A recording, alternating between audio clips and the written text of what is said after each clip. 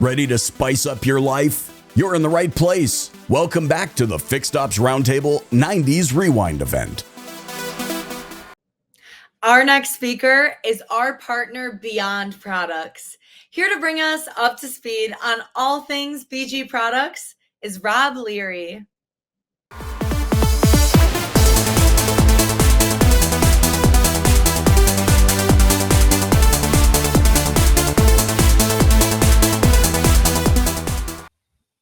Welcome back to the Fixed Ops Roundtable. It would not be a Fixed Ops Roundtable without BG Products. Rob Leary is with us, the Director of Sales, a great friend of the Fixed Ops community. Rob, welcome back to the Fixed Ops Roundtable. Thank you, Ted. Much appreciated. Looking forward to speaking today. Looking forward to your topic. You know, Rob, we've talked about a lot of things over the last 5 years with you at BG, and it's an exciting time if you're a dealership that utilizes BG because you've got so much going and are so far ahead of the pack. Yeah, we're pretty fortunate in that regard. You know, certainly with the GM program we talked about, I think the last time, we have some other manufacturers that think that are going to be coming on board as well. And then just our distributor channel is second to none, 800 plus reps out there. So yeah, businesses couldn't be better. And yeah, it's just great. Rob, 800 reps from BG? Yeah, I think that's the number in North America is like, I think it's close to 800 reps or so, 800 plus.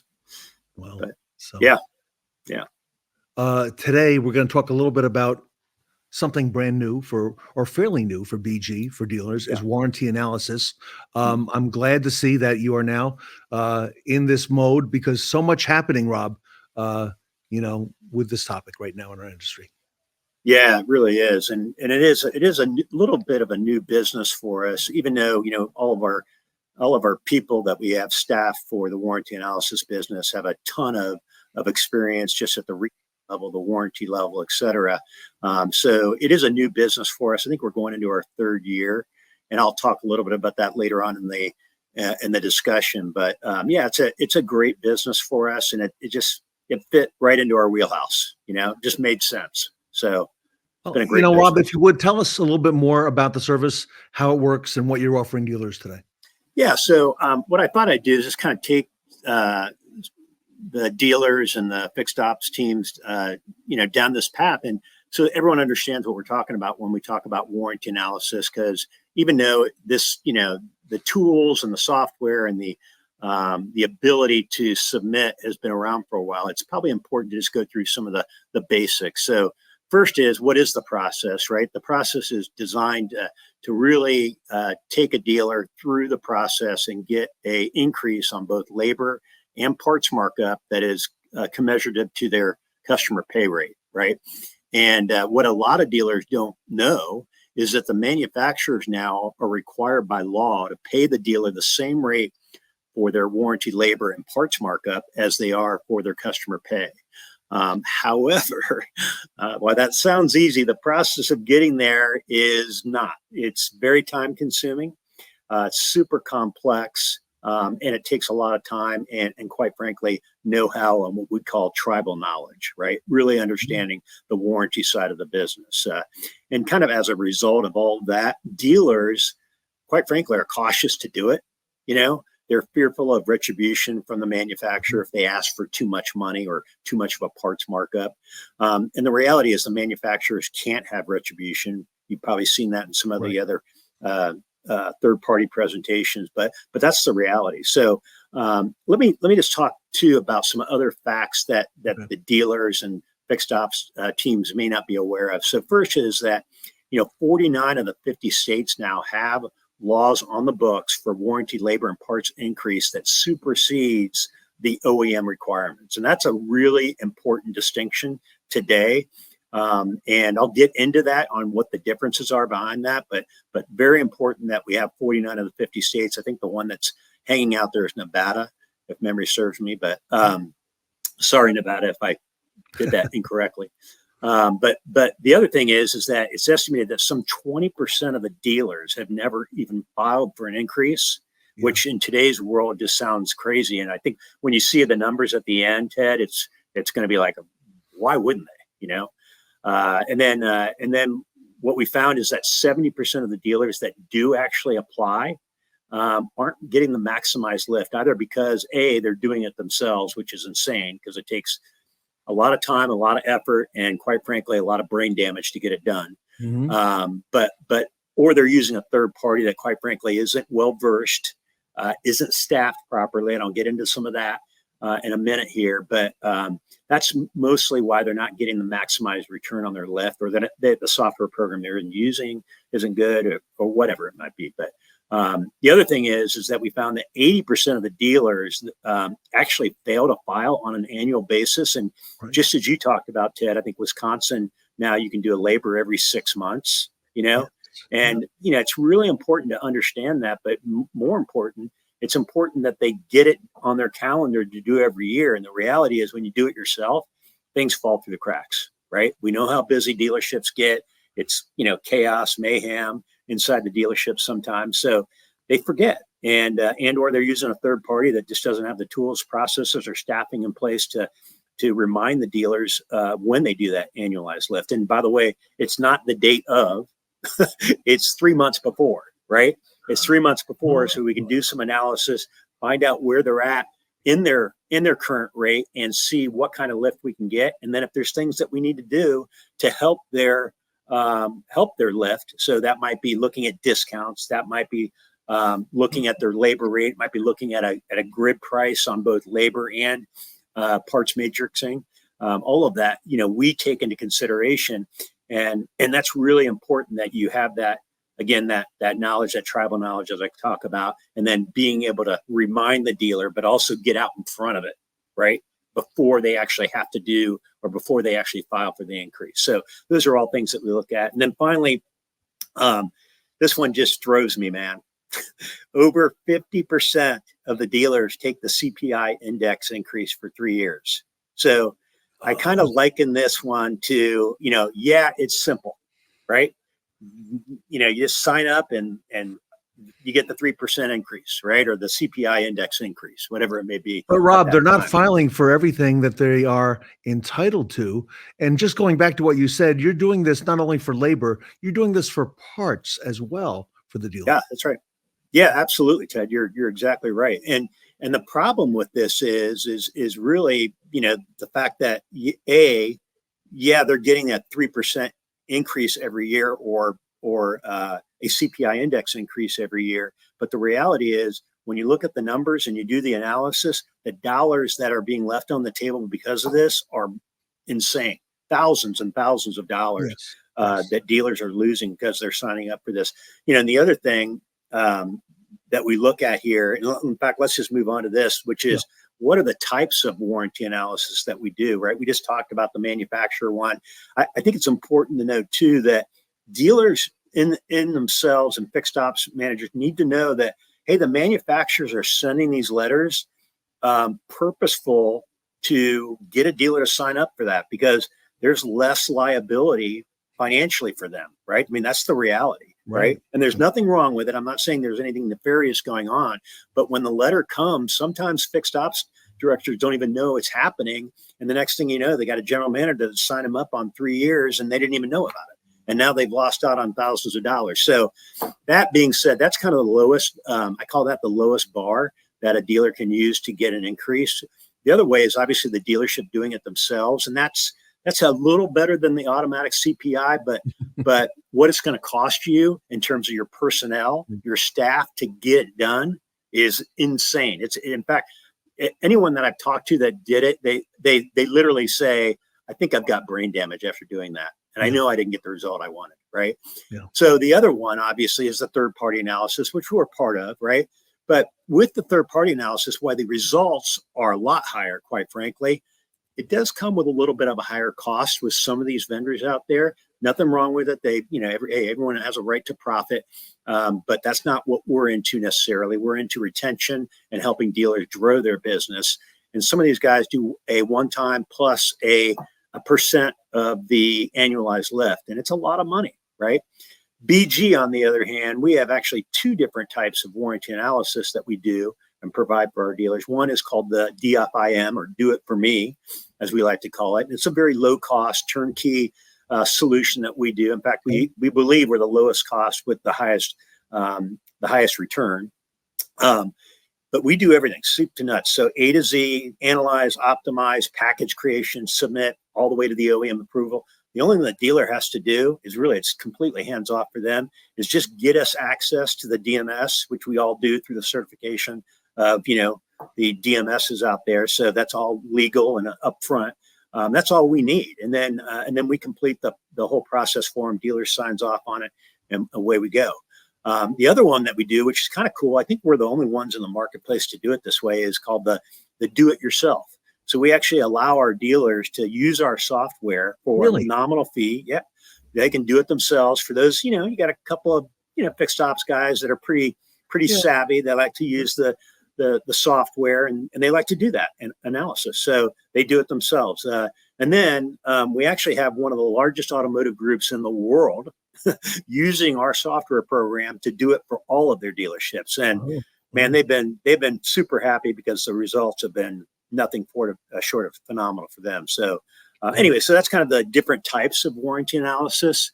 So we talked earlier kind of offline about this, Ted, and that's this whole notion of manufacturer versus state statute. So as I said earlier, 49 of the 50 states now have state statutes that a dealer can use. And I just got to speak to why that's important. So dealers obviously are going to be better protected through a state statute versus the OEM, and they're going to have more control using that state statute. And by way of example, the state statutes will often allow us to do certain repair items that have a lower overall customer effective labor rate versus the manufacturer that sometimes will require non-warranty work, such as battery replacement and wheel alignments, which is only going to drive down your overall customer effective labor rate, which in turn means you can't get that much of a warranty lift, right? Or a parts markup lift. So, those are all the reasons that we really look at the state statute. And then, as you can imagine, we get a lot of dealers that say, hey, I get that you want to use the state statute, and I get the reasons why. However, we think we should use the manufacturer, and we have no problem doing it that way. We'll go either way, manufacturer or state statute. In fact, oftentimes the dealer will say, can you do both so we can take a peek at which one gets us the best? And absolutely, we'll do that too. Okay. But typically, it seems like 9 times out of 10, the state statute provides for a better lift for the dealer, right? And it's kind of like this, Ted. It's kind of funny. One dealer said, well, you remember what Reagan said about that when the government comes to you and says, I'm here to help, run, right? Run like hell, right? Same with and I say that all jokingly, but if the manufacturer comes and say, hey, how about the CPI index increase? And the answer is no. Rob, 3% doesn't even cover inflation, let alone pay increases for your people over the last couple of years and techs and so on. Not even close. Yeah, crazy, isn't it? Yeah. So, great point.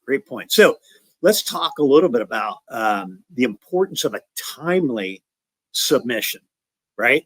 So reason I bring this up is I just had a customer that we did the warranty analysis for, and they were really cautious about using us. And I asked them, I said, what are you so cautious about? And they said, well, the last company we used, they kind of dragged their feet and it took them 6 months. Wow. And I'm like, oh my God.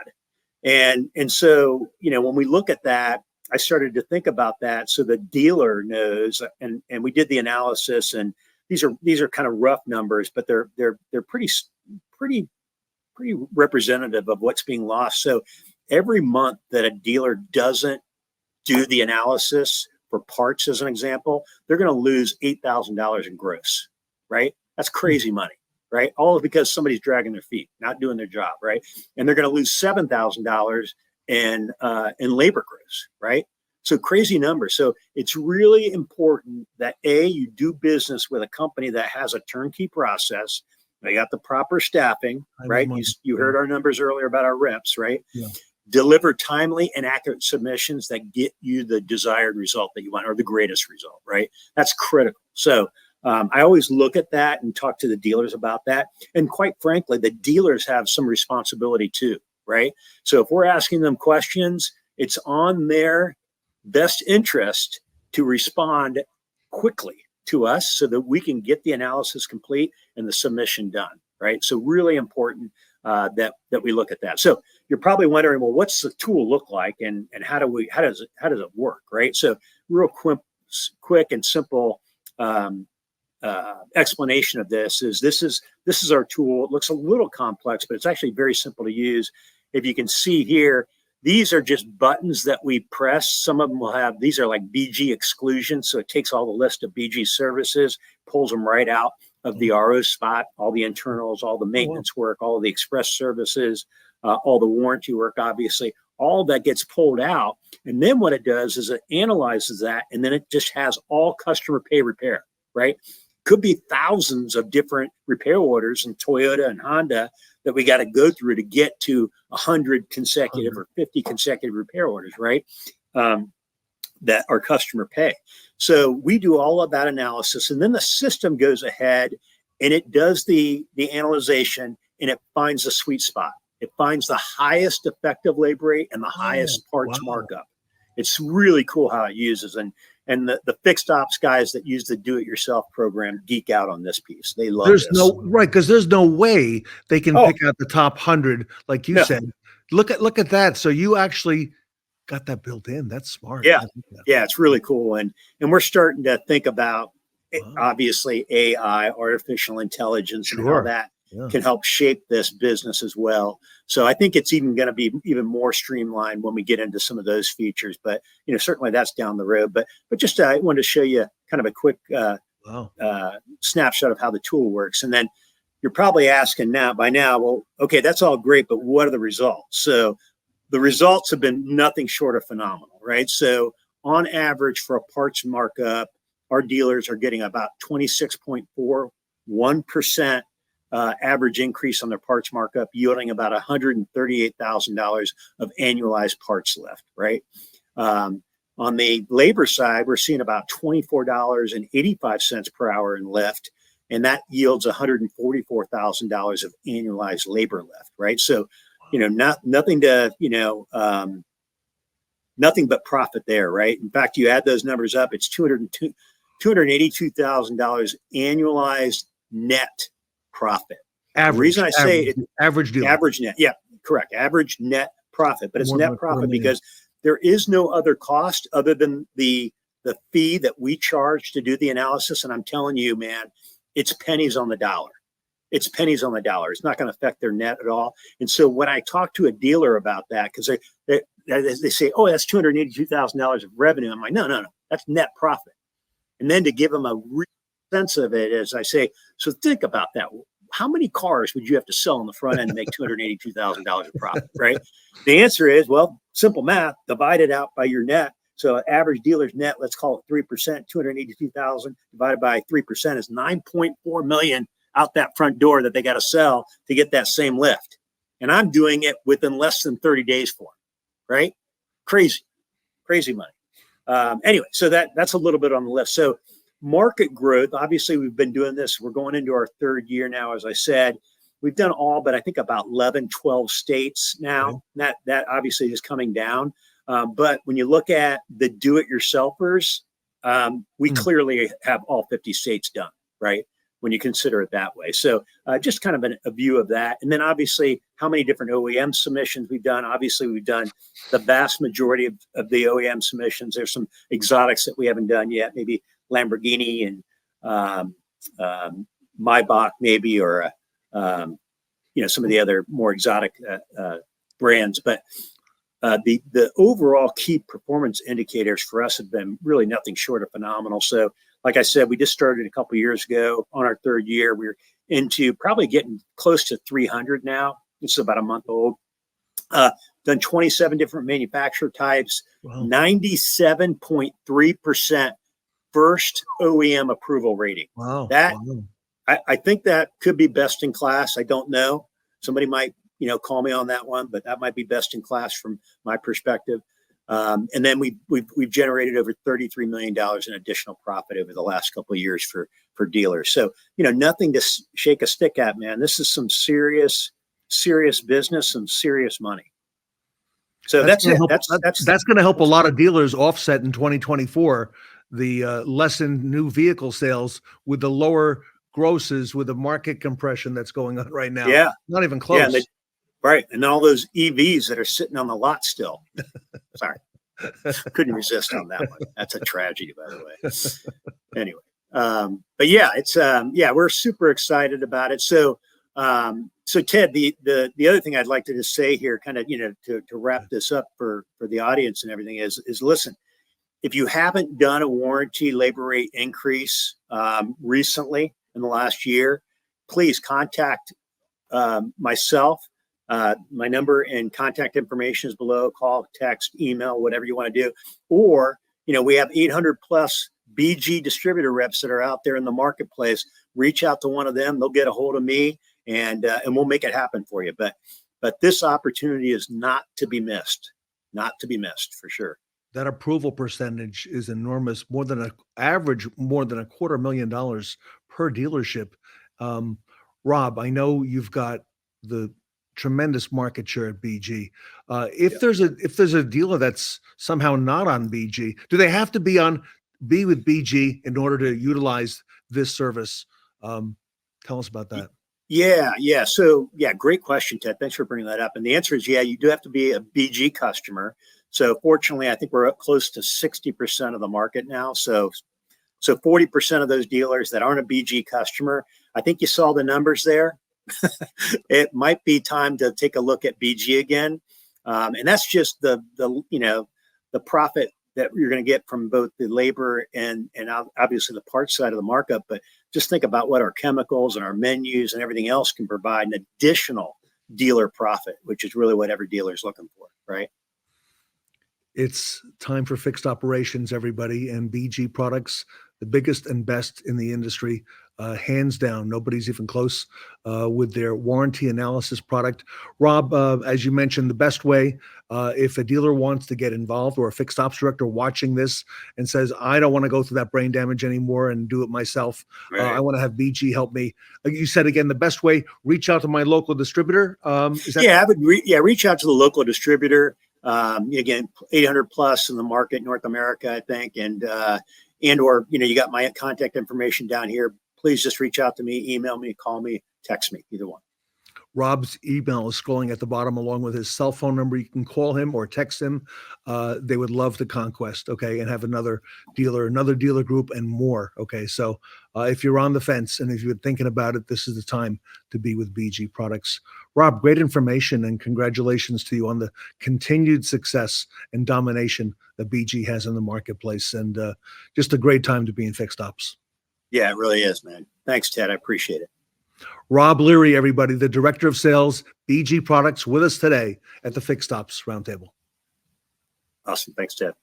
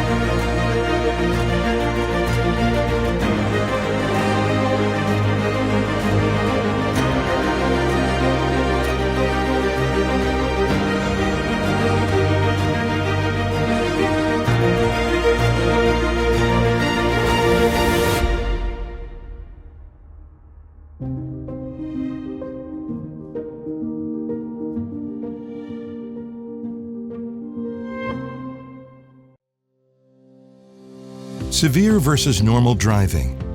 Are you a normal driver, or do you drive in severe conditions? The answer may surprise you. Many common normal driving actions, such as going to work, dropping off kids at school, or going on vacation, can all be considered severe driving by a vehicle's manufacturer. You are causing your vehicle to need additional maintenance beyond what the manufacturer suggests. If you regularly drive your vehicle in any of the following conditions: stop-and-go traffic, extreme heat or cold, fully loaded, towing a trailer or boat, engaging in frequent short commutes, driving in mountains or hills, and driving on dusty, muddy gravel or salted roads, then your vehicle needs a higher level of maintenance. Your vehicle's fluids will break down faster, and its systems will be more stressed. We offer BG Premium Maintenance Services with fluids designed to remove dirt and contaminants from your vehicle's systems and protect longer against fluid breakdown. Ask about our premium maintenance services powered by BG Fluids and Equipment today.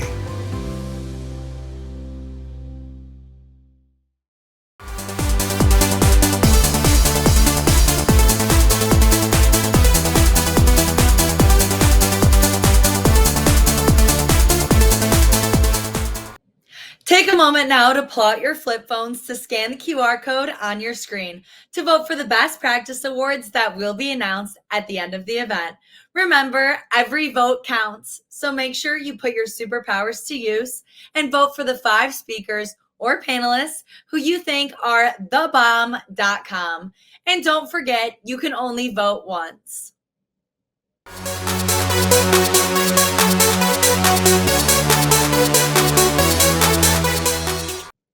Put your sunglasses on.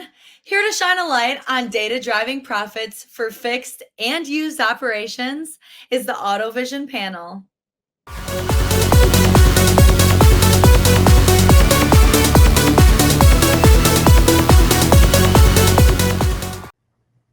Welcome back to the Fixed Ops Roundtable. For the most part, new inventory levels have returned to pre-pandemic levels, and we are seeing that throughout the industry. It's making selling new cars a little bit more difficult due to a wider selection of comparable options, and used cars a little bit easier because comparable selections are limited.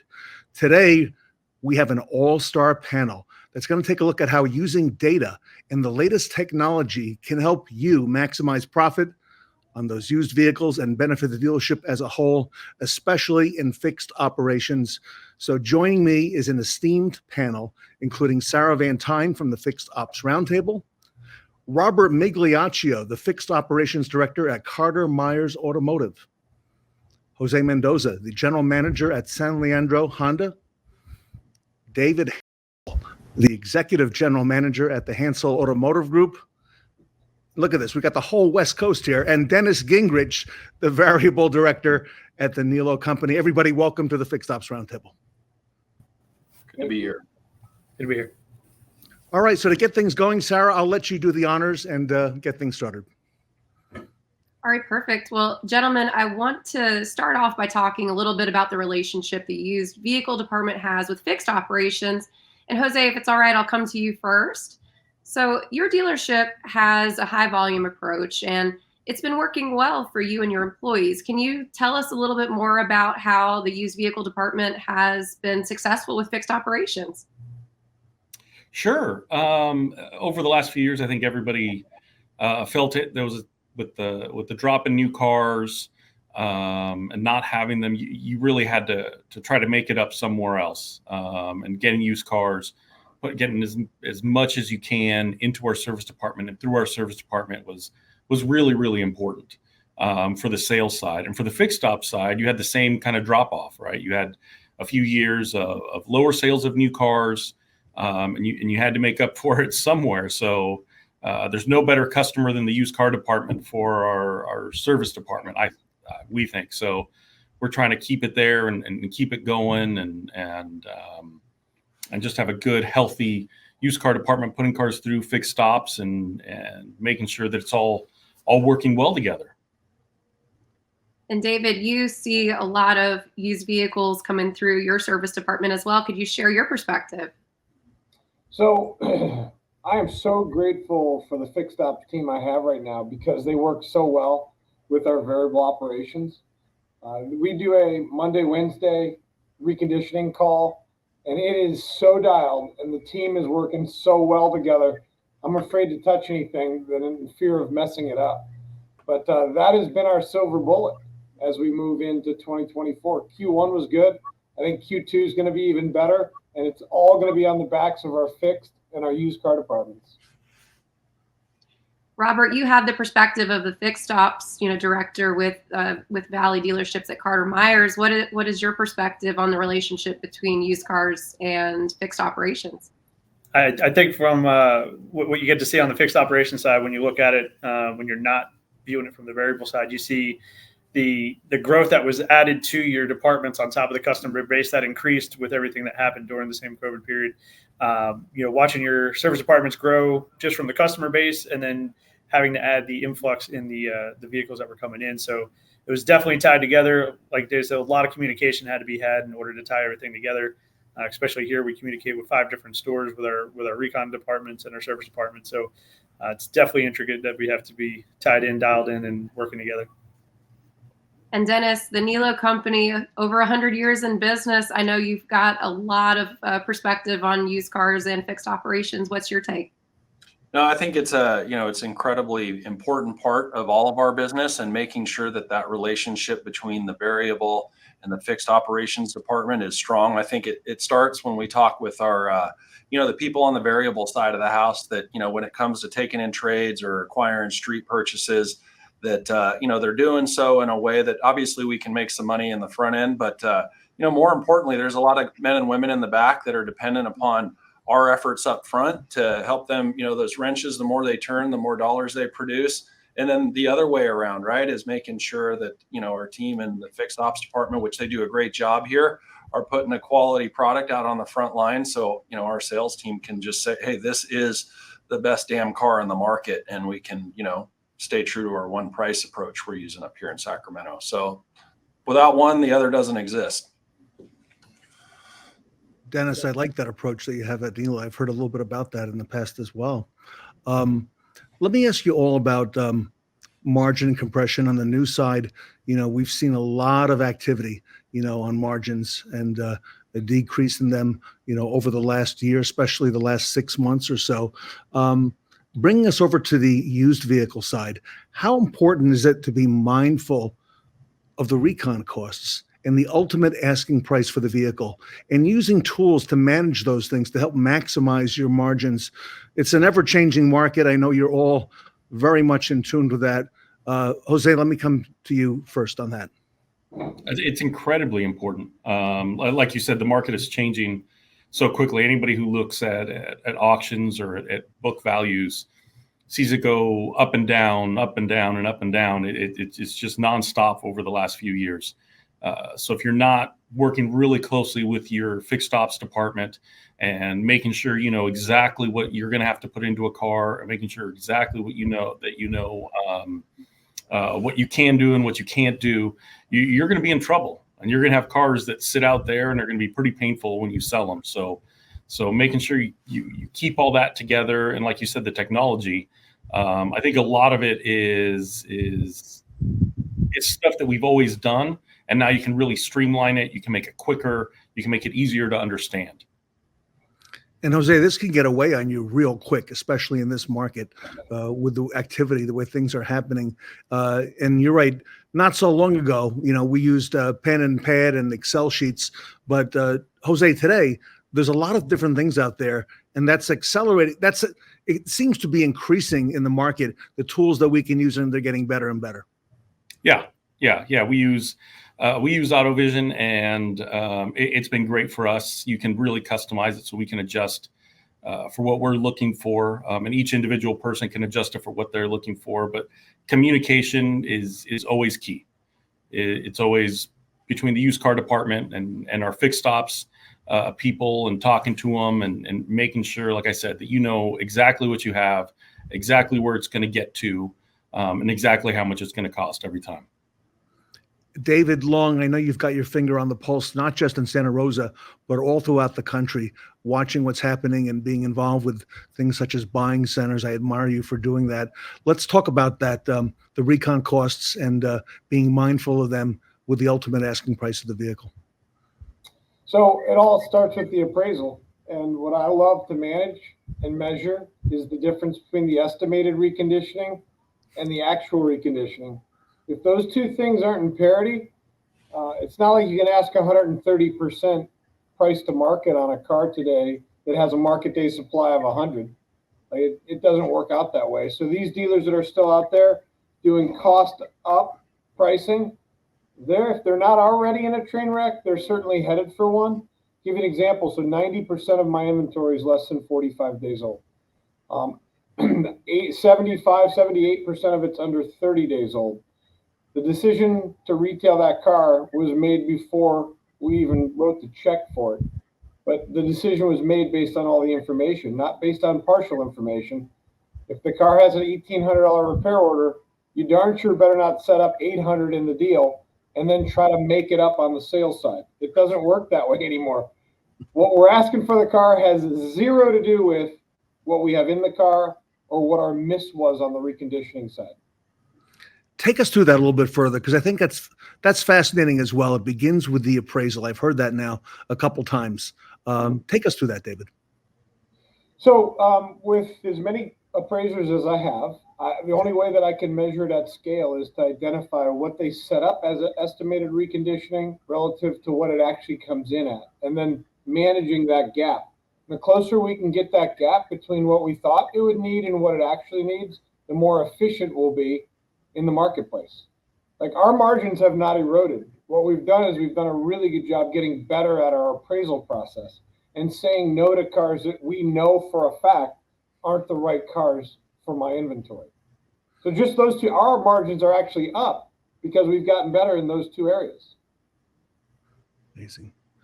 Dennis, I'm going to guess by the way the crow flies, you're maybe 100, 120 miles away from David's stores there in Santa Rosa? About right. He lives in a much nicer part of California than I do, closer to the coast, much greener, cooler. Close. Much more expensive. Yeah, exactly. Just kidding. Yeah. Dennis, what are you seeing there, Nilo?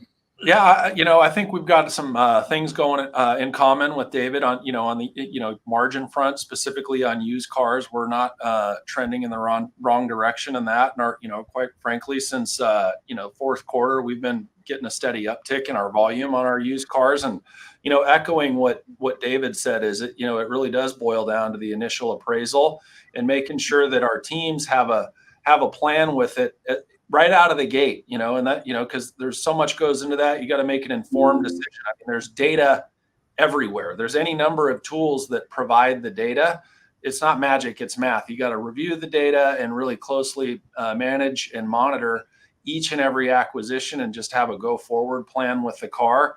And, and it's got to get pushed through the process quickly because as we've seen over since COVID has been over, time is not on our side anymore. Things need to get turned quick. We got to get them into the shop quick. They got to be online quick. And we got to price them right. David's point, what we're in it doesn't matter. That doesn't have any bearing on what the price is. It needs to be priced right out of the gate so we can turn that inventory, keep the techs busy, keep the salespeople's head on right because they're happy because they're selling cars and give everybody an opportunity. But you just got to be a student of the game at all times, especially in this regard. Because if you take your eye off of it for a minute, you could be pursuing excellence elsewhere. And Robert, I imagine this is a high priority at Carter Myers as well. Ted, I'm sitting here listening. I'm thinking to myself, how Ted put me on this panel? What am I going to really bring to the table? But I got to say, I love the aspect in the conversation because what they're not realizing from their side of the world, and they may at the same time, is on the fixed operations side, this just streamlines everything for shop productivity and efficiency through the shop. Not only are they setting up the goal at the beginning of the process with their appraisal, this now allows my technicians, when they do their estimates, getting the estimates in and approved, we're going to have a much faster streamlined process to get that car in and out of the shop because we already know where our values lie.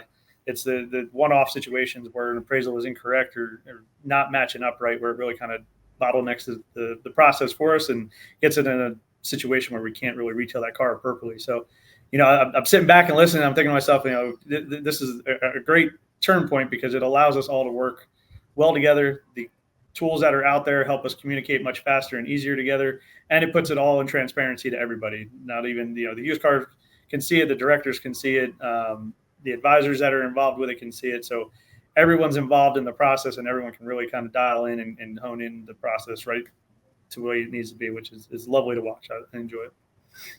And Sarah, I would be remiss in saying that this is not a part of the conversation in your household. You're no stranger to what's going on in the used vehicle market and reconditioning market. Tell us a little bit about that and what you're hearing as well.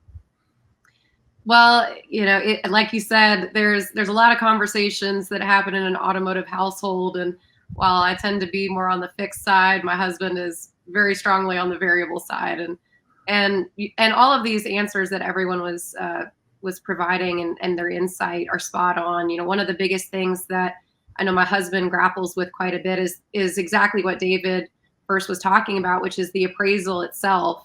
And it's so important to keep in mind the cost of reconditioning and the asking price of the vehicle ultimately are kind of two separate things going on with the car. And so you have to treat them separately. How much you recondition the car for ultimately doesn't influence the value if you're going to put the car at auction, or it's still going to have MMR at that time. But this is such a great topic, and I'm so excited that these experts get to share their perspective.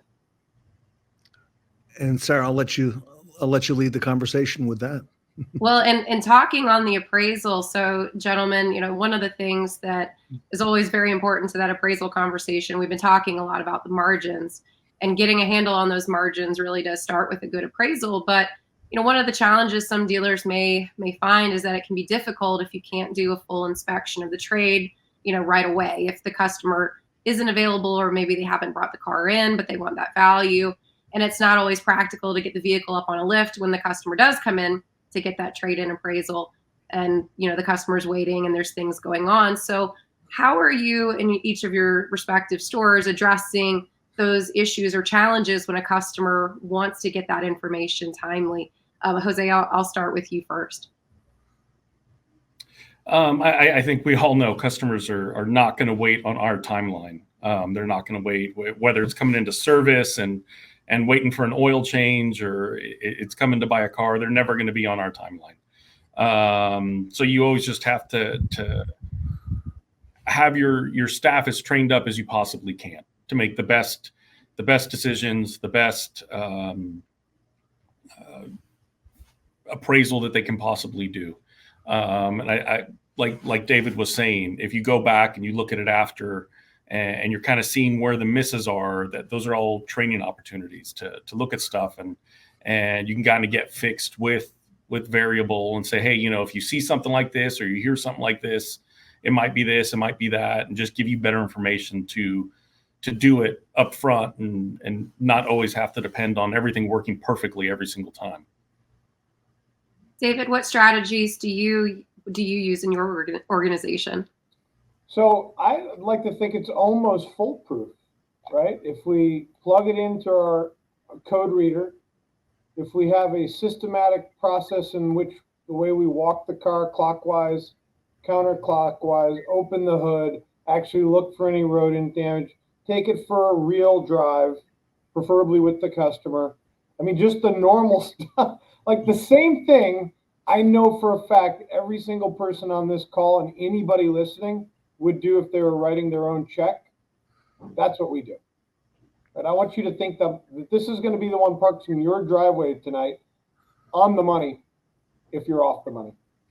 Does that make sense? Oh, big time. I don't see too, and I know your husband is in one of the best in the whole industry. He would tell you, I'm sure, or anybody else, that if we're going to appraise the car, we may as well do it like if we were going to be buying it ourselves. And that, in my mind, that's all the difference. Dennis, what is your perspective? Yeah, some more commonality with David, using the OBD2 scanner to kind of catch some of those things, because there are customers, believe it or not, that might be a little disingenuous before they bring their car down to trade or sell it to us, and try to control those controllables. But our sales managers, I think, watching how well they either do or do not appraise a car, I think tells a story in terms of their overall level of engagement and the success of the store, right? The guy that sits in his desk and does the Apache appraisal and it looks great, that doesn't work out. If they're in it to win it and maximize the opportunity for the entire house, fixed and sales, they're going to get up and do those things that David outlined. And it's just for me, it's they're giving meter. If they're not out there doing those things, they probably just don't get it, and we need them engaged. Robert, I want to ask you this question a little differently, because from your perspective in fixed operations, there's probably some takeaways that the used car side of the house could take from service. And so for you, what are the things that you would say are the most important during the appraisal process for somebody to look for that would be important for the fixed op side to take into account? I think a big key one from the drive is kind of what David said, and everybody else has really kind of alluded to, is obviously one, driving the vehicle, making sure the requests that they have on there are accurate. One of the biggest things that I've seen over the years is used car managers not communicating to the fixed operations side things that they've noticed or seen while on the appraisal, and kind of holding them to see if the service department would catch them. To me, I get it and I understand, you want a thorough inspection, but at the same time, you're kind of putting everything in a hold with the hopes that somebody is going to catch what maybe you heard or saw, and somebody might see that differently. So again, I think it comes back to the communicational aspect of it. If there's something that doesn't look right, sound right, seem right, sharing that information over, so that way it's not an overlooked situation. At the end of the day, everybody's human. People are going to make some mistakes, but we try to narrow that down and make it as streamlined and best as possible. But I definitely feel that was a big crutch that I've seen. And I can't say that's everywhere, but I've seen it. And the other aspect I would say is, us being available to the used car department, new car department, whoever it is that needs to get the vehicle in. If there's a questionable vehicle that's having something that needs to go on a lift in that case and point, not fighting with them to get the car in and get it up on a lift. We have 5 stores here, so we can utilize the space accordingly to get that vehicle in the air if we need to. Some places may not, but the realization is at the end of the day, if we all work together on it, it's going to help us all. Because if we get that used car, that's more hours in the shop. It's another vehicle to sell for the sales department, and ultimately it just helps build our life cycle for that vehicle throughout the store to the consumer. So.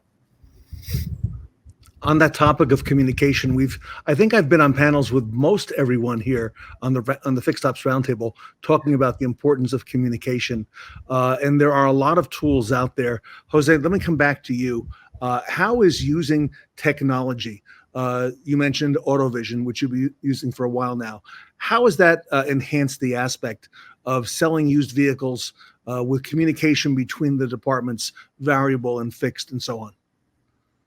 I think it helps make it a lot clearer. Like David said, you're going to sell the car at a certain number. It's going to have a specific value, right? The old saying, the car's worth what the car's worth, what the car's worth. So if you have as much data as you can, you have all that information, and you can get it in a way that you understand it, right? Because there's a lot of tools out there that maybe will give you all the data, but if it's not giving it to you in a way that you can use it, it's kind of worthless.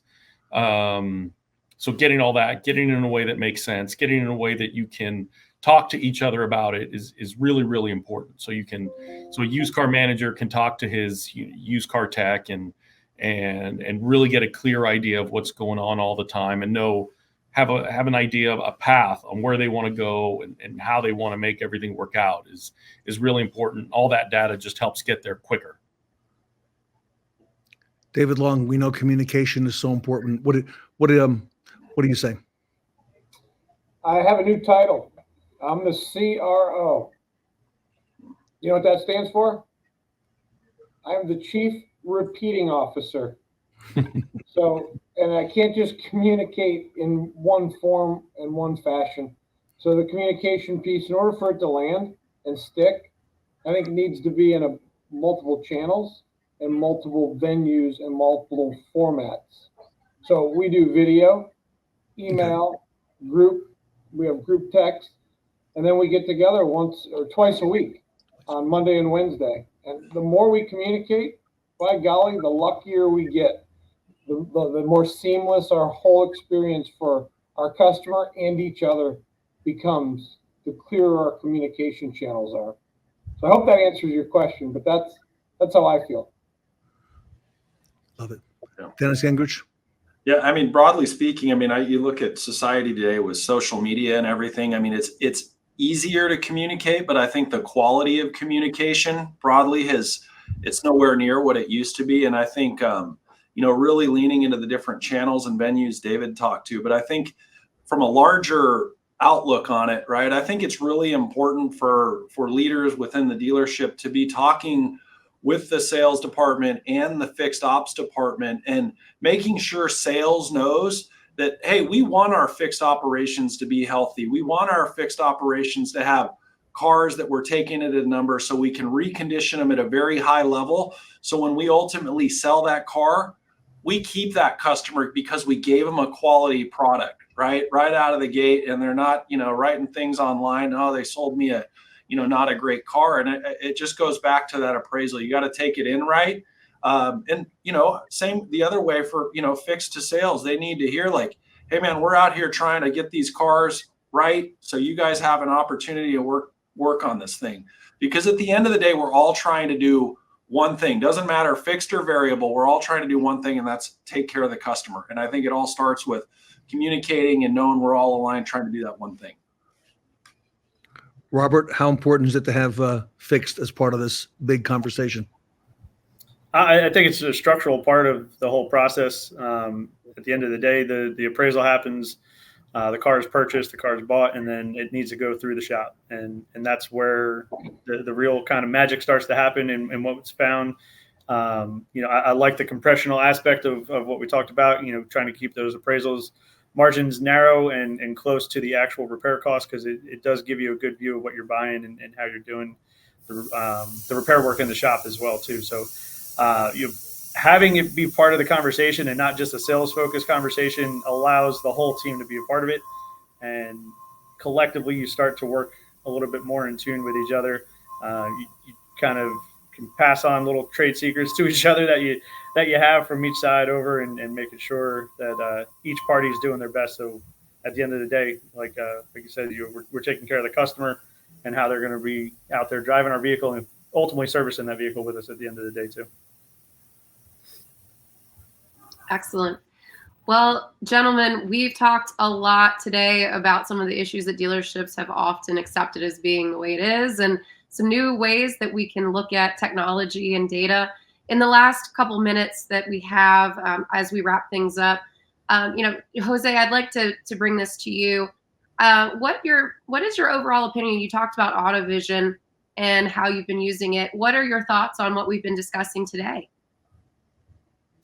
I've like I said, we've used it for, I want to say about a year and a half now. I think it's really become just part of what we do all the time, right? So everybody's kind of, like I said, it's customizable. So all my sales managers have kind of moved it to how they like it. My used car manager has it how he likes it. Everybody's kind of gotten it. So it's really been helpful. It's really been helpful for each person to see things the way that makes the most sense to them and is easiest for them to understand. Jose, a lot of times technology can be difficult, especially in the beginning. How difficult to ramp up and get on board with that platform?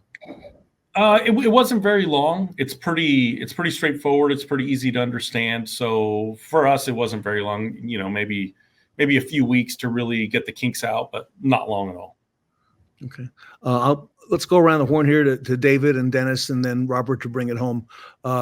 David, any final thoughts on the entire process from the appraisal right through that you want to share with our audience? Here we are, the middle of May, almost done with the first half of the year. It's incredible. Feels like I was just celebrating the holidays. So I think the only thing, if I had to pick one thing that helps I'll give you an example. I have one store, 55 cars in stock to start. It's going to sell 110. That's usually their turn, right? But they'll generate $400,000 to $500,000 in gross. So when I think about that, I think what made them do such a great job, and I think it comes down to one thing. is that we absolutely 100% all agree that this is who we are and this is how we're going to operate. We don't have this person over here doing it one way and that person over there trying it a different way. And we are narrowly focused on exactly what we say we're going to do. And then we execute at a very high level. Without that, we wouldn't have 90% of our inventory less than 45 days. We wouldn't have the margins we have. We wouldn't have the reconditioning standards we have. So that would be my parting comment, that I would be reminding myself and hoping somebody that listens gets some value out of it. Well said. Dennis Gingrich. Yeah, I think from my standpoint, I mean, there's a number of tools, and it's good to hear our friend down in San Leandro is having some success with AutoVision. But I think that the important thing is there's so many different widgets in the market to do so many different things. But I think it really becomes incumbent upon us to make sure that we're working hand in hand with our vendor partners to bring them in on the vision and what we're trying to accomplish, so they can give us the data and the insights in an easy to digest format. So it's easy for our teams to do what they need to do on a daily basis, because they're the ones dealing with the customer. They're the one, Mrs. Jones in the showroom floor yelling about her wheel locks from 2 weeks ago.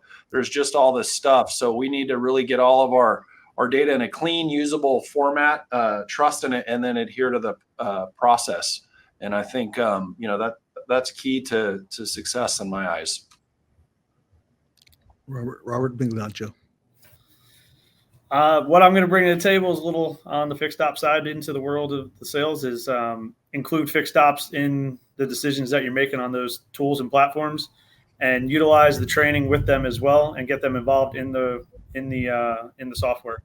One of the biggest obstacles I think I could see is when those products are implemented from the front of the house and none of them are shared or utilized in the back of the house appropriately. So if you're going to get a product, you're going to use it, make sure the whole team is on board, like they said, and make sure the fixed ops team is just as well versed in it as everybody in the sales department is, and it'll help change that platform.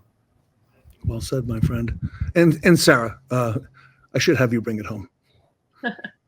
Well, Ted, this has been a really informative panel today. And just to point out to everybody on the bottom, if you want to find out a little bit more about AutoVision, check out rayray.com/driving-data. The ticker right there at the bottom is how you can find out more information on this appraisal tool and more information in general about AutoVision. Great. And we want to thank the panel today. Jose Mendoza, General Manager at San Leandro Honda. Thank you. Great meeting you, my friend. David Long, the Executive Manager at the Hansel Automotive Group. Dennis Gingrich, Variable Director at the Nilo Company. Robert Migliaccio, Fixed Ops Director at Valley Dealerships, Carter Myers Automotive. And Sarah Vantine from the Fixed Ops Roundtable. Everybody, the Driving Data Profits for Fixed and Used panel here today at the Fixed Ops Roundtable. As we look forward into a potential resurgence of the importance or ease of selling used cars, what are some things to remember or maybe best practices that you have? I've always felt that, volume is definitely important. Not necessarily to say that you just want to give everything away and right. Just move it as quick as you can. You want to be strategic about it, and you want to understand each car and what its value is and where it is in the market, right? And you're definitely going to get some gems that you really want to say, hey, let's be careful with this one. Let's hold this one a little bit tighter. But on other ones that hey, there's 40 of these going through the auction down in Southern California on Thursday. There's no reason to treat this as if it was special. What are the key elements that you look at? Anything that might surprise folks that you look at as far as pricing? So when you're adjusting pricing daily, weekly, whatever that time frame is, obviously you're going to look at similar vehicles in the market. You're going to look at different factors. Is there anything that you look at that, and not to give away secret sauce or anything, but anything that might surprise people? I think one of the big things is looking at what you've done as a store, right? Because there's all the data out there to tell you, and everybody has the same data. To a certain extent, everybody's going on third-party vendor sites to see what they're priced at out there. Everybody's looking at auction data. Everybody's looking at transaction data if you can get it, and seeing what everybody's doing. So the only thing that really is going to make it different for you is what you're selling them at.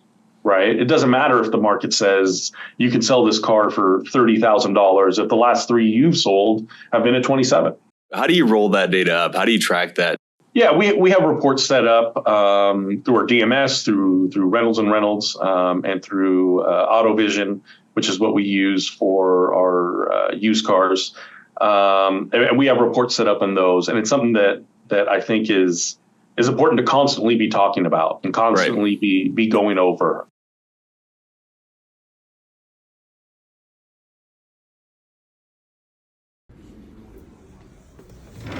Hey, Danny. Hey, Danny. Danny, I need some help. Yeah, sure. Danny, I need you to please pull this repair order right now. I have the customer here. This is an RO from 6 months ago. The notes are not in the DMS, so we need to pull the physical copy. Oh, sure. I will go to the file room right now. I'll be back in 20 minutes. Thank you. I'll appreciate it. Okay.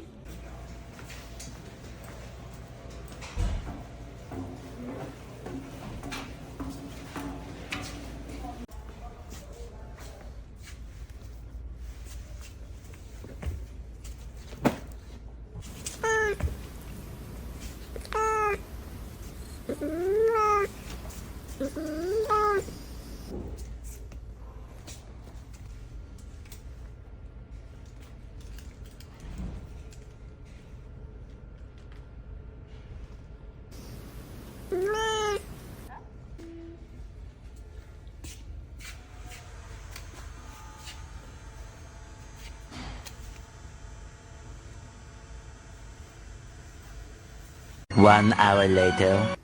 Hello, Danny. Did you find that repair order for me? No, I was there for 1 hour and I can't find it. Oh my God, no, I really need that repair order because I have a client waiting for me. Oh. Can you look for it again? Okay, for over 1 hour. 2 hours later.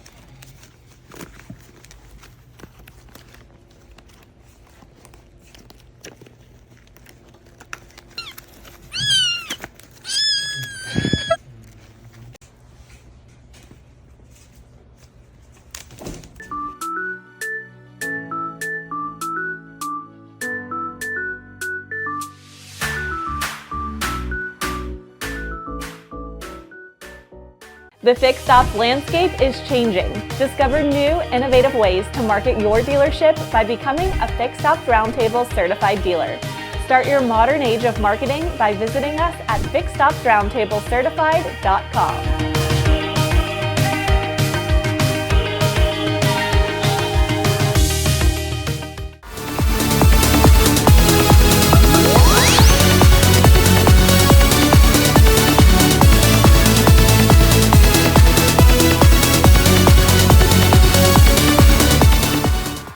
Our next speaker is the authority on warranty processing. Up next, David Reinicke of the Automotive Warranty Network.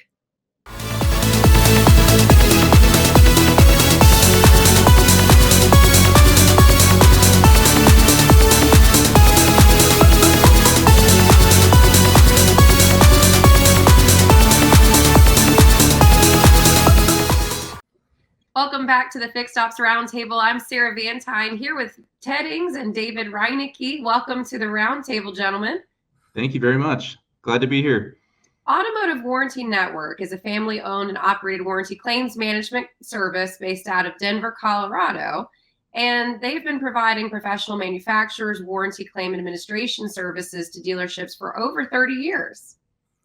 AWN is a certified partner for the Fixed Ops Roundtable, and they have an employee base of more than 320 highly qualified warranty administrators, team leaders, auditors, trainers, and support staff, and they process more than $100 million in warranty per month. David, that's a huge number. It is a huge number. Yep. It's a lot of money out there. So got to make sure it's handled properly, right? Yes. Well, David, AWN or Automotive Warranty Network is the big name. And today, if it's all right, what Sarah and I would like to do is discuss maybe some of the how you accomplish a lot of these things without being at the dealership and helping dealers as a partner. So if it's okay, A question I have, okay, is I know in dealership when we have a warranty administrator who works in-house, I know communication is very important between the service advisors, technicians, and I see and understand how that can work. How does it work in the case of Automotive Warranty Network? How do you handle that communication and even more importantly, accountability and do it offsite? Sure. So it's not a lot different once you get used to it than having an in-house warranty administrator. For each one of our clients, we give them a dedicated warranty administrator that they can expect to have that same person working their store every day.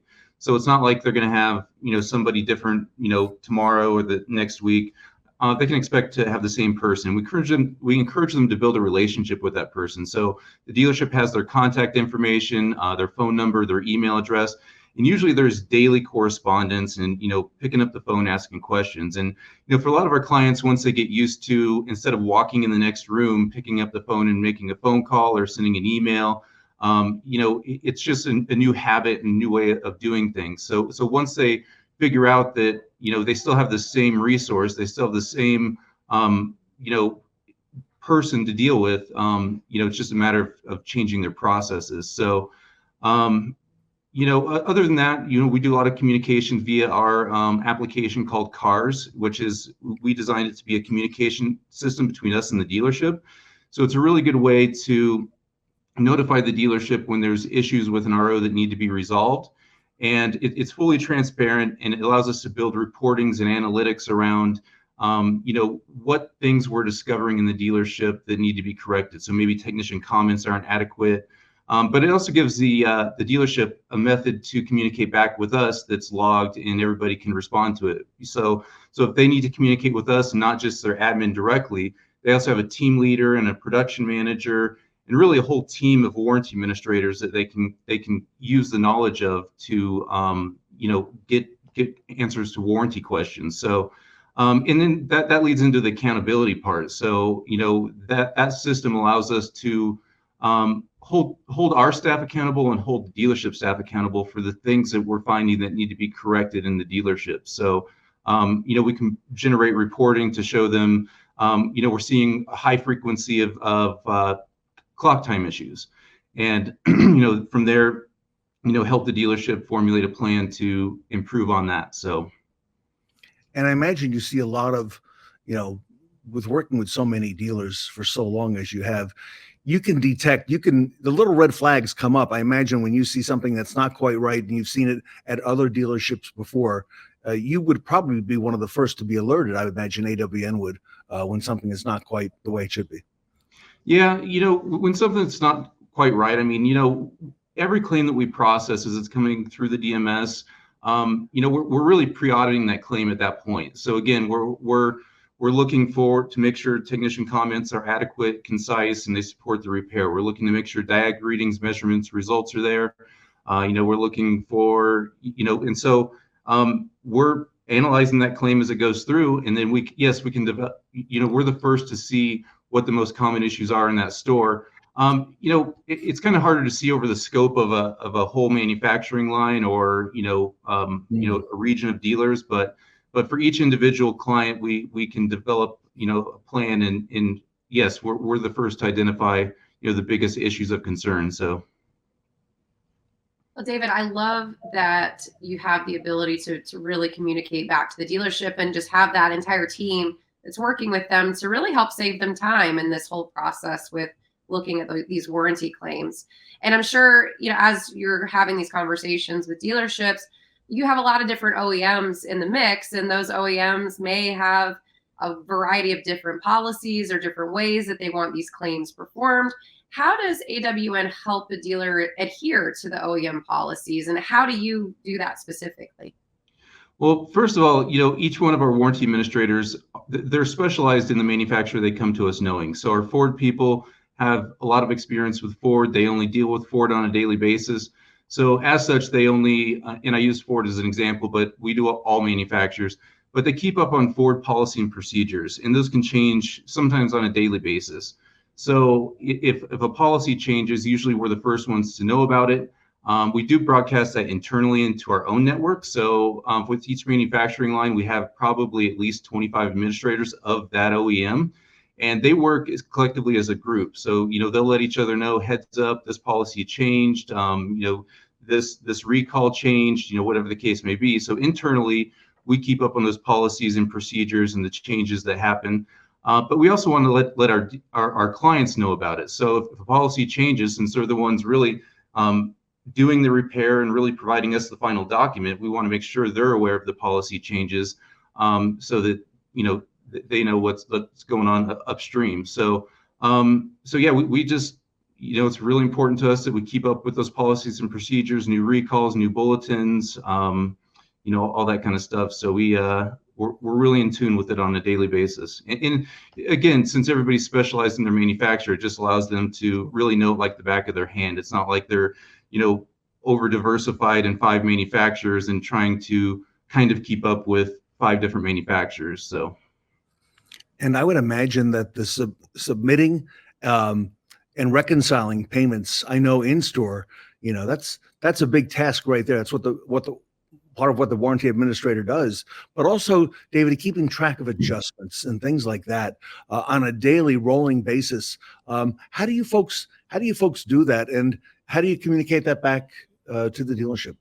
Sure.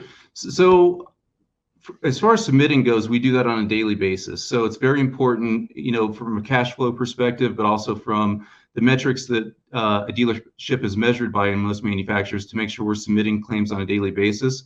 But also submitting accurately, because we focus on first-time pay rates, days to submit. So, if we close something in the DMS today but don't submit it for 5 days, then the dealership gets graded poorly on their days to submit. So we want to make sure we're closing in the DMS on a daily basis, but also submitting on a daily basis, and also doing any corrections. So if anything goes into pending status with the manufacturer, we want to make sure we're doing the research on that to get that paid the next day and get it back into the system so we can get it paid as quickly as possible.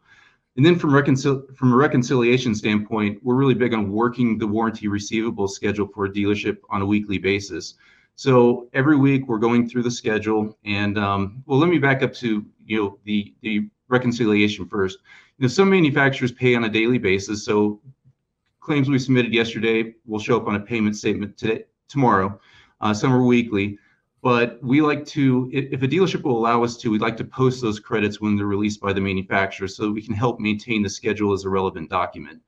If you go several weeks without posting the credits, then the schedule you're working anyway is kind of an irrelevant document. So we like to be able to post the credits if we can.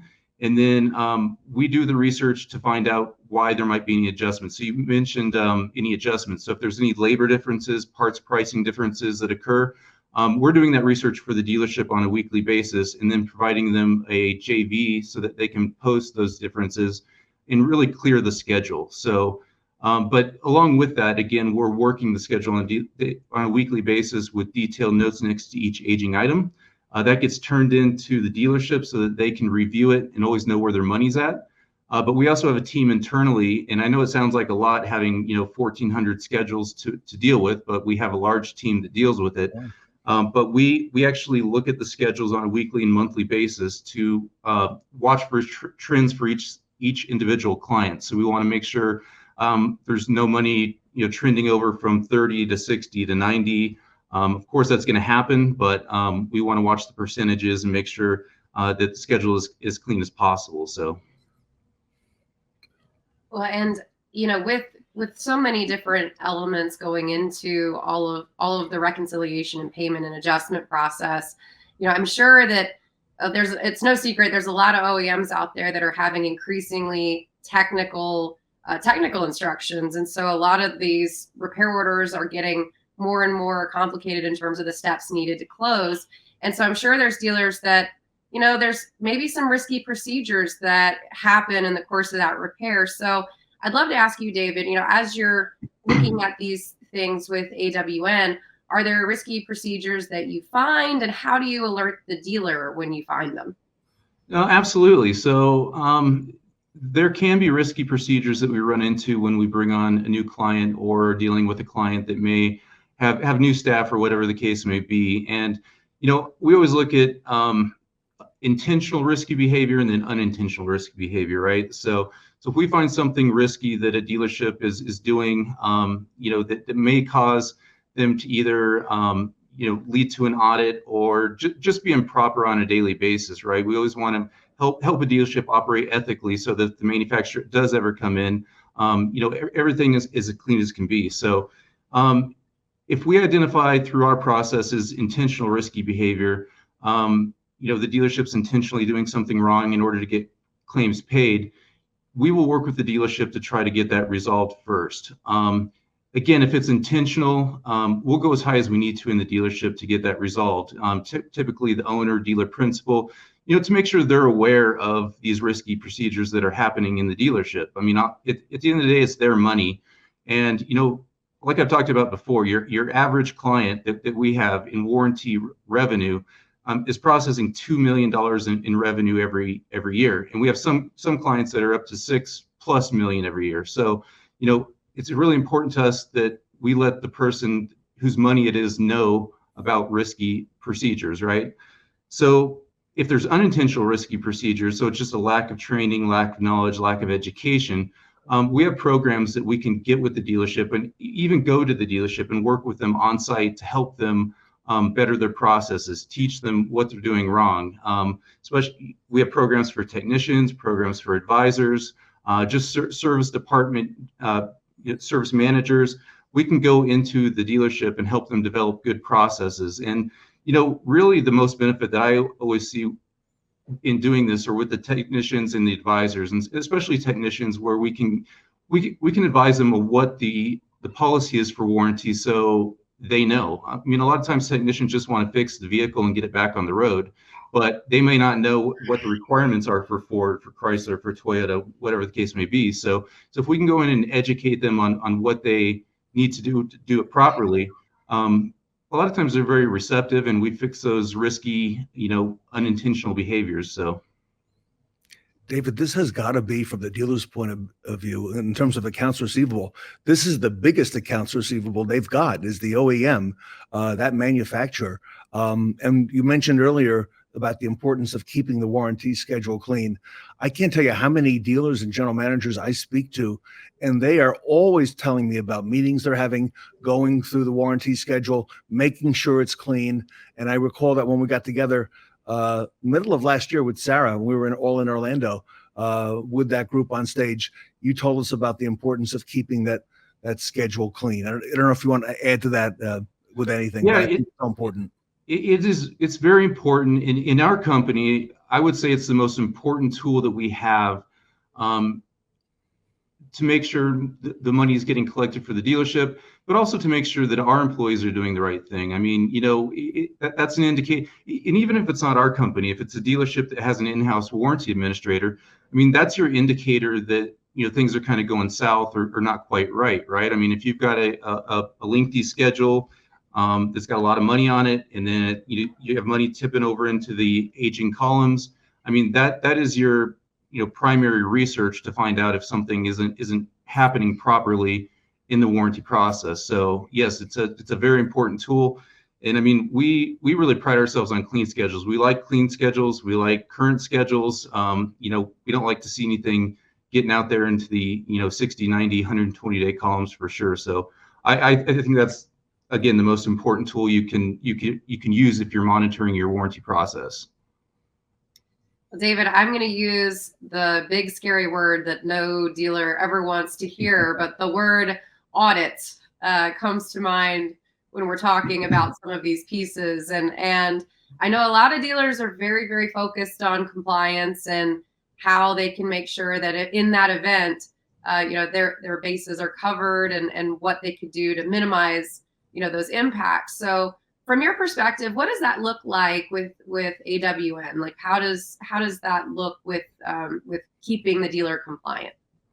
So again, as we're going through our process, if we're processing for the dealership, we're looking at every claim at least from an electronic standpoint for compliance. So again, making sure technician comments are adequate, all the requirements are there to keep it audit proof. Punch times are correct and accurate. So if during that process, if we find something that that needs to be corrected, we're going to bounce it back to the dealership through our systems and ask them to correct it so that we can help button that up and keep it as audit proof as possible. We do have additional services where we can perform mock audits for dealerships the way the manufacturer would. So at that point, we're looking at the full scope of what the manufacturer would be looking for as far as like customer signatures, sign add-on repairs, attached supporting documentation. So, that helps us provide the dealership of a snapshot of where they would be today if the manufacturer were to come in and audit. But on the point of audits, I do want to mention that, audits are becoming more and more prevalent. And I think, there's some dealerships out there, at least in the past, that have kind of looked at audits like we would look at a personal audit, right? An IRS audit, like it's never going to happen to me. But the manufacturers are getting more, prolific about it. And I think it's a very important thing to pay attention to and, at least look into every once in a while to make sure, do a self-review, do a spot check, make sure, things are good. And, from our perspective, when we have clients go through audits and, we're very proud of the fact that I'll mention that, most of the clients that we have that go through audits, the chargeback rates are, single digits or even below 1% in some cases. We've had some very successful audits on some very large clients that have been, at 2% or below. So some manufacturers even said that it's the best result they've ever seen. But when we get the results of those audits, we help share those results with our entire client body. So things that are really big right now in audits are like one-time use parts and dealerships not following the proper repair procedures and not, following the workshop manuals. So when we see something like that, we help educate our dealerships on, here's what the manufacturers are looking for. I suggest you get with your parts department, your technicians, make sure they're following the repair manuals because, this is what the manufacturers are looking for in audits and, really help them, retain the money that they've fairly, done repairs on and have collected. So I was going to ask you about how you advise the dealer on best practices. You've told us quite a bit about that already, David. But I imagine that you are aware of things that dealers need to be aware of for a particular OEM. And, as time goes on in the relationship, I can imagine that there are some dealers who probably, have it all in-house, say they have it all buttoned up and, David, not today, we're not ready yet. We're fine. But that one day comes and something changes and AWN gets the phone call, right? And now the dealer wants to know more and how quickly probably you can get them up to speed. Is it a difficult process to get started once that decision is made to contact AWN? No, it's not. And I'll address one other thing you said real quick before that. For dealerships that have in-house administrators, we do have clients that we only audit for. So they say, we're good, David. We have an in-house team, but we just like for you to do an annual or biannual spot check on us to make sure everything's going okay. And in a lot of cases, if they have a good administration, we're like, yep, everything looks good. You maybe button up on your sign add-on repairs or whatever the case may be. In other cases, we unearth some some kind of issue that needs, it's really improper warranty administration. So we can help them resolve that issue, and they can still maintain their in-house admin, but we can identify those problems so they can get better at it. So, but to answer your second part of that question is it's not hard to get up and going with us. Typically, once a dealership has made the decision to go with us, we can get them up and going in about 5 business days, depending on, getting all the connection information that we need, OEM logins, that kind of thing. So it's a very quick process to get them up and going. And part of our process when we bring on a new client is, again, looking at that warranty receivable schedule, right? That's the first thing that we do when we bring on a new client. We pull the schedule, we see what the condition is of the receivables, and we start collecting the aging money. So that's our first goal is to, get them cleaned up there. But then, once we get going with them and identify some of the stuff that we've talked about, whether it be, compliance issues, risky behaviors that we talked about, once we start identifying some of the problems that they may have, and not all of them have problems, But then we can advise a training program around that. So we can say, okay, maybe we need to come out for a few days and work with your team because we're seeing, these discrepancies that we've been talking about. So, but again, to shorten that up, it's not a difficult process to get up and going with us. So I didn't realize you do all that, even when they have an in-house person as well. That's a great service. And again, and advising the dealer on best practices and so on. Do you typically do that with the is it the dealer? Is it fixed operations management? Is it different in every case? As far as who we're working with? Yeah. Yeah, it's different in every case. I mean, in a lot of cases, it's the fixed operations director for a group that brings us in. I guess in a lot of cases too, we've had the CFO bring us in and, just want us to take a look at everything and see what the health is of we have a couple groups that we work with that have, 8 to 10 dealerships, and that's all we do for them. So yeah, typically it's the, CFO or the fixed ops director, but when we're doing the reviews for these audits and stuff, we really like for the service managers to be involved at the stores because, really they're the ones boots on ground in the stores. And, along those lines, we also help them develop an action plan and follow up and everything like that. And, we offer that service because it might sound, I guess, cliche or whatever, but we truly want dealerships to be successful, whether they use us for an administration service or they have it in-house and they just want us to support them. We just want them to be successful in this process. So, David, you already talked at the beginning about how there's a dedicated person assigned, to the dealership. But how does it work when you have multiple franchises? I know we have some listeners that are probably, the executive, vice president or the partner of multiple rooftops. How do you help in that sense? So we do all manufacturers again, but in that case, they wouldn't have one administrator for all their manufacturers. So if they had, let's just say Ford, Mazda, and Toyota, likely they're going to have 3 different points of contact for each one of those stores. So they're going to have a specialist in Ford, a specialist in Mazda, and a specialist in Toyota that they're going to work with. But as a company, they're going to have one point of contact, which we call an account manager, that they can kind of communicate with concerns, with whatever the case may be. So at the store level, each service manager is going to have their one point of contact with their warranty administrator. But for somebody that's managing the whole group, they would really have one point of contact that they could call with any concerns they need, and then we would work as a team in-house to resolve any of those issues. But it's not uncommon for we have dealer groups that we work with that have completely eliminated the role of warranty admin in their dealership, and they've only gone with us. And then they have, again, the one point for 18 stores, they have the one point of contact, but then each one of their individual 18 stores has their individual points of contact. So, and Sarah, I didn't know until recently when I spoke to David that AWN handles some of the biggest of dealer groups, and they do the whole gamut, medium and small. But a lot of the big and recognized names in our industry trust their warranty receivables to Automotive Warranty Network. And David, we're very grateful to have you as a big part of the Fixed Ops Roundtable. Well, I'm very appreciative and I'm honored to be a part of it, Ted. So thank you very much for having me.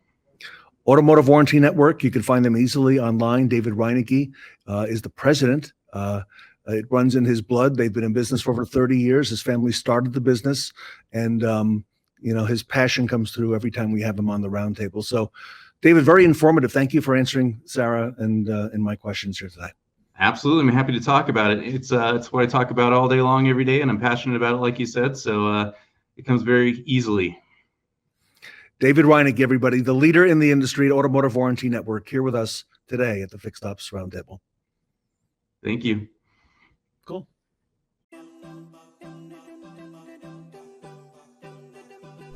Automotive Warranty Network is the largest and most experienced manufacturer's warranty claims processing company and warranty resource in the world. We have experience with all manufacturers and have hundreds of talented, experienced warranty administrators that are trained and certified. We work with over 1,000 dealerships in North America and have partnerships with hundreds of dealer groups including most major publicly held groups. We comply with all the FTC safeguard regulations to ensure your data is protected and the warranty transactions we are making on your behalf are safe. When you partner with Automotive Warranty Network for your warranty claim collection needs, you are assigned an experienced, manufacturer-certified warranty specialist that will work on your warranty repairs on a daily basis in your DMS. Our claims management service is a full warranty claims administration service.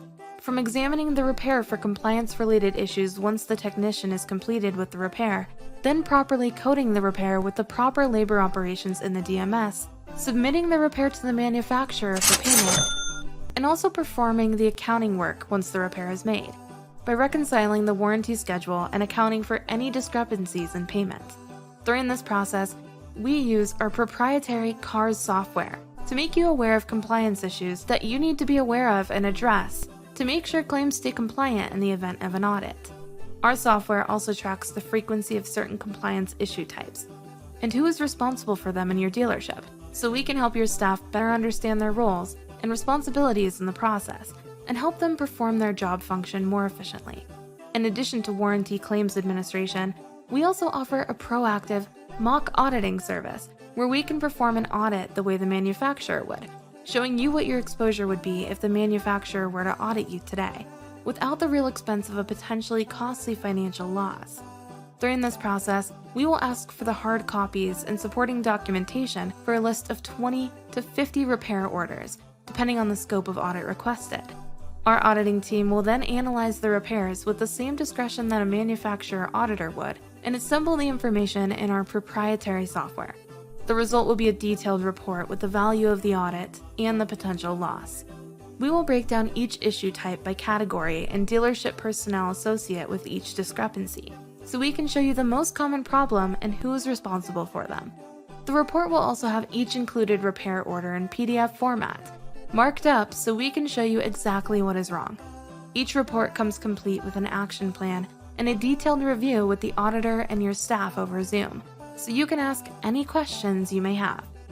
We also have a team of trainers that can work with your technicians, advisors, and service personnel on what their role and responsibilities are in the warranty process and best practices to make sure everyone is performing to the best of their abilities to ensure the best outcome if the warranty work is to be audited. Our training can be recommended as a result of one of our proactive audits or performed as an a la carte service. If you're looking for the best solution for your warranty claims administration and management needs, Automotive Warranty Network is the solution for you. With over 280 trained and certified warranty administrators, team leads, auditors, and support staff, we have the resources to collect the money you are entitled to in a timely manner and help you retain that money in an audit. Please visit our website to see what hundreds of satisfied clients say about our service, or contact us at info@awninc.com or 303-703-9143. The Fixed Ops Roundtable Certified Program is designed to help preferred dealers and partners with powerful tools and resources. Learn more at fixedopsroundtablecertified.com. Rewind with the radio heads of automotive. Hit play on your Discman and welcome back to the Fixed Ops Roundtable 90s Rewind event. Put on your safety goggles. Learn the science behind your BDC with Scott Davis from Volie and Ted Ings.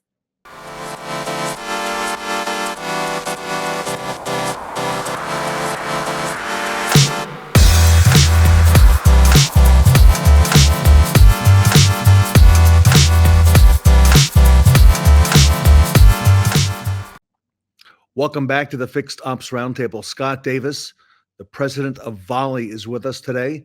Volie is Automotive's #1 BDC software. Scott is a great friend to the industry and has been blowing it up here on the Roundtable the last several events. A big study to be announced today. Scott, welcome back to the Fixed Ops Roundtable. Hey, Ted. Great to be back. Thanks for having me. I really enjoyed when you delivered the study.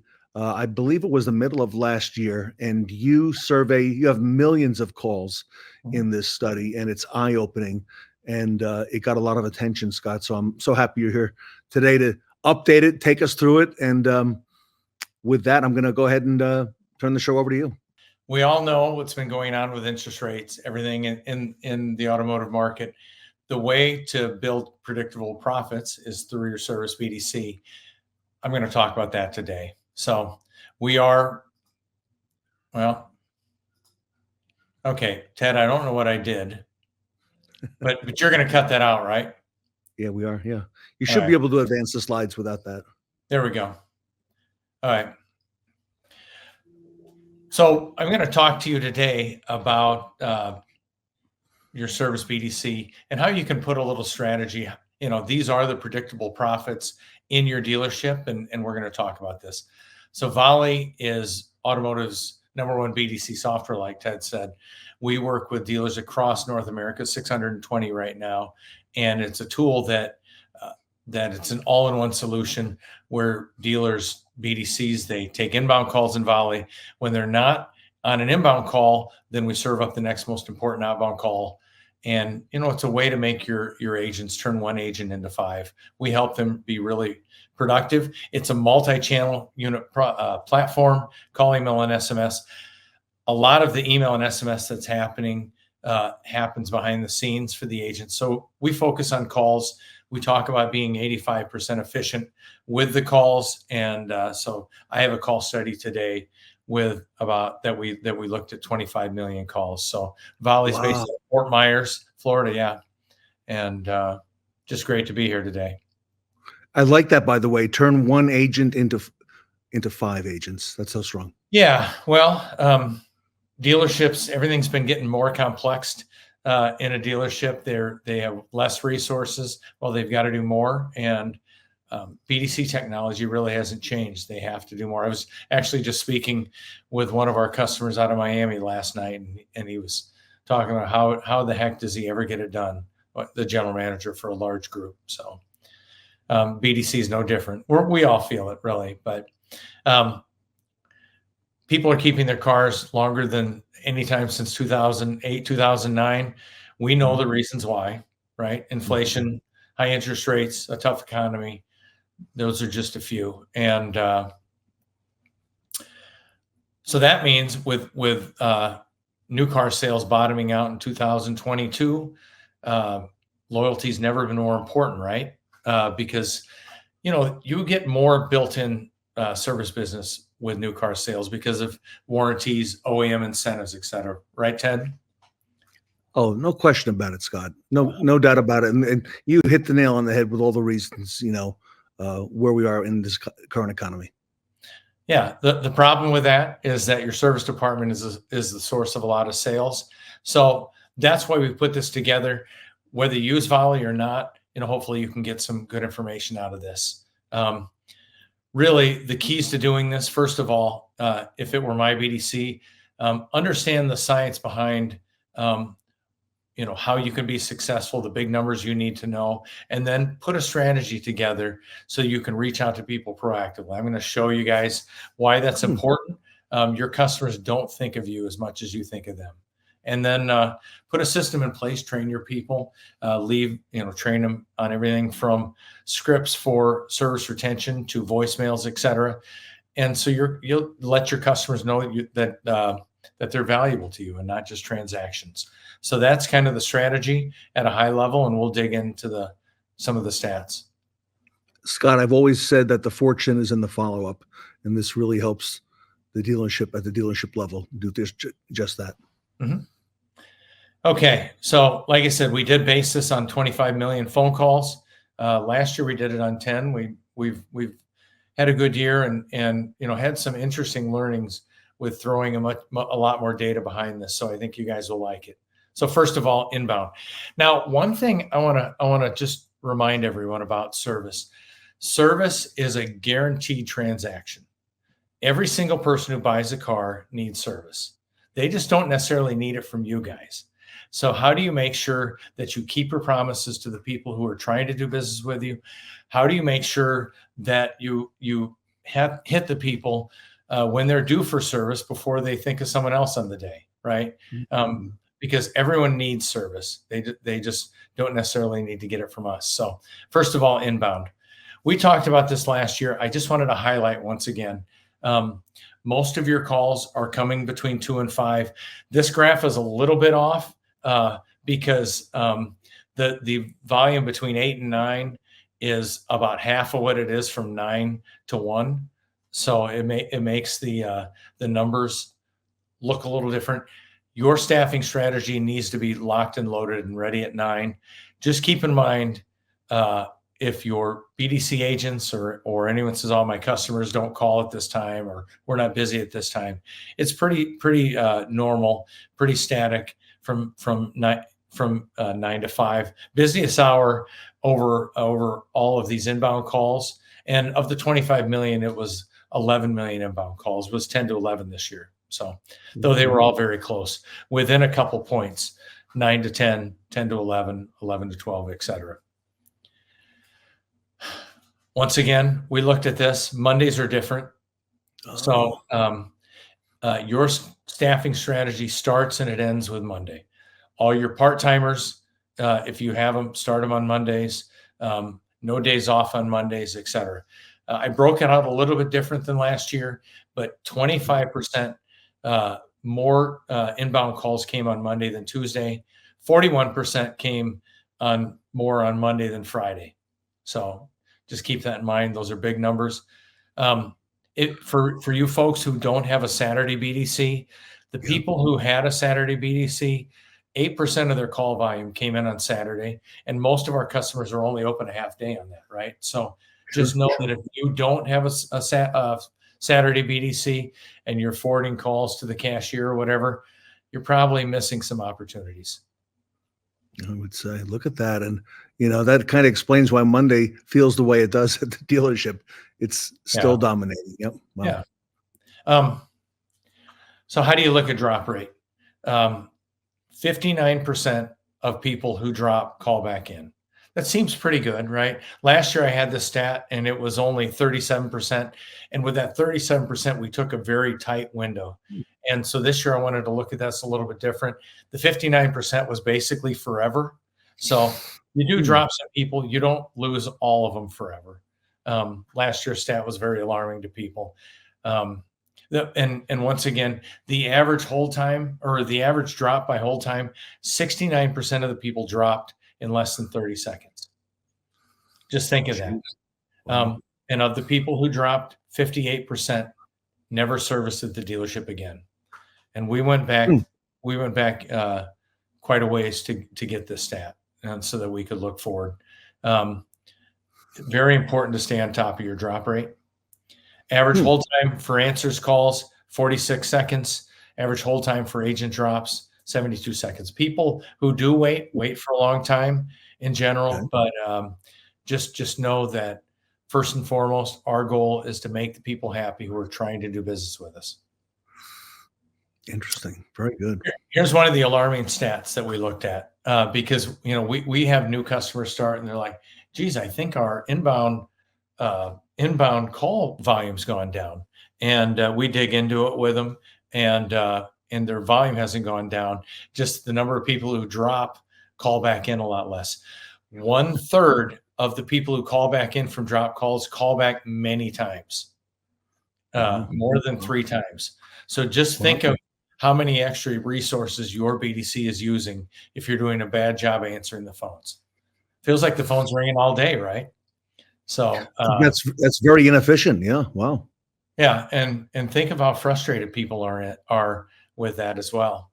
So So if you call them back, good news. And 58% of them will answer. 59% of those who answer schedule an appointment. Those are conversion rates off the charts. These people are buyers. 63% had a previous service in their DMS. One of the most alarming stats is 41% of all the drops are not your fault. So we classify them in 2 different ways. We have customer drops and we have agent drops. The customer drops are the people that hang up as soon as it hits the IVR. And we all know customers hate IVRs, right? I mean, there's a lot of products that are coming out nowadays that try to combat that. Customers hate IVRs. Well, 41% weren't your fault. What does that tell you? You guys need to have a strategy in place where people get called back who have dropped calls every time. It's costing you tons of business. Wow. Okay. So this is something we looked at. We started seeing a lot of our customers tracking status checks by service advisor. And so we started to dig into this. And these stats are alarming. 24.56% of the calls were status checks in Volie. So of that, 63% were answered. And when we say answered, that means the agent successfully connected with a service advisor. 37% they never did. It's funny, by the way. I was at a show recently, and a few weeks ago, and one of the other vendors that were there that does some call monitoring talked about how customers connect with the service department, and only 63% of the customers got connected with the service department. So it was the exact same number. They don't connect with the BDC. They don't connect with their customers. So the alarming stat is 34% of those unsuccessful transfers didn't service again. That is eye-opening. Yeah. Now, I mean, there's many reasons why people don't transact again with you. You know, some of them could have moved or traded their car or gotten a wreck, you know, God forbid. But, you know, we're working on the margins at $285 an RO or whatever you're working on. You need to know these numbers. And if you can improve them even slightly, it really moves the needle, right? Knowledge is power. So we had hundreds of thousands of status checks in here, obviously. The average duration of a status check was 3 minutes and 59 seconds. Wow, 4 minutes. So think of that. 24.56% calls were status checks, 3 minutes and 59 cents. 3 minutes and 59 seconds were status checks. And the people who called in for a status check called in more than once, 1.5 times average customer. So think of the aggravation you're causing your customers who have to call in for status checks. Put a system in place where your service advisors, you know, eliminate that call on the front end. It's a big hidden cost to your BDC. It is a source of great aggravation for your customers. It was shocking to us, really. We hadn't benchmarked it before. We will this next year. I've got some good guesses. What happened is we had a new customer, and after the first 90 days, we looked and 37% of their calls were status checks. And we started to dig into this a lot more. It was very alarming. Oh, geez. A lot of time spent there, a whole lot. And I know you were translating that into money, but it needs to be said. Yeah. Yeah. And, you know, how do we even quantify how aggravated people are constantly checking? Because they're checking because they feel like a promise was broken with their service advisor. So when you're not on an inbound call, it's very important to proactively reach out to your customer for outbound calls. So once again, the answer rates, by the way, the orientation of this top slide, I need to fix this because you can see in real life, it's only a few points difference. It looks like it's double, but it's just how we laid it out. The answer rates are best in the morning, but they're only a few points better. The appointment rates were actually best in the afternoon as a percentage, but once again, they were only a few points difference. It doesn't matter. Don't let anyone tell you that our customers won't make appointments at this time or our customers won't answer at this time. The real key is to keep your agents on the phone and have them be 85% efficient. 85% efficient means they're on the phones about 50 minutes an hour. So you guys can track that many different ways. That is the real key. These numbers don't matter.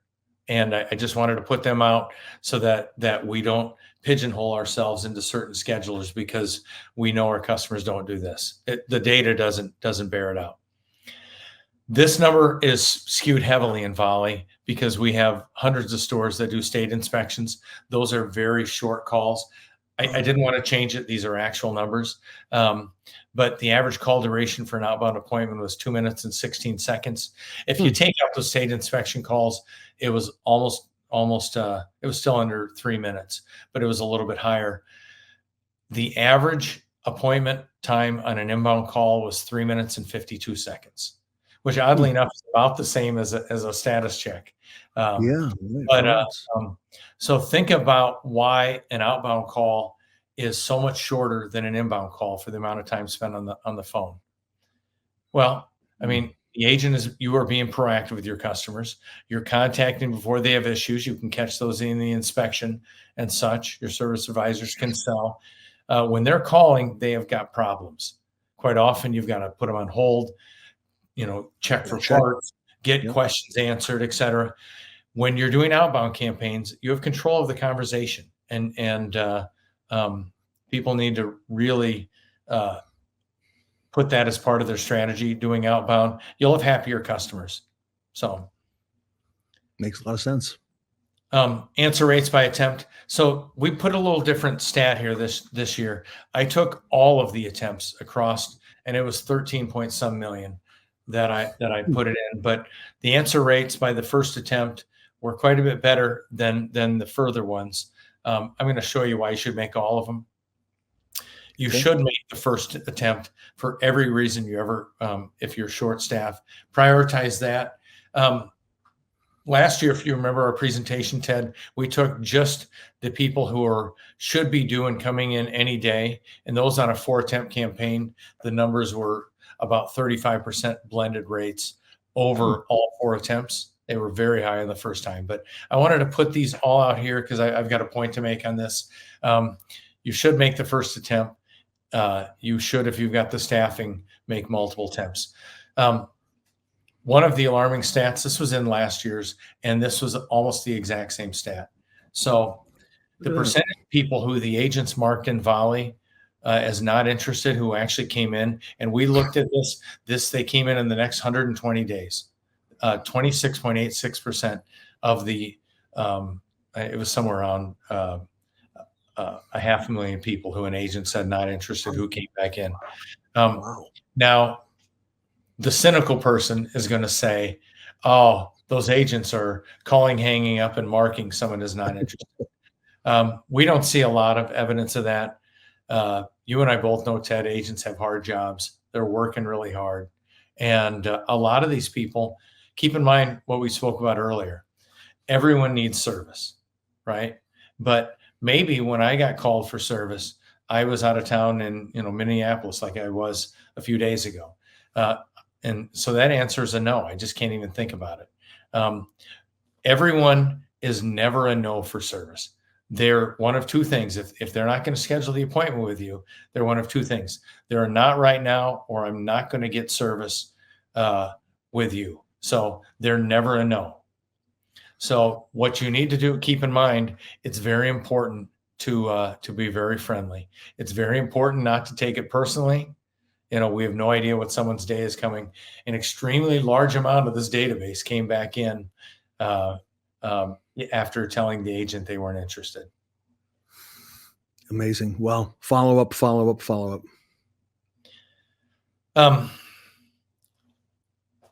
We did do the math on this, though. If you have someone just wailing away at attempts 2 through 5, it's about 2 attempts per hour. So there is a true cost of not making more than 1 attempt. You have to make the first attempt for every customer that you want to connect with. If you have the staffing, you have to prioritize going back to the ones that didn't answer. Makes sense. Okay, what if you connect? So last year, if you remember, Ted, we took a control group of people that weren't in campaigns, and we compared them to people who were in campaigns, and you connected with them. It was a what if you do nothing slide, and the lift was on your database was about 52% of, if you don't do anything with your database or you proactively reach out to them. This year we did the study a little bit different. We took all these people in Volie who were enrolled in a service retention campaign. So basically all of them theoretically made the campaign for the same criteria.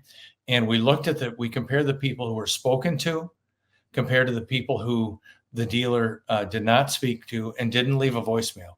And the conversion rate was about 5 times. Jeez.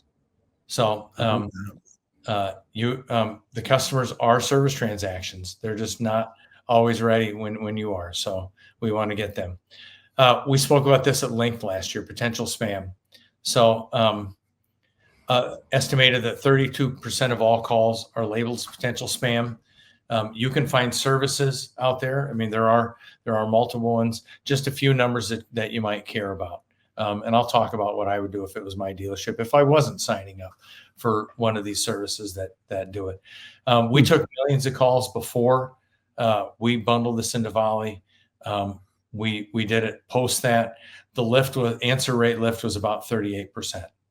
If you don't have this part of your strategy with your BDC, you're doing probably a lot of wasted effort. Ask yourself this, Ted, when is the last time you picked up the phone and answered when it said potential spam?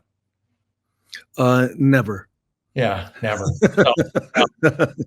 Not too often, Scott. When we looked at this, we've got very good logging for Verizon. 7 to 10% of the numbers are always marked as spam in Verizon. So we just looked at a dealership and they submitted 145 numbers, all the Volie numbers plus their desk phones, their click to call and everything. 48% of them were labeled as potential spam. Some of the dispersion of this was really interesting. Some of them were labeled as spam who had one attempt in the last 6 months. Other ones, I mean, most of them were their heavy use lines.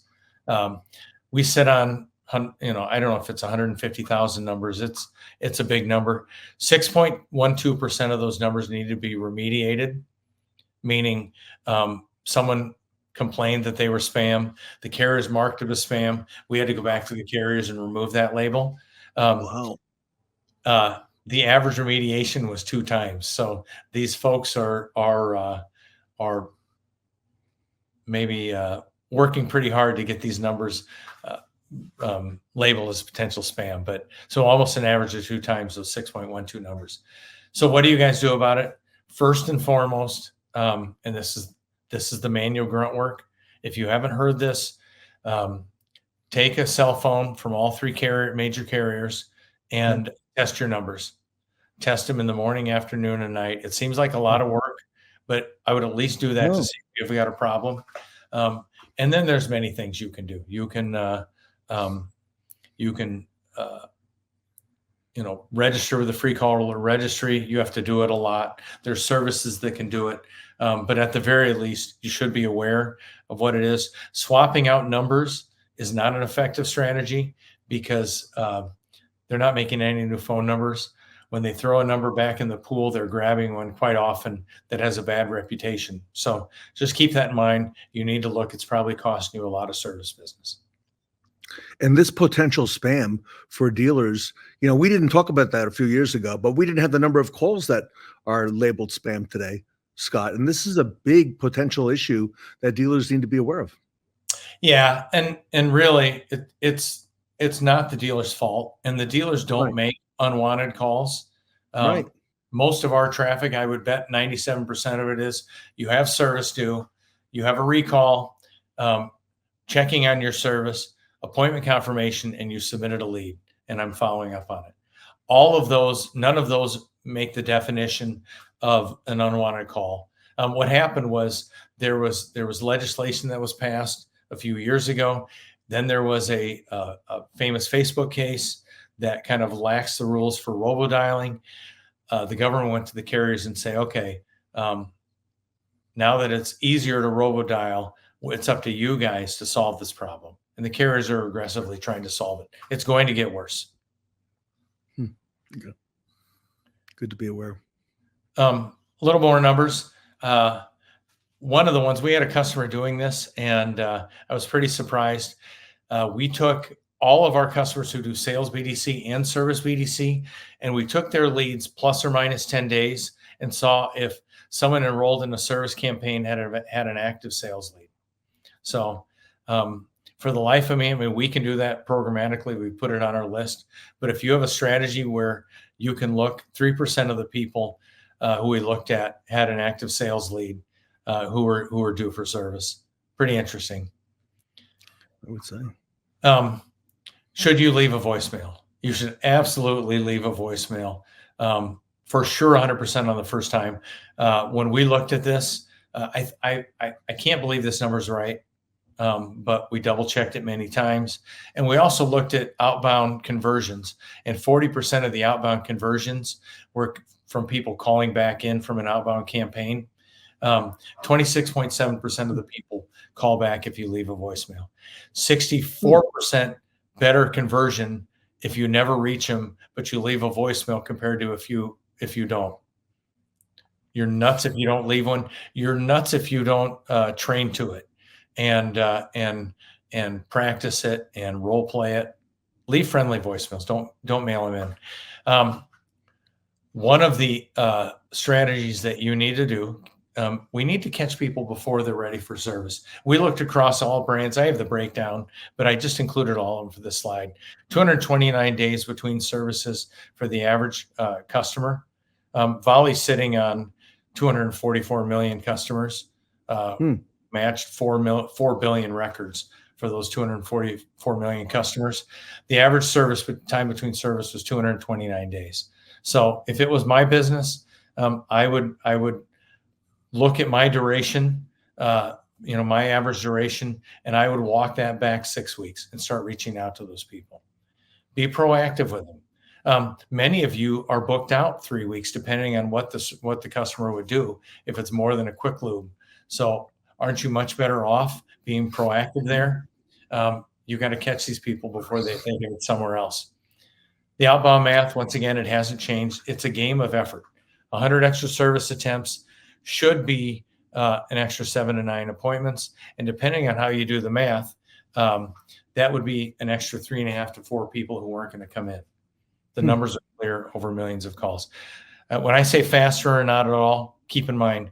So if every outbound appointment you schedule, they either weren't coming in or you got them to come in faster.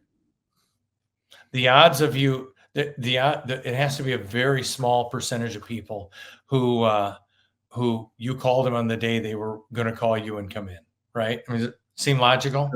Sure. Oh, this is very tough math. I don't even know how to guess it on this call, but just think if everyone, if you can go to schedule 1,000 outbound appointments a month now, and every one of those came in 3 weeks early, speeding up the velocity of that database, maybe that turns your average number of transactions per customer.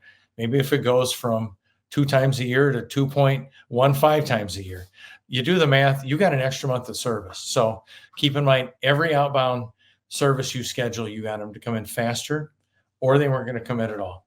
So make those extra outbound attempts. Make it part of your strategy. Benchmark it separately than your inbound calls. So these are pretty similar to last year. You want the agents on the phone 85% of the time. By the way, I don't believe an agent needs to be on the phone 60 minutes an hour. They have hard jobs. They get yelled at nearly every day, whether it's internally or by the customers, et cetera. But if they're on the phone 50 minutes an hour, keep your drop rate below 6%. That's a good benchmark. And call back 100% of the people who did drop. There's a lot of buyers there. If we know one thing more than nearly anything, and if I have one tip, because we rarely see dealers before this benchmark outbound attempts separately from inbound calls. Know those numbers. Know them religiously. If you don't, you'll lose track of those outbound calls, and you'll have weeks go by if you don't benchmark those separately where you had no outbound strategy. We see it all the time. In dealers we just add, they'll admit up to that. Status checks. I don't know what the good benchmark is. I've got some guesses looking at some of our better stores. Next year on this presentation, Ted, I'm going to have some incredible numbers for you here. Internally, you should start checking. We had a new customer that I went recently, and their status check percentage was about 9%. Fabulous relative to the average. I also, we've seen people with status check percentages of 37%. Measure your conversions for the number of people you speak to. Always effective. I included some best-in-class numbers here, Ted. These are kind of interesting. Some of them are BDC numbers. Some of them are individual numbers. And a couple, I actually, even though I wanted to make this about calls again, because like I said, there are a lot of ways to send an email and SMS. Your agents can do those automatically. We'll still be on the phone. But these are all BDC stats and over a month. We have a BDC averaging 33 productive calls per hour, 6 appointments per hour as a whole BDC, and averaging 240 inbound, outbound combined attempts a day per agent. So they schedule almost 1,100 outbound appointments a week, this BDC. There's an agent at one BDC, and this is a state inspection email. I don't know. I suspect this is that, but this person in a week scheduled 85 appointments on 182 conversations. So I suspect they were state inspections because I know what store it was for, but very good. You should measure that. We have an agent averaging 47 appointments a day. She's just a machine for this one dealer group. We've got a large dealer group. Their drop rate is 4.88%. Here's an interesting stat right here. So are you guys keeping track of the amount of inbound lead calls? Basically, subtract all the transfers, all the status checks, the calls where people call to schedule an appointment. How successful are you? Our best one, their conversion is 93.6% on inbound calls. So that's an interesting stat. I didn't talk about it earlier. It's a really good way to find out how good your people are on the phone, how well trained they are. I'd look at that if I were you. Yeah. These next two are SMS. I included them because I was blown away by them, actually. So we've got an agent who over a month is managing 47 SMS conversations an hour. They have a very aggressive an hour. Yeah. So they have, it's an extremely large store. It's a 2-store group. One of the stores does something like 10,000 ROs a month. But yes, I mean, they deploy these campaigns. She's seamlessly working between this. We have another agent, same BDC. She's averaging 8 SMS appointments per hour. So those blew me away. I just had to include them for the fun of it. So sure. I hope you guys have enjoyed these stats today. So, well,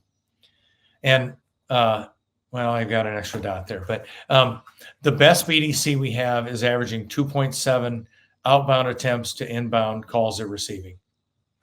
So just keep that in mind. Benchmark it separately. You'll be happy you did.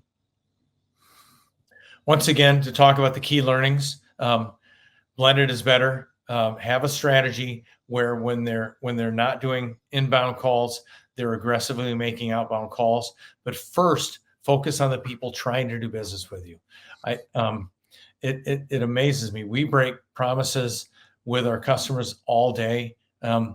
There's a lot of business to be had just by meeting their expectations. I've got an incredible call. Ted, I'll play it for you on the next time we're on live, where someone is calling back to thank a dealer for calling them back. They were blown away.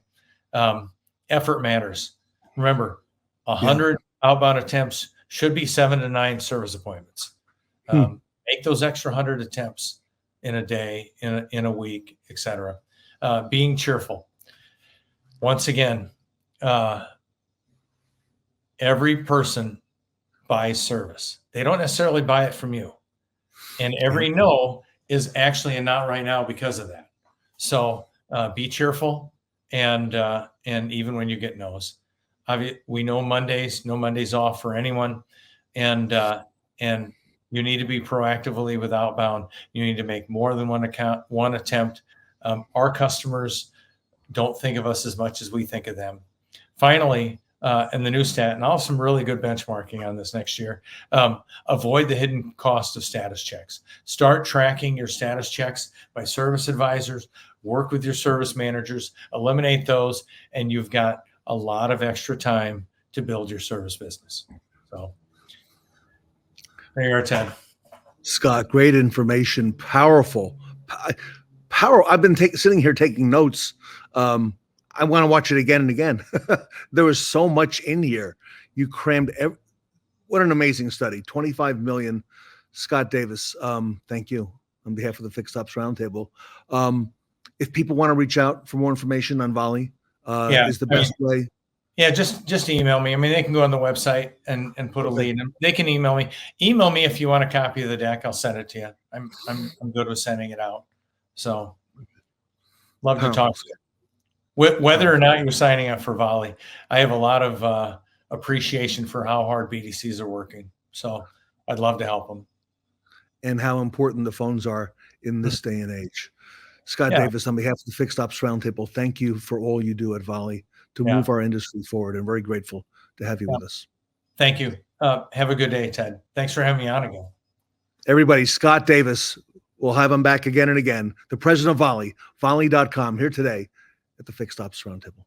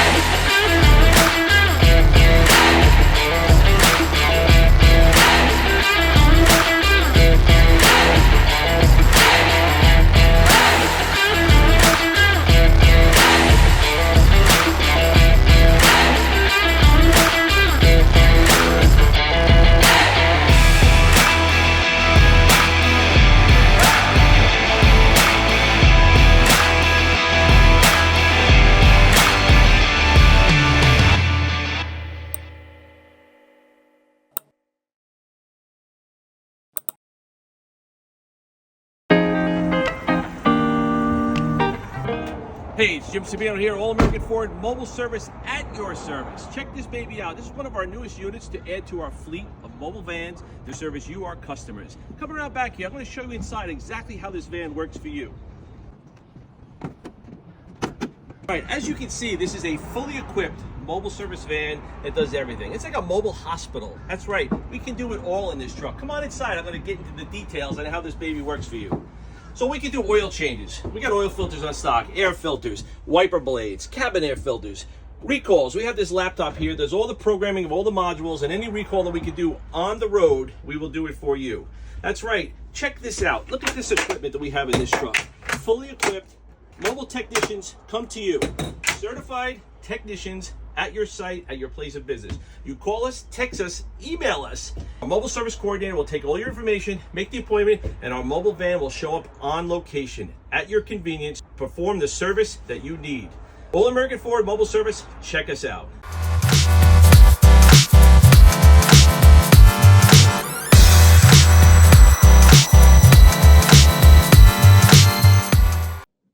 Mark your calendars because it is Mobile Truck Monday with the My Karma Mobile Service Panel.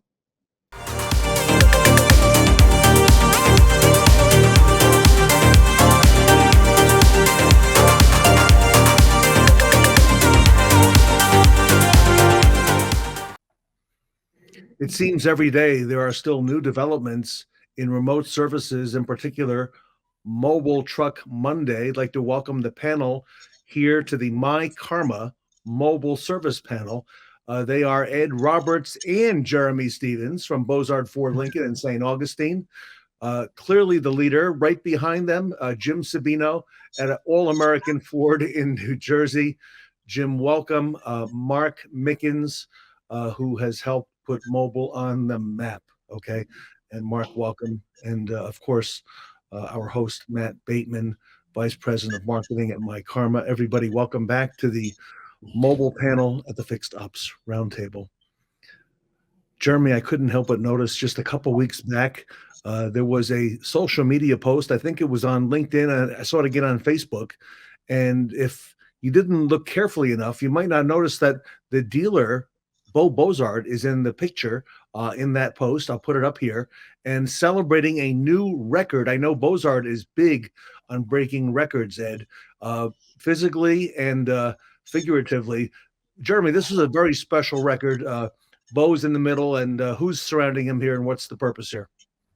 So we got two techs there, Nate Bennett and Matt, and these are some young guys that came through the program, our Quick Lane and our tech development program, and they just keep on raising the bar tremendously. And what we're so excited about is when you talk about customer service, all these great companies, they have this +1 thing that they do, because there's a lot of dealerships out there. So our +1 is a lot of things, but part of that is mobile service. So when we have these right guys in front of them, they're very chatty with the customers. We have constant feedback from customers, and these guys just celebrated a huge win. All their surveys, every single one of them came back at 100%. And we had kind of a Friday afternoon meeting where we got everybody together and we celebrated that. So that was an awesome time. And Bo and Letty were both there to really, encourage that part and celebrate with us. We met Nate here. He's on a panel this week at the Roundtable, so you'll be excited to meet him as well. Jeremy and Ed, the CSI is so high on these remote services. Give us some background on that. Why? Well, we've forced customers to come into our stores for years, and now we can meet them on their terms. And I knew this was coming a few months back. Jeremy would count down, and we'd almost get to a point where we got perfect for the entire department for the whole month, and then we'd get a little bit of a hiccup. But nobody likes that their car is broken, but they certainly don't mind the inconvenience if it's not inconvenient, and that's what mobile service does. And Jeremy, you know who else is posting these customer surveys and the comments they make on social media about the mobile service? Is that fella on Route 17 in Paramus, New Jersey, Jim Sabino. Jim, I know that hasn't gone unnoticed by you. No, and what Ed and Jeremy touched on, and the CSI, you definitely get a huge lift in CSI, and you can also get a huge lift in your Google reviews. When people are receiving a really good experience from the dealership, they want to tell people about it, and they are, and they're being very vocal about it and praising it, because it's such a convenient service that was painless to provide, to receive, and they're happy. And what's happening now is they're reoccurring. They're calling back and they're requesting mobile service again because they had such a great experience with it. So the reoccurrence cycle is beginning at least on my end, where Ed and Jeremy are a lot further down the road, 3 or 4 years that they've been at the mobile service. So they're a little bit further ahead than I am, but we're starting to see some of the fleets now are just calling because they got a notice from the manufacturer saying, hey, this so-and-so unit has a recall now. They call us and say, can we get the mobile service truck here? We have a recall. Boom. So we set them up on the schedule and we get it done. And another convenient remote experience happens. So it's a really good, positive experience that we're receiving. The feedback is actually, it's in the clouds. It's really, really nice to see. Jim, I wasn't aware of the positive Google reviews.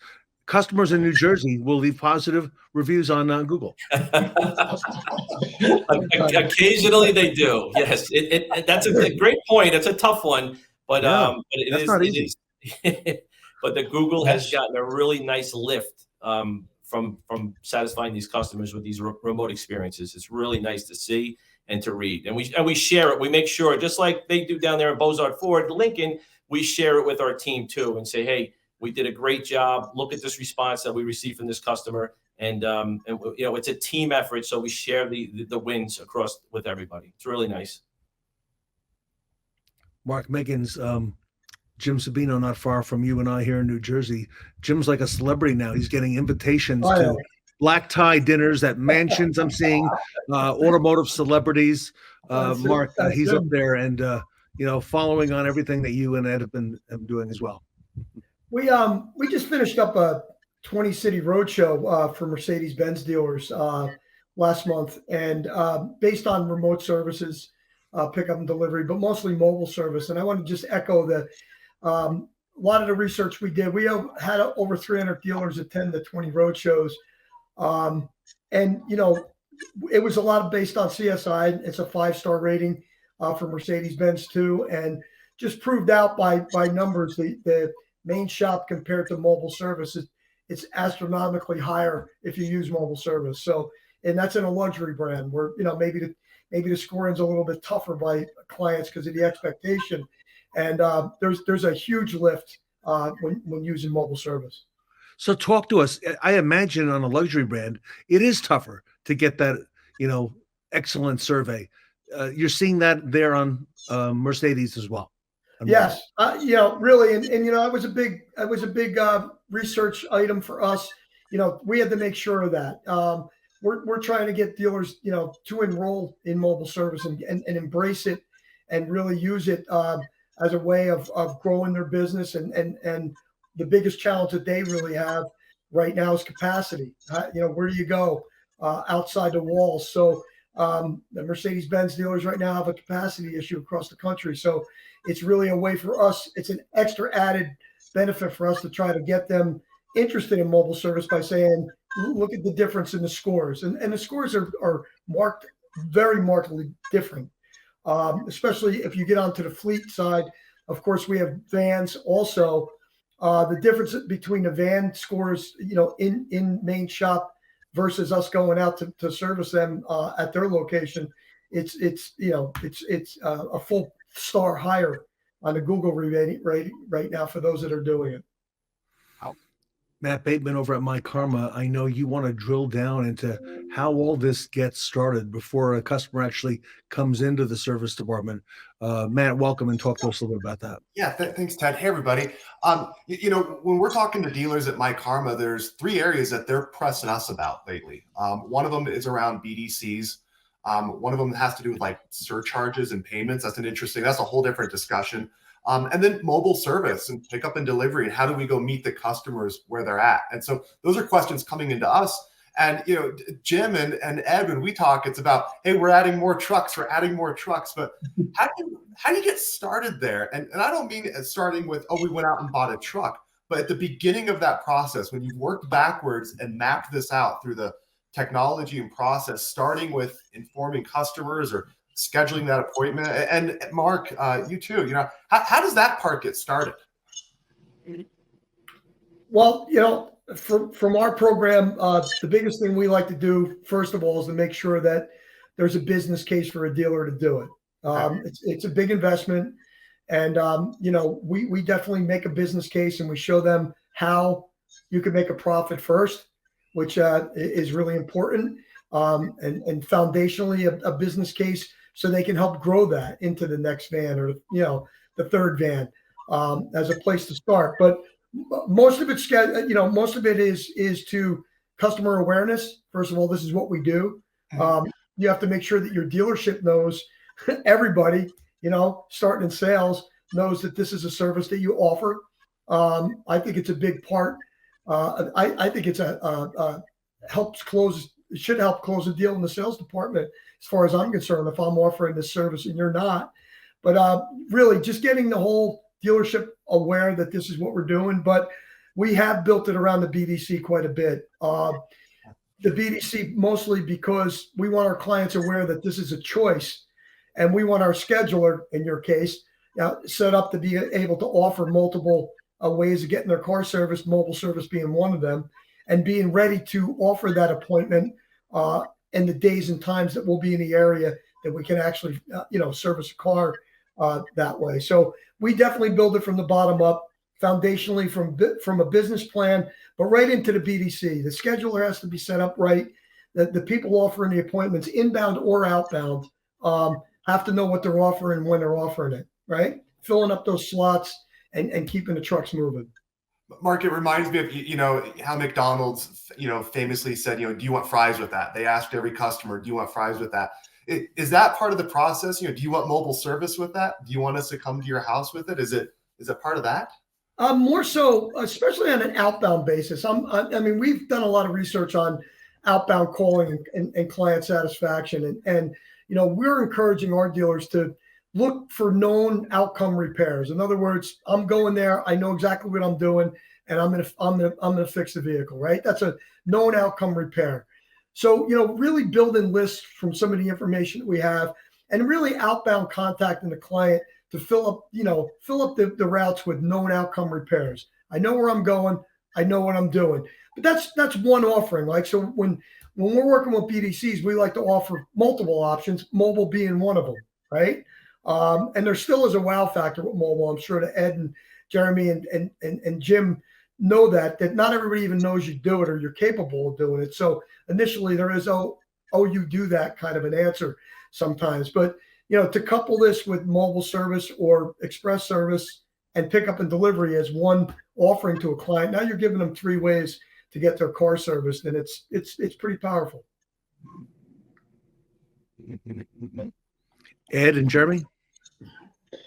It's like Mark said, it starts with a vision. Can it be done? The adding the more trucks is part of the plan. It's what we want to do with it. It's how we want to go to market. We want that to be our primary element of how we take care of our customers. And if it needs to come into the shop, then we find a way to do a pickup and delivery to bring it into the shop. But our customers don't want to come here. We don't want to force them to come here. The vision, yes, right now it sounds huge with heading towards 50 trucks. But that's this year's project. Next year's project, that number gets bigger. So we think that we could probably keep 200 trucks busy. And what that timeline is like to put 200 trucks out there, don't know yet, but we'll figure that out as time goes on. But Jeremy has responded well and got several of these things rolling and putting more out there every single week. And it's fun to watch. Wow. Ed, I can't believe the numbers you're putting out there. I'm not even going to repeat that. That's so strong. I'm sure it scared the audience a bit there. That's the intent, is we could scare them to 200, then they could see themselves maybe doing one. So exactly. Jim, what do you say to that? Again, listen, with Mark and Ed and Jeremy, it's commitment from the top down. It has to start with your dealer principal. It has to, believe in it. You need their support, and it's a big capital investment. It's big. Yeah. And your entire team, you have to build a team around this with all like-minded. Mobile service coordinator, the mobile service technicians, the sales, the variable side. So when they sell a new or used car, this is a great incentive to say, hey, when you do business here at our dealership, we provide this service. At the F&I office, we have little postcards and information packets about our mobile service offering in sales, in F&I. We have banners and posters hanging throughout our service department, in our service drive, by our cashier window. So it's still a very, very much an active awareness campaign. We still market the heck out of this thing every day through emails, social media, word of mouth. And then, of course, every time the vans, plural, are on the road, it's advertising. So people get to see those vans all around the neighborhood, up and down the highways, and they start to see it. And then they realize, hey, that's I've seen that last week. I see it again. I see it again. So when you multiply those amount of trucks on the road, that just exposure immediately accelerates. So there's a lot of avenues you have to continue to let your customers know about, that you offer this service. Your fleet and your body shop customers that you want to go and you want to set up a programming in a body shop or a recall on a rental car and a Hertz. It might have a couple of Mach-E's there that you want to do some updates on, and you want to get involved with them and make sure all the other branches know that you offer that service too. So just to expand your reach, and you really have to look at this with no limitations. And that's what you have to do. The sky's the limit. There's nothing that's going to get in my way. I'm going to succeed. I'm going to take this ball and I'm going to run with it. And I'm going to make it happen and really set the pace. So everyone says, hey, they really knocked it out of the park over there. Everywhere I look, I see a mobile truck. So they're again, they don't drive themselves around. It's the team behind the curtain that makes it happen. You need full 100% commitment on everybody on your team for this to work and be successful, period. So follow up with Jim on that last part. Vision is 100% important, but it's also important for all your employees to understand that vision and understand why you're doing it. And that's something we're like what's that book with the chief reminding officer that we're not reminding them, we're just telling them, this is the direction we're going. We're going to change the automotive industry. We're going to help relieve our shop capacity so our customers can be serviced like we're promising them. And when you talk to any employee, it's pretty cool when they say the same thing, and they're 100% bought into it because they understand the vision and they understand why we're doing it. So employee buy-in is very important. And Jeremy, 100%. I also see that employee buy-in. Talk to us. I see you're holding meetings with the sales department and bringing salespeople out to the mobile vehicles and doing a show and tell. Tell us why you're doing that and what's the purpose there. It is pretty cool. Sales is our best promoter with this. It's great to have sales 100% bought into this, and it's removing silos from the dealership. So it's pretty cool to see that. And that wasn't. I wish I could take credit for that idea, but it wasn't my idea. It was one of the technicians' idea. It's like, hey, let's just do an oil change so these guys can understand what we actually do. Because if they see it, they'll be understanding it. And it was we did it at the Lincoln side first, and it was pretty cool because the salespeople had their stopwatches on and, just really timing it and asking questions. And it just turned out, it was pretty cool and almost cool. We kind of, we had to do it to the Ford side too. So they wanted their own also because they saw it and it's like, oh, that'd be awesome. So it's pretty cool to have all the buy-in with it and the support also. And the salespeople, they get a lot of emails from customers too because they bought that vehicle from them. And it's pretty cool to have the salespeople come up to you and say, hey, I got an email from so-and-so customer. They really love the service and all that stuff. So it's pretty cool to have that big picture mindset. Jeremy, talk to us. Tell us what customers say. Why do they like it? What are some of the initial things? I mean, I've heard from the gentleman on this panel, but what do customers say? Is it convenience, and then what else? It is. So I went to a banquet a couple weeks ago, and Ed dished me off at this table with random strangers, and I'm sitting there. This guy beside me, he said, "So you worked at Bozar Ford?" And I was like, "Dude," I said, "Man, I just want to eat my chicken. I'm not even on the clock now." And I was bracing myself for a comment. And he says, "You know what your mobile service does for me?" Oh, shoot. I was like, "What?" He said, "Y'all take my problem away." He said, "I don't have to come there. I don't have to go through all the channels. I'm sitting there watching my TV show and y'all were out there changing my oil." And he says, "I absolutely love it." And it's pretty cool when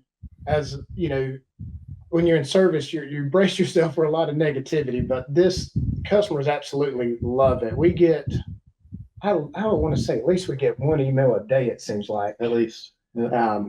Just different scenarios. And we actually send, in the mornings when we have our huddle meetings, I remind the technicians, we're going to send you to vehicles that you know that you're not going to be able to fix. And that's okay. Because we want to just make that experience, at least we're bird dogging it. The customer feels better that somebody's there. We're doing a good job. And we have this cool email. Was that an email that came in?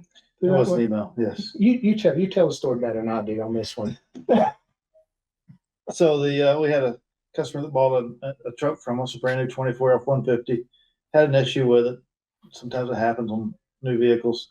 The very next morning, we sent mobile truck out. They couldn't fix it in the field. We sent pick up and delivery out, pick up the vehicle.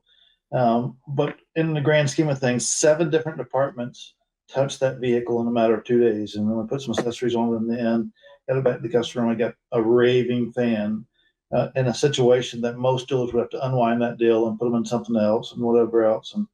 And in this instance, with everybody tying together and working together as a team, with all the departments coming together, you take 7 departments and have them working together seamlessly and have a customer raving on the other side of it. That's how you win customers for life. Especially on the new car sale, the very next day. How often can we send a technician to the guy's house the very next day and ease that customer's mind that we care about. We care about them. Can I come back to both of you on that? How are you able to, that's pretty dynamic to be able to, turn on a dime and be able to send someone out there. That wasn't planned, 2 days ago, 3 days ago. You had to adjust. Ed and Jeremy, do you want to speak to that? Because, does mobile afford you the ability to do other things like that as well? Well, I'll take that and run with it at first, because that really goes back to why we're doing this panel. I mean, we talk about what mobile service does for us. And a lot of dealers still say, well, that's not necessarily for us because we don't know what we can do.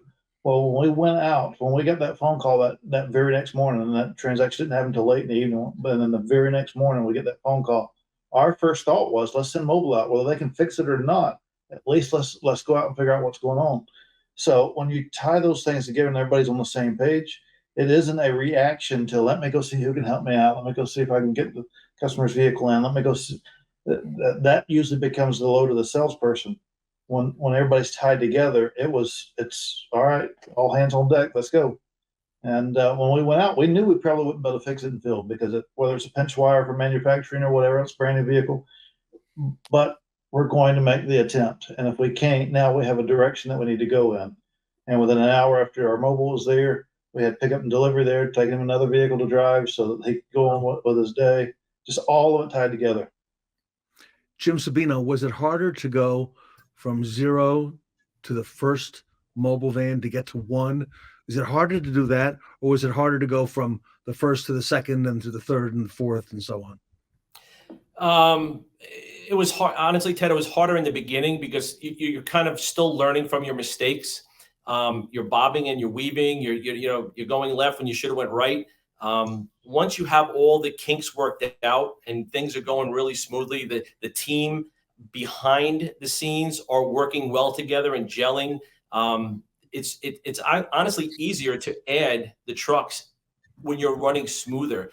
Ted, I keep thinking about something, and I know everyone in the audience is thinking the same thing, because Ed said it at the beginning so casually of, we're going to go up to 200 trucks, and 10 trucks. I can understand a truck, and 10 trucks, 50 trucks sounds huge. 200, and this is coming from a guy who works for a company that's all about communications and interactions. How do you scale the communications across 200 trucks? You've basically taken an entire service department and put it on wheels. How do you keep that? How do you plan to keep that going? We don't know yet, and that's just being honest, because we operate mobile service night and day different today than we did when we started. Yeah, but we'll continue to evolve it as we go along, and as we grow, we're going to evolve in how we communicate with those trucks, how we tie them together. Whether it's a screen and we can see where everybody's at, and we can reroute somebody and send somebody else to this spot and somebody to that spot. We don't know yet, but there is AC companies and plumbing companies and those things that run 200, 300, 400 trucks, and they can route those things in places they need to and redirect. And that's what I envision it being as we get there, but I don't know that that's going to be the case yet. But as we get closer, I'll be glad to share that with you. And I think for the audience here, you guys will be a part of that ride. So it'll be fun to learn along the way. Matt, it's called not being afraid to really to have some vision to go and do it. It's a big connector to people that don't feel that you're convenient in the first place, right? Think about all the clients that have left you that you can go back out and try to recapture. That's why it's thinking about 200 trucks, because most dealerships, a retention rating, for most dealerships is between 30 and 40%. So where's the other 70 or where's the other 60% of your clients, right? So, I mean, if you could go and show them that you're more convenient, heck yeah, he's going to need 200 trucks because they're out there, right? And, it's not just 200 trucks, it's 200 mobile billboards driving all around advertising. And imagine it sitting in your neighbor's driveway. You look at it and go, oh, they're getting their car service. Maybe I'll have them come over here next. It's amazing. It'd be just like the Amazon trucks that you see everywhere running up and down. And you're thinking, am I the next stop for them? And that's exactly what this is going to be. You don't see Amazon advertising a lot, but you see their trucks everywhere. Same here. You don't see us advertising mobile a lot, but you see our stuff everywhere. Wow. That's right. That's a great analogy, Ed. Love that. And look, Matt, look how this is growing, right? This is growing in leaps and bounds. And, we're sitting here with the leaders, Matt. I know it's incredible. Like I said, you're right. You're turning into an Amazon scalability, right? Of an Amazon distribution center. How many trucks is one of those centers running? And you're running that out of your dealership now. So really impressive. It starts with the vision. And foundationally, once you have the business plan in place and the communication is already set, then you can scale. You can go from 1 to 4 to 5. In Ed's case, 200 is going to really take a lot. But if you have a foundation of communication and a way of doing things, and that keeps multiplying itself with your team, it's completely doable. And circling back to what Mark said earlier, with most dealers have only about 30%, maybe a little over 30% of their VIN share. That means there's 70% going elsewhere. And we're at about 80% here. We fluctuate between 78 and 81.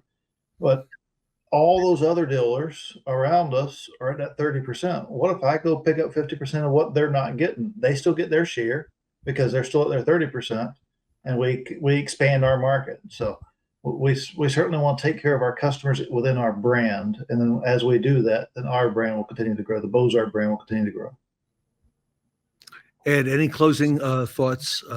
I'll start with you, and then with Jeremy, and then Matt, and then we'll have Mark bring it home. But lightning round. Any closing thoughts for our audience watching today? I know the audience has heard a lot of chatter about mobile service. Is it right for us? Should we do it? Should we not do it?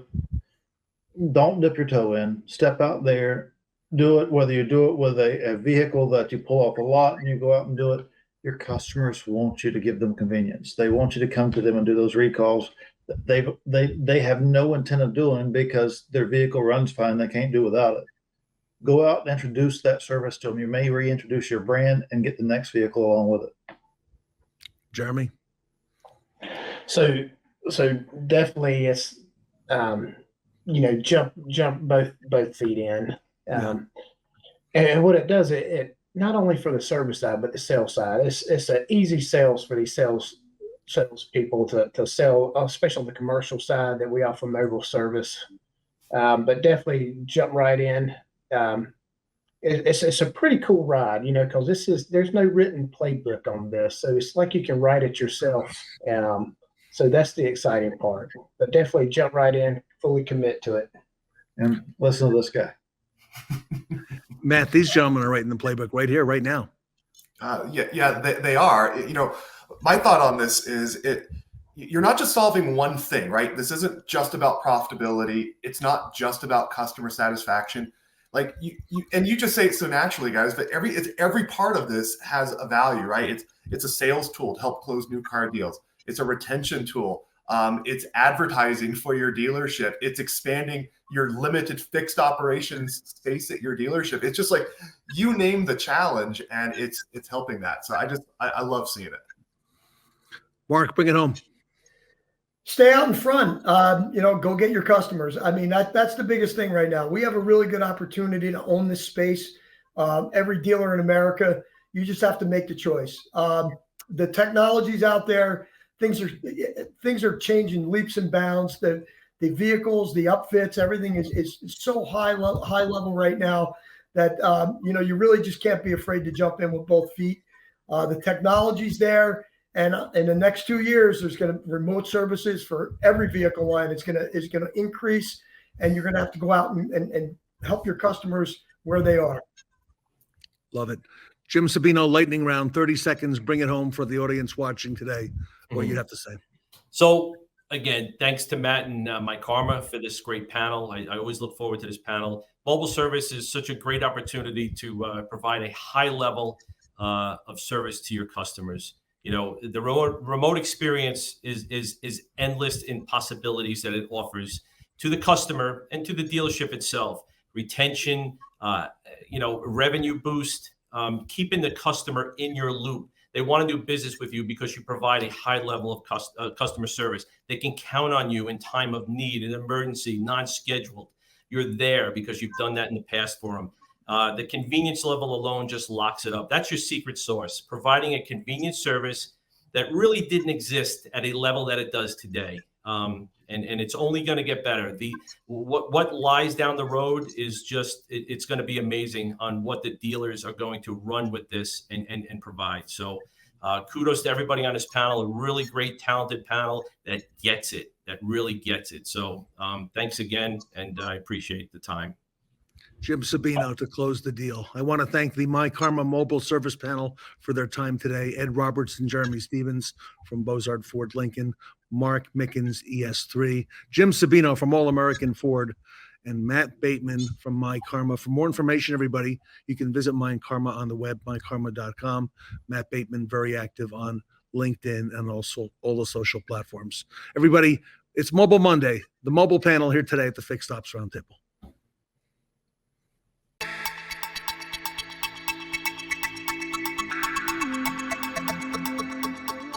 My Karma, everything fixed ops in one place. The first truly unified solution for fixed operations. A comprehensive suite of key applications, deeply integrated with software and DMS providers, and open APIs that offer unprecedented opportunities for dealerships to build custom solutions. My Karma, a proven name with over $21 billion in payments processed, 423 million text messages transmitted, and over 9.5 million videos recorded. My Karma users enjoy an average 16% lift in RO dollars.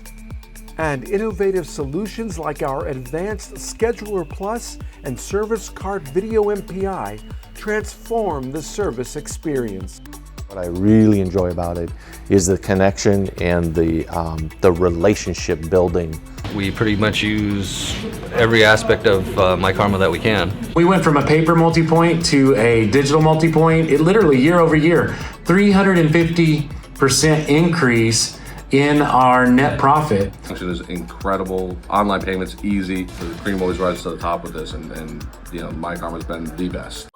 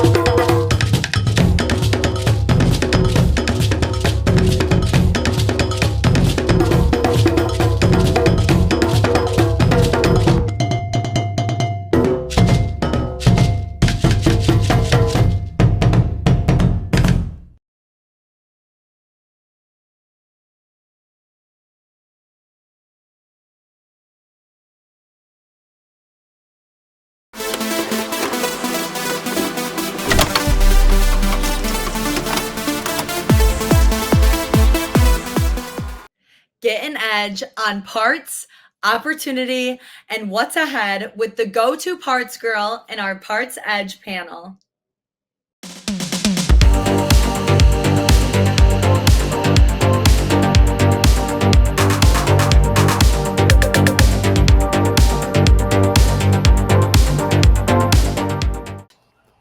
Welcome back to the Fixed Ops Roundtable. Kaylee Felio is with us.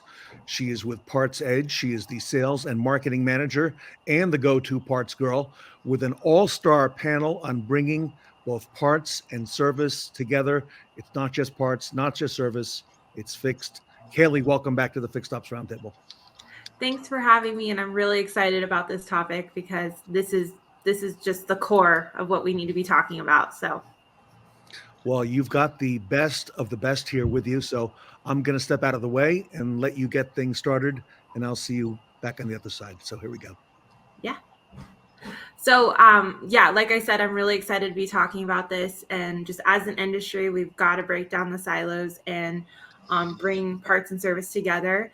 And I wanted to start with just the number one thing that I think, and I know you guys do this, but I think there's still dealerships out there that don't do it. And that's pay plans and paying parts and service off of both so that they can collectively work as a team and work together as, at the same goal. So I wanted to address, what type of pay plans or how do you guys accomplish this? And we'll start with Mike.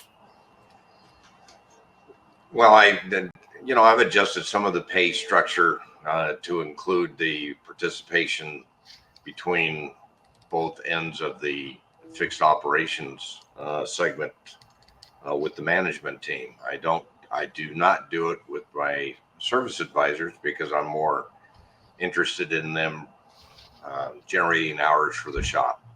Because with every hour that you generate for the shop, you generally generate parts to go along with that. So their focus is definitely on this. And I would say that, I started doing this when I first got into my first dealership, and the first thing that they told me, you're not going to like the parts guys. They're terrible over there. And anybody that gives me a challenge, I'll take that challenge head on. And when he finally retired, he was my best friend. And we accomplished a lot of things because we got rid of the silos, as you kind of referred to, because of the relationship building. Mm-hmm. But I do think pay plans do have some impact, and I think that we probably should discuss that because that does sometimes pull the entities together. Yeah, because then they can work on the business together. And I think when parts is paid off of service and service is paid off of parts, it's, it makes it all, a bigger picture. Ed, how do you guys accomplish stuff, those types of pay plans or scenarios? We don't focus on it at all. So we just let it go and fall in wherever it falls in. And it is what it is. No, I was not expecting that. I was like, wait, what? We have to look at what we do in fixed, and fixed is what's the tangible item that we sell, and that's selling hours. And Tully says that best. We're here to sell hours, and we got to tie everybody into that. And if that's what we're chasing is to sell hours, then every element that comes along the way has to push to support that. And if we push to support that, it's like everybody rowing. And when everybody's rowing, we just keep gaining speed. Mm-hmm. And then we all win. And so it's tying everybody together with the same vision. And you guys was mentioning silos there, the silos really separate that. It's what is this department trying to accomplish? And then that's what you build it around. Well, there is times that we sell hours that doesn't include parts. But there is times that we can't sell the hours without the parts. So if it is an element of, we got to tie it all together. And then when everybody's pushing in that direction to keep everybody going, it's like getting the ball rolling downhill. It just keeps gaining speed. Absolutely. And Sarah, just your perspective and your expertise in BDC, how does that, tie in and pay plans and all of that? Yeah, so really there's three components that you're looking at with a fixed operations department. And if you have a BDC involved in your operation, it's important to include pay plans that weave the three together. And I think the biggest element that I see that's a deficit in dealerships is pay plans that really don't give somebody an option to continue to progress. And what I mean by that is, in the BDC especially, oftentimes they tie in compensation to an hourly rate, maybe a salary, but typically it's based on appointment shows, and that's it. So, you have a dollar amount you get per appointment show and your hourly rate. Well, if you have a BDC department, that doesn't really give a lot of vision to the future. Like, how can I progress as a rep? What is my future opportunity? Maybe I get to a management seat. Maybe I don't. Maybe I feel like the competition's too fierce, and so it demotivates me. The pay plans that I found to be most successful in my organizations have been pay plans where I pay on the performance. And even within that role, service advisor, parts person, or BDC agent, if I can tier it where they can see progress, like I'm here as an entry-level person and this is what my main goal is every single day. And if I meet that expectation, here's what I can expect to get in a bonus compensation or some kind of additional incentive. Well, layer that as ranks or levels improve. So maybe you have a goal for your entry level, that then you have like a level 1, a level 2, a level 3, and so on in your departments. Well, that gives people something to aim for, and it helps them progress. It also helps you as a manager figure out who in my department is motivated to take their career to that next step, because they can separate themselves by being able to level up in those pay plans. Yeah, that makes sense. And that just paints a clear picture, and is very helpful, I think, for just employees and just to feel like you're part of something and you can grow. Because I think that's what a lot of people want. They want to be a part of something. They want to grow with the company. The next thing I wanted to talk about, which is a big topic right now, and it's always been a topic, but it's just something that's coming up a lot, is special orders. So that is something in the parts department. Parts people special order parts. But I think there's a lot of disconnect in communication of, who's responsible for what part of what process. So I would love to hear from you guys on what are some of your guys' process to handle special orders to make sure they don't end up in the obsolescence category. So who wants to take it? I feel like Ed wants to take it. He's shaking his head. Yes. I'll start with that one. We'll both go after it, but Ed first. Okay. There you go. So special order really is an afterthought at most stores. There's not necessarily, the idea is to get the customer in and get them out. And sometimes along the way, we have to order a part because something, but if it's a special order part, it's probably not detrimental to the vehicle functioning. That's why it's special order and the vehicle isn't always there. We order the part, the vehicle left.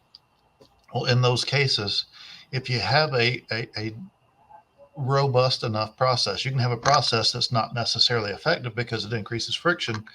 But if you have a robust enough process, it can become an opportunity. And for us, we really capitalize on SOP parts as an opportunity to keep our mobile guys busy.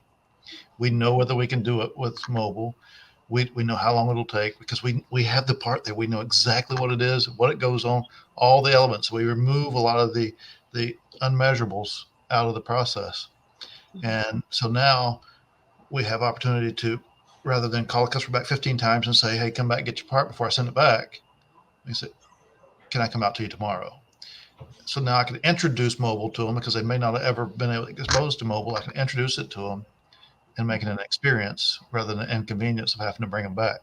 Because a lot of times the SOP part ends up being a piece of trim that we noticed was an issue when we bought the car, but I wasn't going in for it to begin with. But when my check engine light came on, I went in, you fixed my check engine light, you ordered the part, I'll come back when I need an oil change. Well, we may need to send that thing back, or it may be obsolescent, or we may have sold it to somebody else by then. And so you got to have a strong process to be able to keep that ball rolling and keep it from stacking up. Mm-hmm. Yeah, and I love how you tie in the mobile because you guys have that option, and it really can alleviate the friction because you're actually, you're going out to the dealer or to the customer and meeting them where they are, so you can get rid of that special order part. Our customers love it. Yeah, absolutely. I would love it. Like, just come on to my house. Okay, Michael, what about you guys? Well, you look at, we call it, it's somebody that I know, Randy Brinkman, he calls it the 666 shelf. And it's the devil shelf, of course. But, and what we did is that we noticed a big problem. The rider, it's out of sight, out of mind. They've already processed it.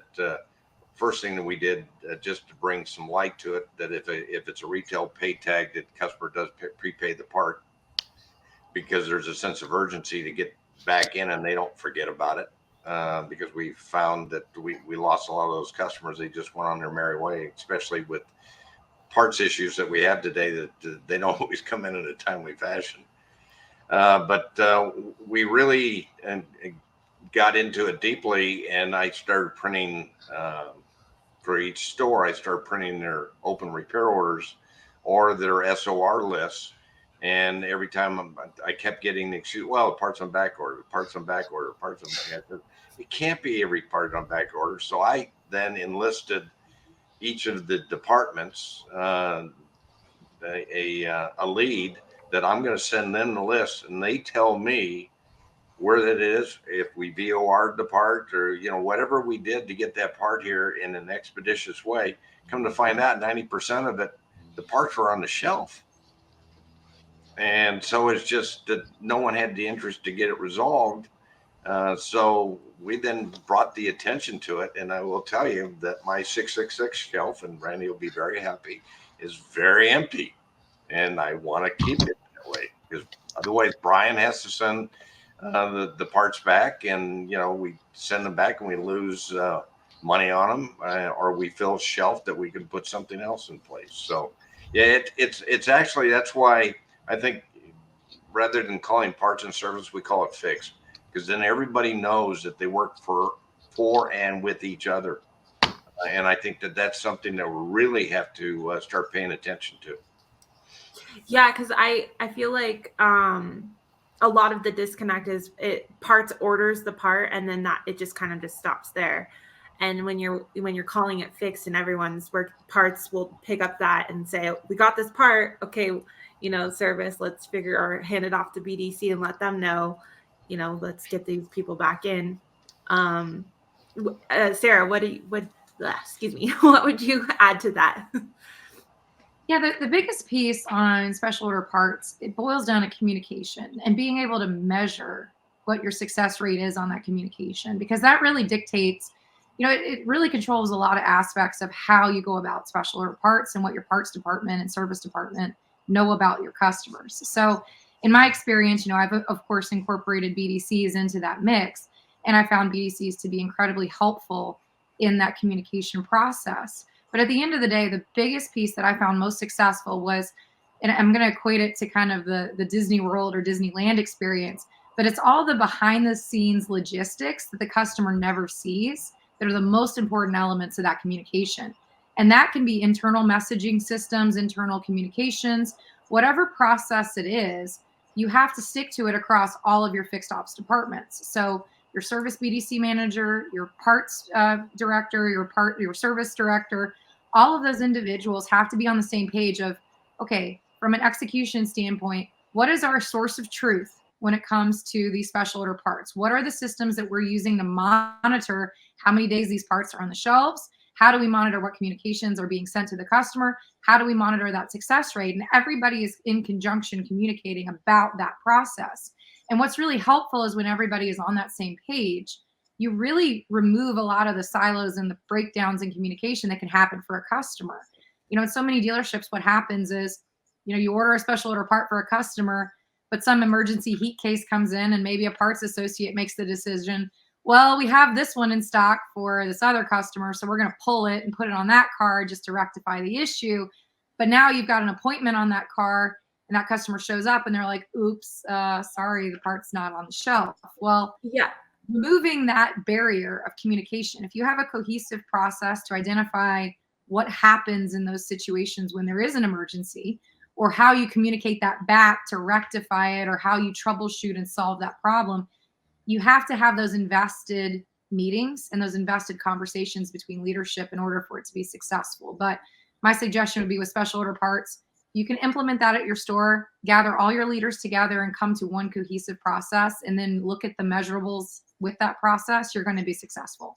Yeah. And you brought up a good point too, because I hear that a lot, where they'll order a special order part, it'll come in, that customer is not coming back for another 4 weeks, and someone is right in front of you needing that part. And I think where the disconnect is the process to track that, because of course you want to sell that part, but then get another one for the one that's coming in 4 weeks. So making sure there's a trackable process for that. I was actually just looking at one of our special order process checklists on the, more on the parts side. And we kind of talked about that too, is creating reports for daily review on special orders and setting a strict limit of days that those special orders can stay on the shelves, so that everyone's staying on top of that. And then also too, for a parts person, creating a forced stocks kind of source in your DMS to make sure that, if these parts are going into stock, that, the forced inventory is not, heading into obsolescence, because that's the number one cause of obsolescence is special order parts. So having that really trackable process in every section of, communication, the DMS, everything. So, there's a lot of steps to it. Like you said, there's just so much to it that the customer doesn't really see. Okay. So next thing I wanted to bring up was, the resistance that sometimes happens. We've always done it this way. No one really wants to change things, even though it's not quite working. How do you guys handle that when someone's resistance? What are your process to handle employees that are resistant to change? Well, I think we was talking about that just before we got on a little bit. I mean, let's call the leadership team of Blockbuster and Kodak and ask what the lack of change does for you. And the parts department is traditionally the forgotten department, unfortunately, and its reaction to everything we do. If we sell something in the sales department and we give away an accessory or we do whatever, then they have to. They don't have it. We got to get it to them, whatever. On the service side, same thing. And so it's easier for them to just sit back there and do what they do. And then when you come back and shift that a bit and say, hey, let's try something different. And I think, oh my God, we've never done it that way before. Well, that's okay. And so that resistance is always there, but you got to give them the why of why you want to change it. You can't just go back and say, let's do this differently, because they will resist that every single time. But if we give them the why, to where rather than being the reactive department or the forgotten department, we can plan ahead for these things. We know that this is going to happen and that's going to happen. Let's plan ahead for it and give them the value. Then they'll still buy in. But we don't typically connect with them enough for them to see those elements of what change can affect their business in a positive way. We are always reacting to a different element when we go see the parts department because they're the last ones. They're least trained, longest tenured. We've always done it that way. Don't change things up. Let me keep doing things the way. Change everything else. It ain't my fault. It's their fault. Change everything around me, but not me. Perfectly said. Michael, what about you? Well, Ed hit a very key word with me. It's called reactive, and I tried to eliminate that out of the menu, and so we set everybody down. And I think this is where we need to do a better job because, as Ed puts it, certain departments become forgotten departments, and they don't feel connected. So we've broken those silos down by bringing everybody to the center and sitting down and explaining the business, the consumer, the end user really is who we're really servicing and really who is paying us. When we talked about pay plans earlier on, the consumer is the one that's paying the bill and paying everybody's income. So if everybody understands that, and it's not easy, it's a transition. It's taken a long time. It's everybody used to call parts guys the gnomes. You never see them, and I put them out in front of everybody so that everybody can see them and see that they're real people. They work really hard at what they do, and they're part of the support mechanism to service that customer. And if we don't lose sight of that, I think that, and we put that out there and we really work hard to communicate it, we'll get rid of that reactive and become proactive. Those are the words of the industry, reactive and want to be proactive. Let me add another element to that as well, if you don't mind. Yeah. The parts guys are usually very precise. They need to be. They have to be accurate 90-something% of the time. And so because they feel that they're pretty precise, that they don't need to change. Well, look at it from a salesperson. If a salesperson closes 15% of the customers he has in front of him, he's probably done an okay job. So he's not afraid to try something different. Hey, I didn't get that one. Let me try something else, whatever.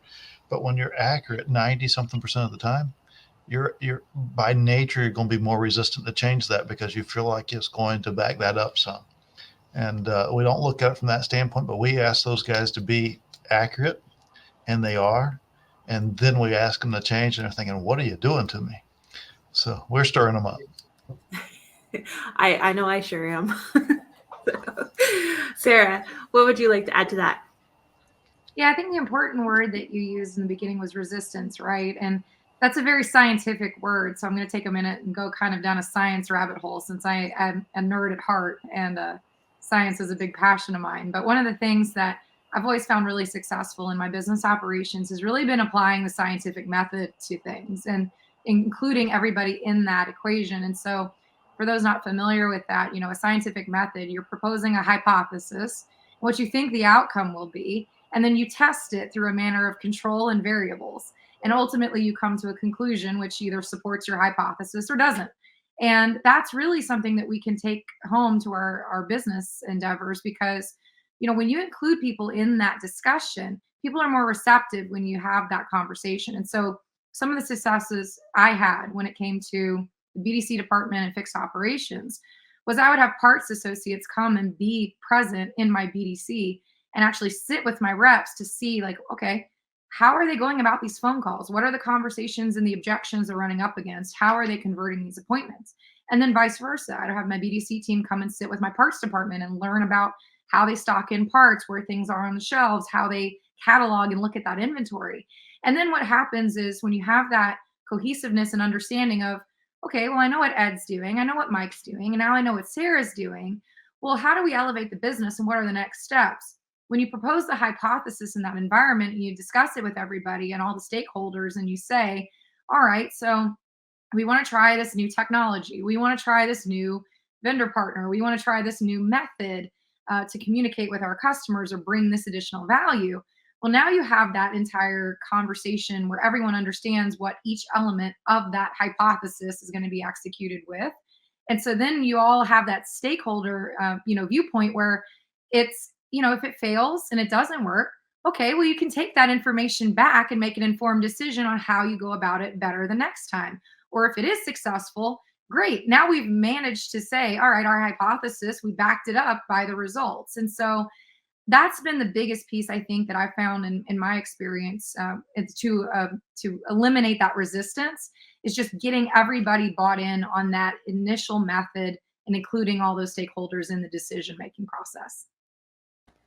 Yeah. And I think one thing that you pointed out was kind of overlapping, having parts sit in with BDC and same with service. Like, I feel like that's the biggest thing that every dealership could do, is just kind of showing everyone what everyone is doing. Because I know with parts, a lot of people don't realize how much there is to that role, and vice versa. I think when parts goes into service, they're like, oh, wow, you got to talk to a lot more people.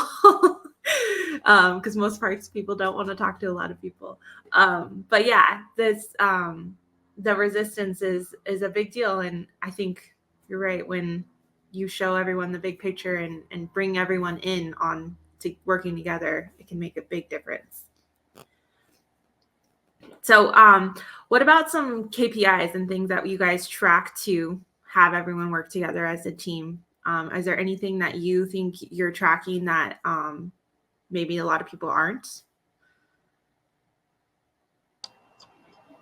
I track everything. When Sarah says she becomes a scientific nerd, I'm I guess OCD as far as making sure that all the gears are turning in the right direction, and I do it without drawing additional stress to the system, because as we all know, things bind when you put too much pressure on it.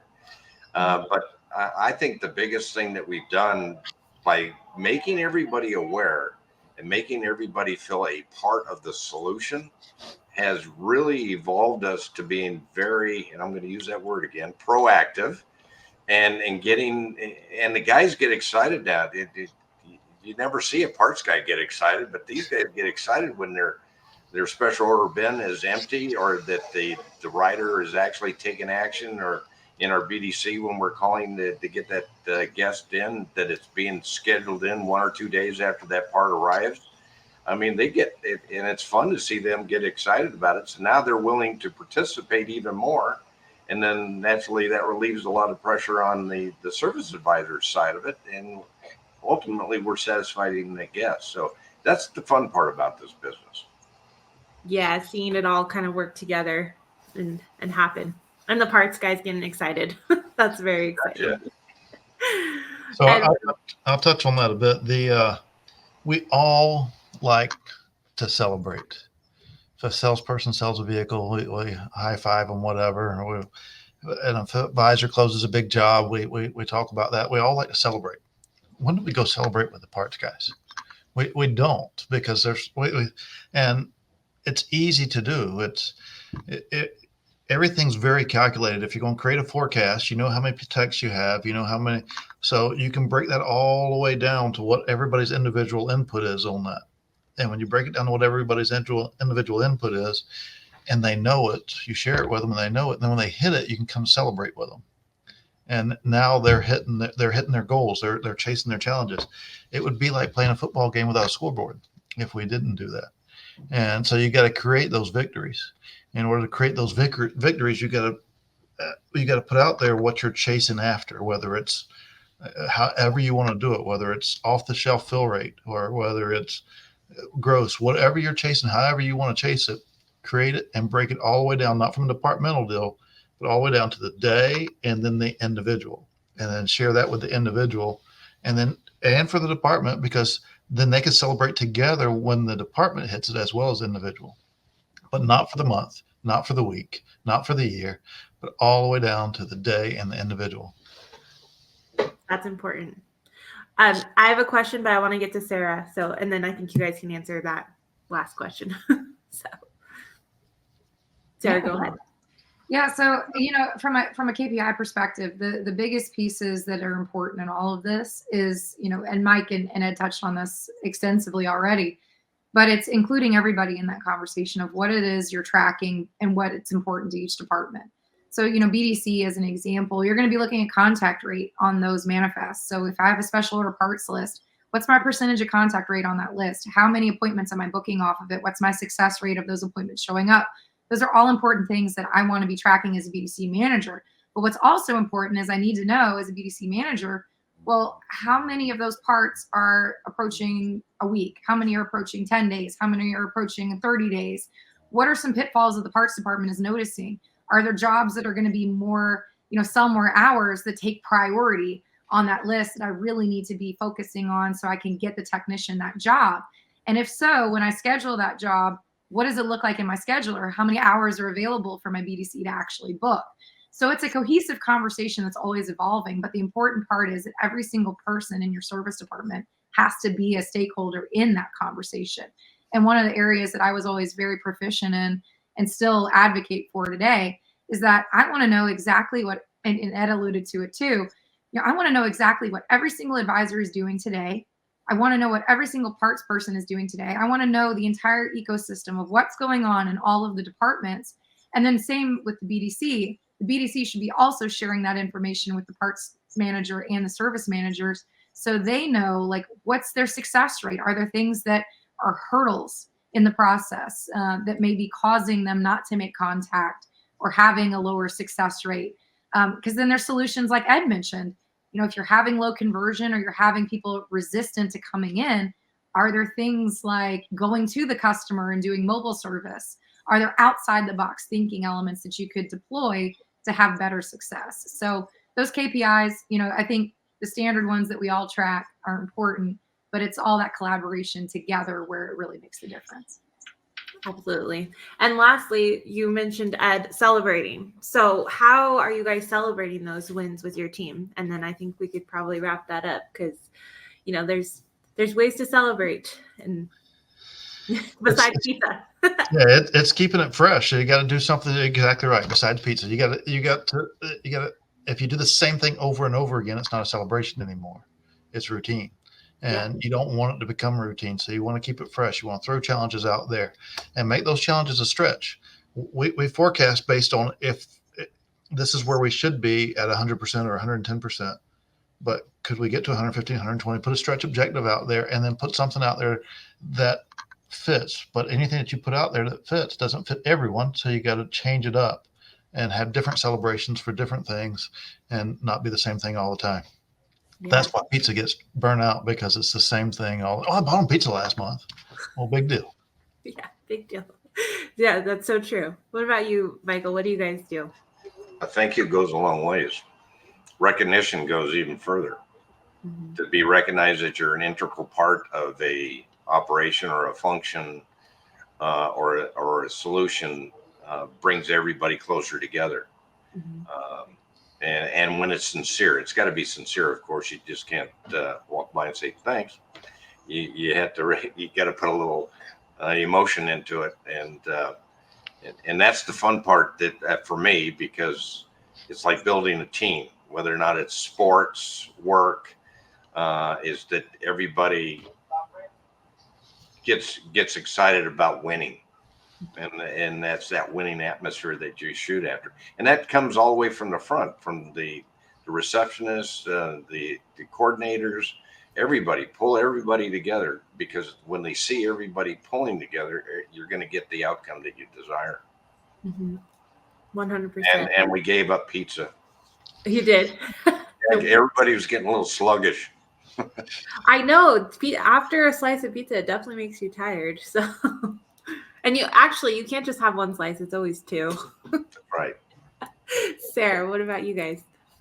Yeah, the pizza thing was always an interesting topic because I had many employees that were lactose intolerant. So that doesn't really go so far if you have dietary restrictions or issues like that. But, the biggest thing that I would say, my advice when it comes to recognition is ask your employees what they want. At the end of the day, they're the ones that have that stake in, are they going to be successful or not? And so I've had all kinds of different opportunities for people to take advantage of. For example, I've had parts directors that have said, we ordered all these hats and we have all this extra like umbrellas and gear that we thought our customers would want, but they really don't really want it. And, we have it sitting on the shelves.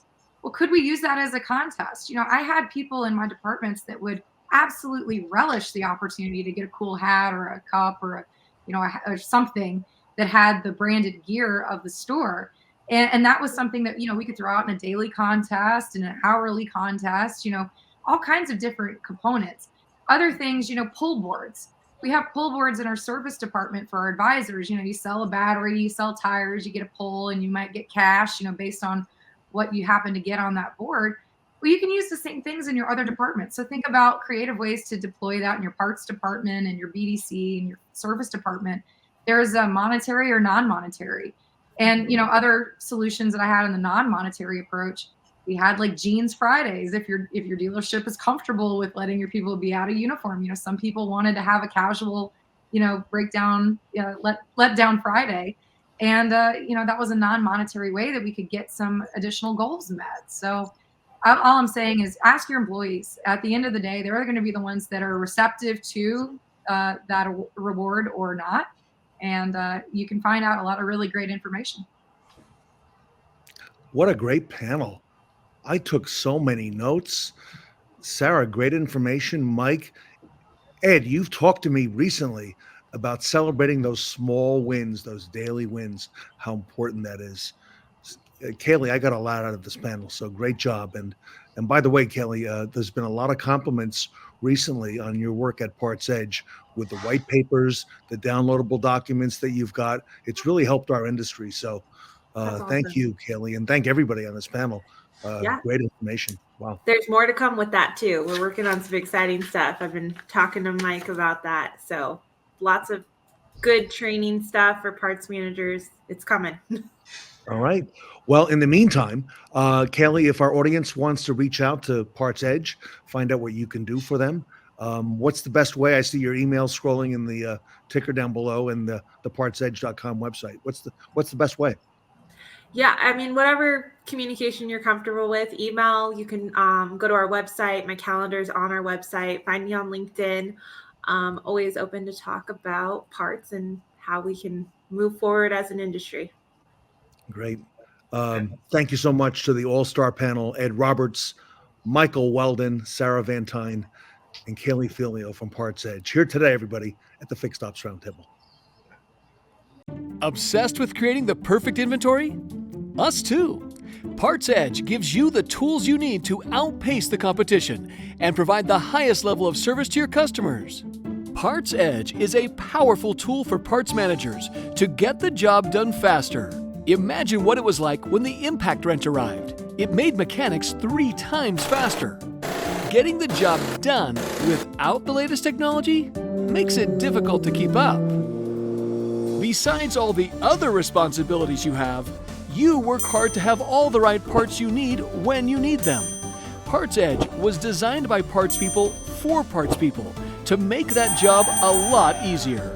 PartsEdge saves you 4 to 6 hours every week and can increase your sales by 10 to 20% in just 12 months. Not bad for your bottom line. Take your obsession to perfection with PartsEdge. Call us today to find out what PartsEdge can do for you. In automotive, we know that innovation drives us forward. The Fixed Ops Roundtable Certified Program is designed to help preferred dealers and partners with powerful tools, resources, and marketing to achieve even greater success and help grow revenue. Ted Ings and I invite you to learn more today at FixedOpsRoundtableCertified.com.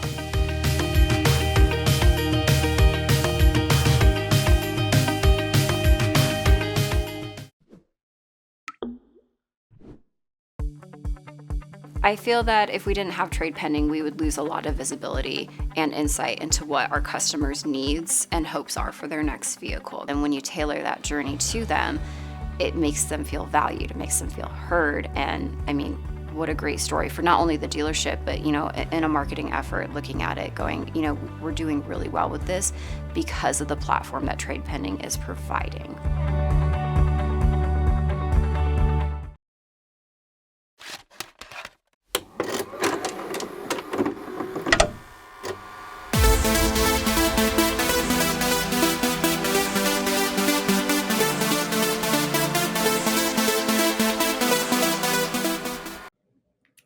Take a moment now to pull out your flip phones to scan the QR code on your screen to vote for the best practice awards that will be announced at the end of the event. Remember, every vote counts, so make sure you put your superpowers to use and vote for the 5 speakers or panelists who you think are thebomb.com. And don't forget, you can only vote once.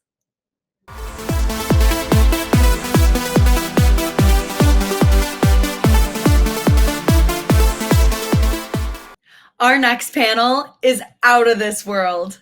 Owen Moon is here with the experts of online service marketing and technology in our TradePending panel.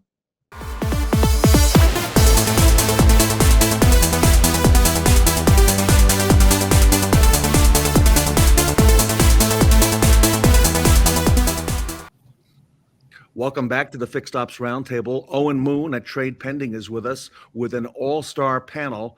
Owen has been with the Fixed Ops Roundtable since its inception at every event. This is the online service marketing and technology panel. Owen, I see a lot of superstars here. Yeah, thanks for having us. I put together a really good lineup today, and really excited just to kind of sit back and let them be the stars of the panel and go through some things that are maybe on their mind as we move into the middle of the year here in 2024. So, okay. Well, I will let you set the stage, introduce everybody, and get the show moving. So, Owen, this show is yours. Awesome. Thanks, Ted. Well, let's just go around here quick and let everybody kind of just give a quick introduction. Why don't we start with Annie, and then we'll go Dawn, Chris, Allie, and then Matt. So, Annie, why don't you go ahead and start? Hi, I'm Annie Lister. Owen, thanks for having me. I am service manager at Williams Honda in upstate New York. Hello, my name is Dawn Newsome. I'm out of Savannah, Georgia. Super excited to be a part of the panel and attend today. I'm the vice president for fixed operations for the Bateman Automotive Group. Chris? Hey, it's Chris Schaubert. It's so great to be here today. Thank you for the invite, Owen. And I'm the fixed operations director for the Ron Marhofer Auto family in the Akron, Ohio area. Hey guys, I'm Allie Peters. I'm the vice president of service operations with the Cavener Auto Group here in Texas. Hey everybody, I'm Matt Raymond, COO of Bowtie Solutions, first-time caller, long-time listener. There you go. Well, thanks everybody for joining us. Obviously, as you guys all see here, I've got 4 I think superstar fix ops directors that are in the trenches every day, working with their teams and helping their stores succeed. And then obviously I brought in Matt as well. Matt is comes from the dealership side. Spent a lot of years over there, most recently with the Team Automotive Group, but is now championing a company called Bowtie Solutions, helping kind of close some of those challenges from a service BDC standpoint. So thanks everybody for joining me. Really what I wanted to talk today, we can, talk a lot about marketing. We can talk a lot about technology, but, if you don't have any real takeaways on how you can sort of bring some of that back to your dealership, I think it's tough sometimes because there's so much information out there that it's really tough to, sort of, segment it and then really, turn it into actionable events. And so really what I want to do here is just maybe, peel back that onion a little bit, just talk a little bit about what are some of the challenges that you guys are seeing, what are some of the things that you're focused on. Obviously, you guys all work with multiple stores. And let's start with Allie. Allie, I just, wanted to kind of chat with you. Obviously, when I, met you, you were just kind of actually when I met you in the first time in real life, you were just interviewing for the position you're in, and you're super excited for that interview. But obviously, you've been in that role now for a while. One of the things you mentioned to me was, kind of just working on, kind of getting back to the basics or working on consistency. What are you seeing maybe from your stores or just from in kind of what you're focused on as you are moving, throughout the year here? Yeah, so thanks, Owen, for having me. And I'm really excited to talk about this because sometimes I feel that we are looking for kind of the next magic thing to bring in. What's the next software? What's the next? How can we be the first to come up with something? And I think the reality is when we get focused on that, we forget the basics with the blocking, the tackling.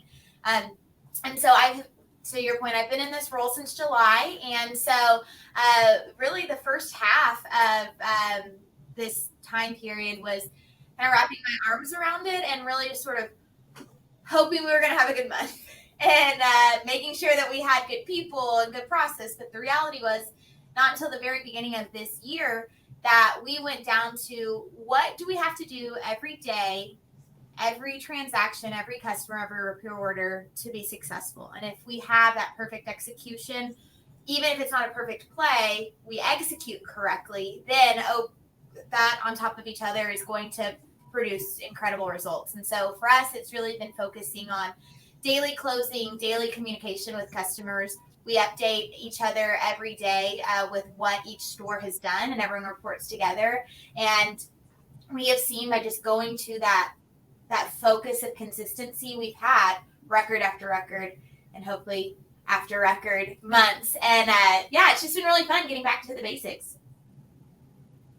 Yeah, that makes a lot of sense. And I think I hear it a lot, where people are like, hey, I don't want to go out and get new business until I can make sure that I'm handling the business I have, right? So the kind of that retention versus conquesting mentality. Anybody have any other thoughts on that from what you're seeing as far as how you're kind of attacking those different opportunities that you're seeing at your store? I can comment on that, especially as it goes to just I think you said basic task or basic fundamentals are things that you guys are focused on. Mm-hmm. I will tell you probably, I would say in October of last year, I picked at several of my stores that I felt like were, had a good team of people. Everybody was, trying to row the boat in the right way, but they just were leaving a few stones unturned. And I took my fixed team and we created just weekly calls because they're all within about an hour and a half of us. So it's not feasible to get to every store every week. So we picked a handful of stores and I put my parts director on the call, my business development manager on the call, myself on the call. And the parts managers were also on the call along with the service managers and the general managers. And we carved out of our on the call, 3 to 4 focus areas. And we just hammered down on those areas every single week. And it's really made a big impact in our Q1 of this year, to the point where some of them I've called it, they've graduated. They've earned the right to get off the call. you know, which is fun because now it's a challenge. And then of course, if you get on the call, but you know, we're kind of churning through our roster. And it's been very interesting to see if you just take a few basic things, as simple as they can be, and you focus on them, and you really, really sharpen your skills and your focus with your people, it can definitely make a difference. So, it's certainly helped my group. That's awesome. Yeah, I think communication is everything, right? Annie, you had mentioned that when we chatted last time we were talking, that you're really focused on retention and trying to be more transparent and things like that. What's some of the things that you're seeing, maybe from a communication standpoint, or just from how you're kind of going about attacking some of these challenges when it comes to retention and consistency inside your service lane? Yeah, so Owen, what we are really focusing on are customer reactions. So we want that wow factor and it starts when the BDC is answering the telephone. It's how are they responding to the incoming call, and then from the walk-ins to the people coming in. It's just giving them that wow factor, and where we are, and I'm sure where a lot of people are, they're store upon store upon store. So we have to set ourselves apart from our competition that's right in our backyard. So we want to make sure everybody feels welcome. We want to make sure everybody has that positive reaction coming into our store. And what we feel separates us, we are doing technician videos. So with the multi-point inspections, we also are offering a video where the technician introduces themselves, thanks the customer for their business, shows them their car, kind of does a walk around, shows them their tires. So it's building value and building trust within our customer base. So that has had a great impact on us. When we market, we're marketing about reactions. We want to have a call to action. So we market that we're doing these video walkarounds because it builds that transparency. So in the finding opportunities that we talked about is we call skip the counter. So let's be honest. The most important thing to people is time.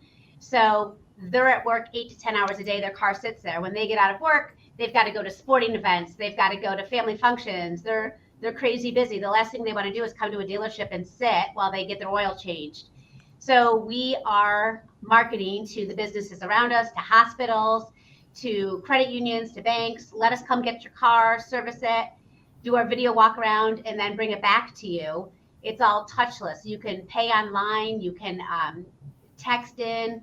And then when you get out of work, your car is there, ready to go. You just jump in it and go on with your life. And that seems to be working really well. Yeah, I love that. And I love the fact that, you're kind of blending marketing and technology together, right? Because not only are you using, some of the newer tech, and Chris, I want to pass it to you a little bit, talk a little bit about, maybe some of the new things you're working on, whether maybe from, positions or technology. But I like how you're taking the technology, Annie, and you're saying, like, let's market the fact that we have this great user experience available to the customers, so they know what to expect, when they come and do business with you. So, Chris, anything you got on your side that kind of ties into this? Sure, absolutely. I would say that, we're utilizing technology to help us get back to the basics and be able to focus on that and wrap minds around how far we dial into things, such as, what's the cost per lead of us getting someone into the service drive, and then what's our closing percentage off of that. And I'll give you an example. So we've been going through technology and trying to make sure that we even partner together in some situations, the best scenario for our drives. Right now, we found a great equation with Matt from Bowtie Solutions and BusyCar. So what happens is BusyCar software scrubs our data and sends everything to Matt and his team. And then Matt sets all of these appointments. Now, obviously, there's a cost associated with that. So when we average out the appointments that we're getting from this process that we've started to use to get them into the door, then we also focus on, hey, these leads could be, this customer coming in the drive could cost us anywhere from $17 to $20 per customer that comes into the drive. So now, what is our closing percentage off of that? And are we utilizing technology such as X time, the full suite, to be able to send the right pictures and videos to the customer, and are we presenting everything in the right way? Now, when we have a low closing percentage, that tells me two things. That tells me that I've either got somebody sending things to the advisor that they don't feel comfortable presenting to a customer, or I've just got somebody that doesn't want to present information to the customer as an advisor. But it helps me to see greater red flags, and then gives me the data to back the conversation, not just go into something with a casual conversation and saying, hey, you're not holding to our guidelines, or you're not doing this. Now I've got data and the technology to back it and look at things in a different way. Am I selling enough for the investment that I've got off of the customer, and doing as well as we could, which I understand it's not selling, it's literally just presenting. And that's why I tell them, you have to present, but we're utilizing the different technology sources to make sure that we have the right customer flow coming in. And then we have to make sure that our advisors are doing the appropriate job in just presenting everything. When you don't, in this day, I feel like when you don't utilize that data to back some of the information that you're giving, you don't have the same buy-in to your team, especially when we're in a data-driven society. And so, when we give that, I'm actually getting greater return, and I'm excited to hear about everybody on the panel breaking records. We've also had an amazing first quarter. It's really been mind-blowing, and we're set up for just an extremely record-breaking 2024. Well, Allie mentioned something about, it's great, Chris, good insight. And Allie mentioned something about consistency, and I think you kind of brought it home there. Like, how can you be consistent with the conversation if you don't have consistent data to talk through, right? I mean, if it's just all about feelings and what ifs, we're not going to get very far. But if you can back it with some data, with some consistent metrics that you're going to be able to use, I think that comes down to also, when you have some of that data, and Matt, maybe jump in here, since obviously you do a lot of different types of campaigns for dealers, but do you find that by able to have some of that data available, it gives you a better idea of like where dealerships are struggling, what do they need to focus on, where can you help? I mean, what do you see in there as far as how to use some of that data?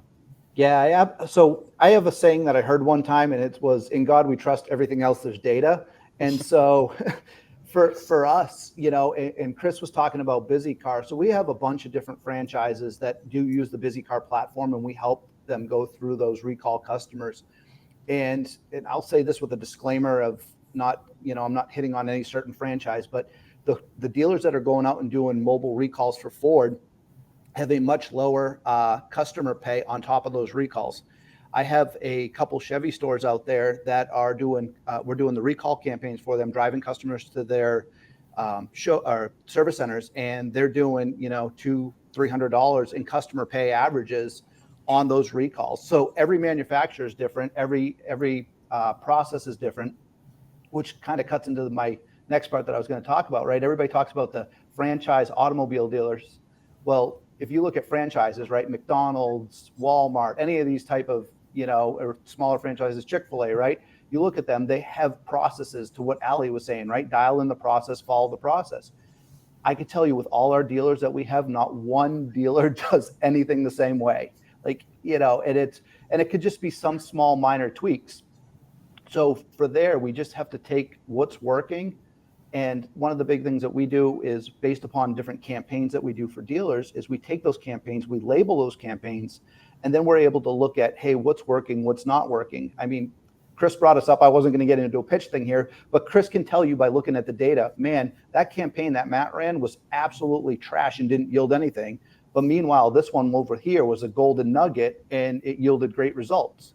So if we're going to look at what we're doing the next month, we put more effort on what yielded the results instead of spinning our wheels on something that didn't yield results. Now that's awesome.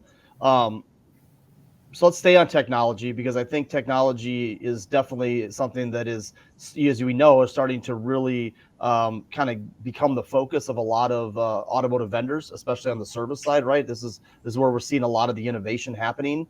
And I kind of referenced, to the point where like we've moved from an absorption mentality where it's like how much of our service center is paying the bills for sales, that now we're a retail company, right? Or we're a retail division of the dealership. And I think when you see that, you see that there's going to be people like yourself on those teams, because your guys are going to be able to drive that as more of a retail focused mentality. but I think the technology has to help. And so, Dawn, why don't we kind of transition here to you? Because I know you mentioned to me you were updating some technology and that type of thing. How is technology sort of playing a role in how you're operating every day and kind of how you're growing your stores? Yeah, absolutely. That's a great question. And I may even piggyback on what Chris said about having the data to back up your observation, or having the data to validate that there's something to manage or that there's something to improve. We're transitioning our entire group to the CDK service platform. We're pretty excited about it. We've been with Xtime for quite some time, and they've served us and done a fantastic job. And we have their whole suite. We are simply just looking for like a one-stop solution. But I think one of the things that's been the most impactful for our group with both Xtime and what we'll get with CDK is our ability to go in and drill down on our MPIs, go in and drill down on ASRs. And Xtime, they call ASR an additional service recommendation. I think it's pretty much the same for most products. But my favorite thing is being able to take a list of repair orders that was closed out and go in and physically look to see what we recommended. And it's super easy to see if it's the primary concern or if it's actually an additional service recommendation. And what we've been focused on here at our group, and this is not just recently, we've been hammering down on this for probably a good solid 2 years, is making sure that we're not considering primary concerns as sales, but primary concerns are repairs. And we're looking for, not only do we want that primary concern, but we want the brakes, the belts, the batteries, the tires, the flushes, the filters, the alignments, the things that, we have the opportunity to sell above and beyond what that customer came in for. And honestly, I've been in this business for 20 plus years, and I remember the days where I would pick up an NPI and I would look at it, at the end of the day with a stack of repair orders. Yep. And just the ability or the functionality that the technology gives us to look at that with a click of a button and know that, advisor A, B, and C is doing well, but advisor D, they're not using the system right, or their closing ratio is really low. Or sometimes it could be that their closing ratio is out of this world, but it's because it's all on primary jobs and we're missing an opportunity to offer brakes or filters or any additional services above and beyond what the customer came in for. And the two tools that I have used are Xtime and CDK, and both of them do a great job at putting that like right there at your hand, to have that information available. And those meetings that I'm doing with my stores that I talked about earlier in the call, that's one of the main reports that we use. We go over it every single week, and we just look at the week before. We don't look at like a whole month. We just look at the data from the week before. Yeah, keep it real granular, right? Well, it's a smaller sample, so it's easier to process.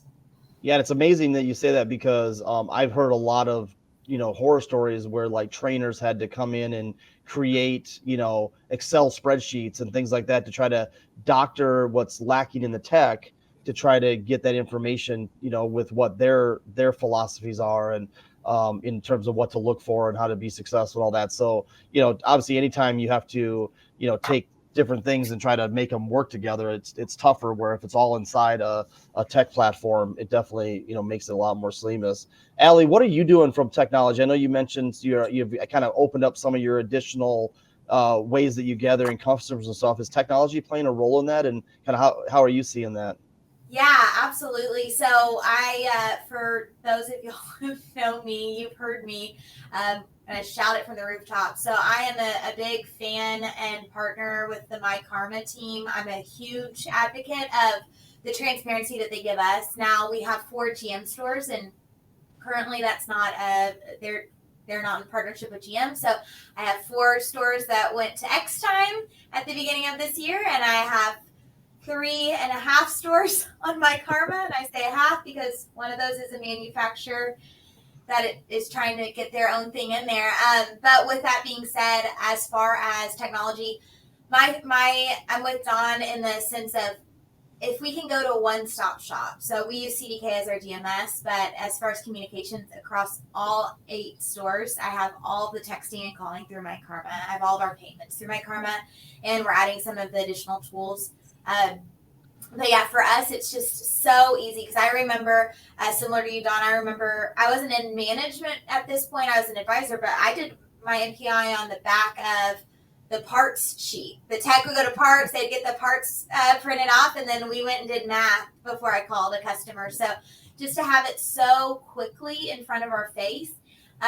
We also partner with Dynatron as well, and so having that reporting has been really, really helpful. And it's just really about having the team in the leadership bracket understand what we're looking for and why we're looking for it. Because once they understand that, then it is just such an easy transition to their team understanding it.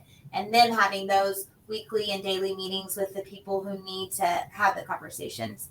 So yeah, my biggest thing as far as technology, all I want is transparency and visibility. I want people to all be able to go at any level of leadership or really at any level on our team. I want them to be able to go to a spot and to be able to find the data that we're measuring on their own so that they can see it and they can understand what we're talking about.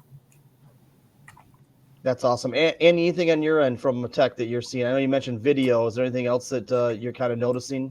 Yeah, so and with the videos and with the data, so I look at those reports every day from the prior day. You can see what techs have done the videos. You can see the open rate with the customers, who's opened them. You can see recommendations. So I split it up by advisor. So, and I give the advisors access to those reports because they can see what I can see. I believe that also builds trust. So we're all looking at the same data. And so when I go to the advisor and say, your technician did 15 MPIs, but only 5 of your people opened them. Why? Aren't you, you're not discussing it, you're not coaching them, you're not educating them. So I think that having the data there, I can inspect what I expect. And that is that the advisors are letting the customers know, hey, we're doing videos, you're going to get a link on your phone, this is how you do it. Because reality is customers get so much spam already. They get a link. If they don't know to expect it, they're not going to open it. So every day I am looking at those open rates and those, the ASRs coming in and what are people recommending, what are people buying and decline ups. So the data tells us, gives us a report, one stop, with a click, and we can remarket to all of those people with decline ops and anything that we saw on that digital MPI. Yeah, I love it. Let's finish up here. About 5 minutes left, and I just kind of wanted to touch on something I know has been a big challenge for everybody, and that's employees, right? Personnel. Chris, obviously, we've talked a little bit about tech. We've talked about evolving tech. We've talked about strategies with like retention, that type of thing. Have you noticed that with a lot of this, has it opened up any additional, job titles? There's anything new that you're doing? Or how is personnel kind of playing a role in this? Are you guys finding there's a lot of challenges finding certain types? I'll start with you, and then I'll kind of pass it to Matt to kind of piggyback, 'cause I know he does a lot of that fill in as well. Okay, I would say that we're not creating, think about this for a minute, we're not creating new positions, but we're not eliminating positions either.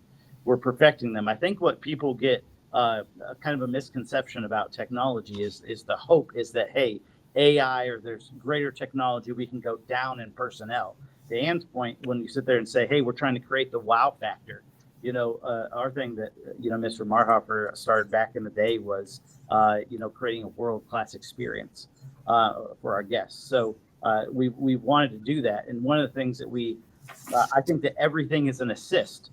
You say employees and personnel, we do live in a different day. It's tougher conversations. It's different conversations with employees. And I'm sure that from the other directors and roles here, I guarantee you we could get some interesting stories to go around the room as far as employees go.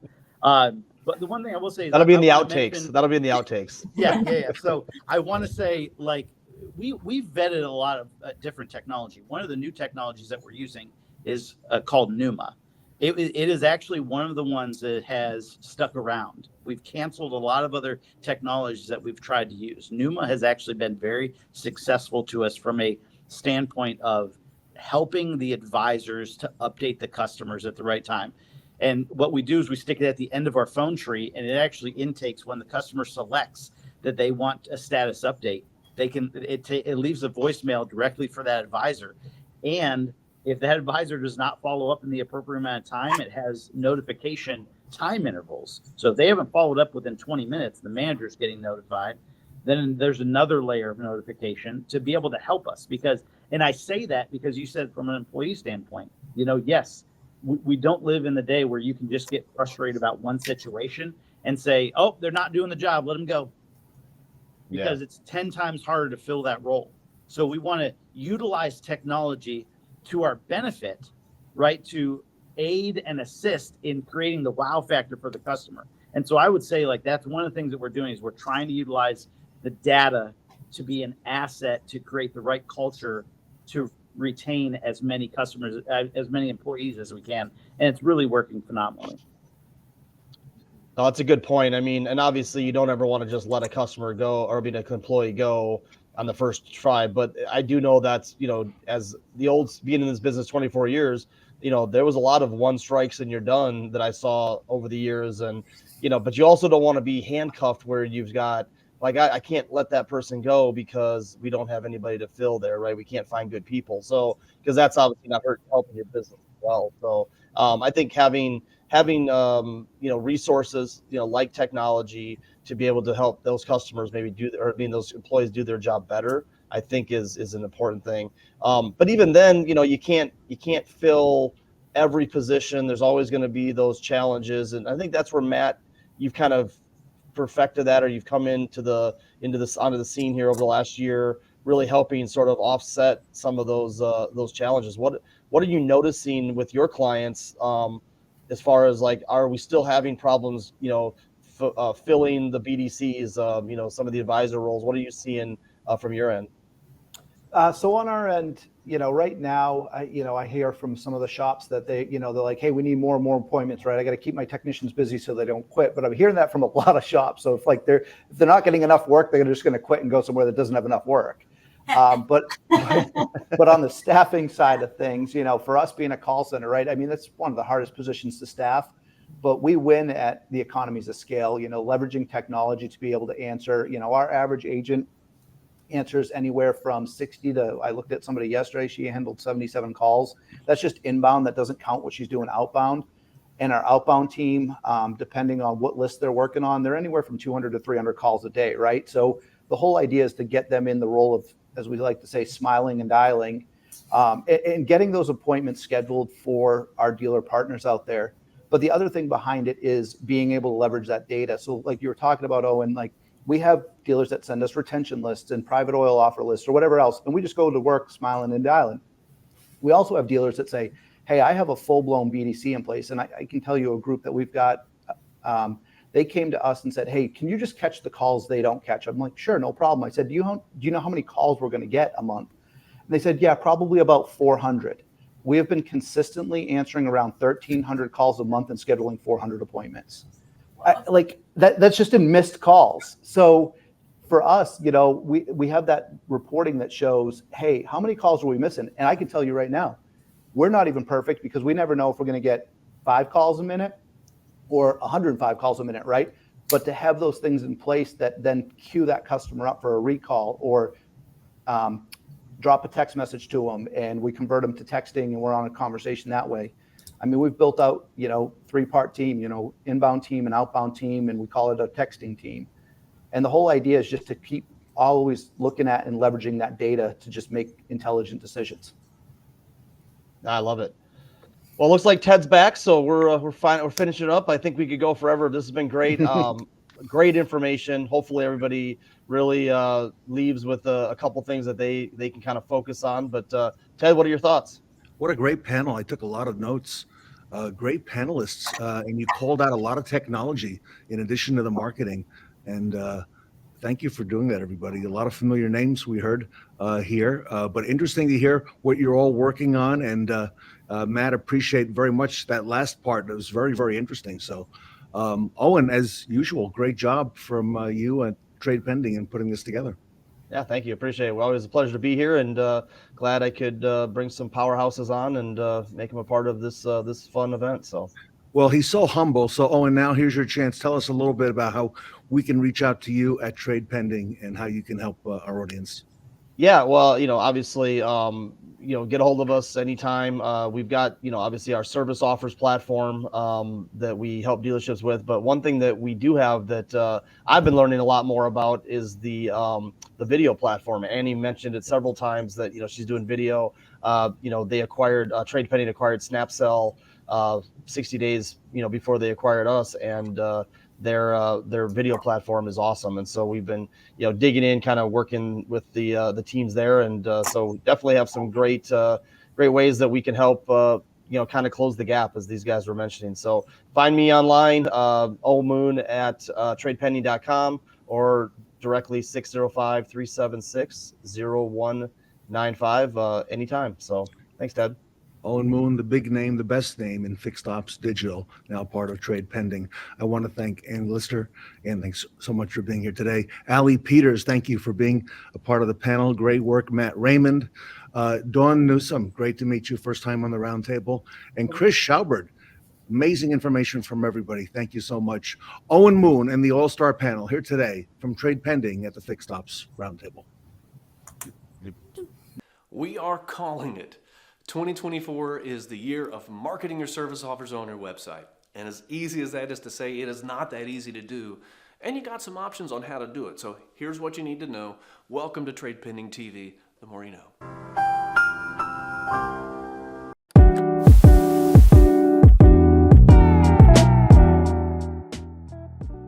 Keeping your service offers up to date is hard because it's just hard to make sure you've got all the same prices across all your marketing channels and across all of your dealerships.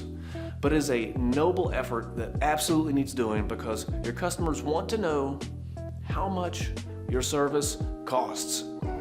When we look across all the dealers, here are the various approaches we see used most often to promote service offers. The first and the roughest is doing nothing. There's no prices or really out-to-date offers or a steaming pile of vagueness that's not helpful. This approach costs you nothing, but you got to realize that people are bouncing to the places that aren't afraid to share their prices online. You are losing business. The second approach is to use the basic coupon builder within your website. It's included, costs little to nothing, so you got that going for you. The downside is that it doesn't sync your offers across your other marketing channels, so you've got to do that manually to make sure that those are staying accurate, and you're going to get limited data on which offers are actually driving results. Your third approach is to hire an agency to handle all this for you. This is wonderful because you don't have to do squat, but it's easily going to be the most expensive approach. So your final approach is to use a software tool to manage it for you.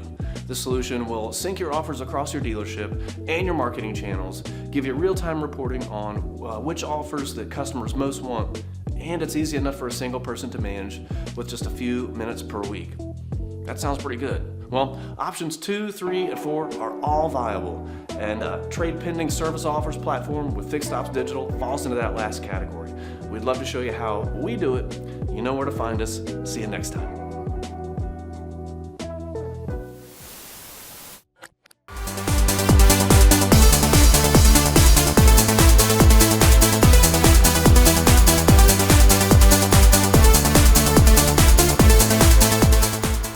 This just in, we have the anchors of the roundtable in our next panel with Cesar Augustus from Dealer Scanning.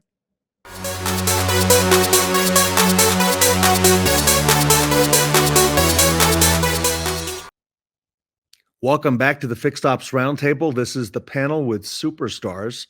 This is the Dealer Scanning panel with our good friend and colleague Cesar Augustus from Dealer Scanning, joined today by Sarah Vantine from the Fixed Ops Roundtable, Tully Williams from the Nilo Company, Ed Roberts from Bozard Ford Lincoln, and Shon Kingrey from the Kaiser Automotive Group.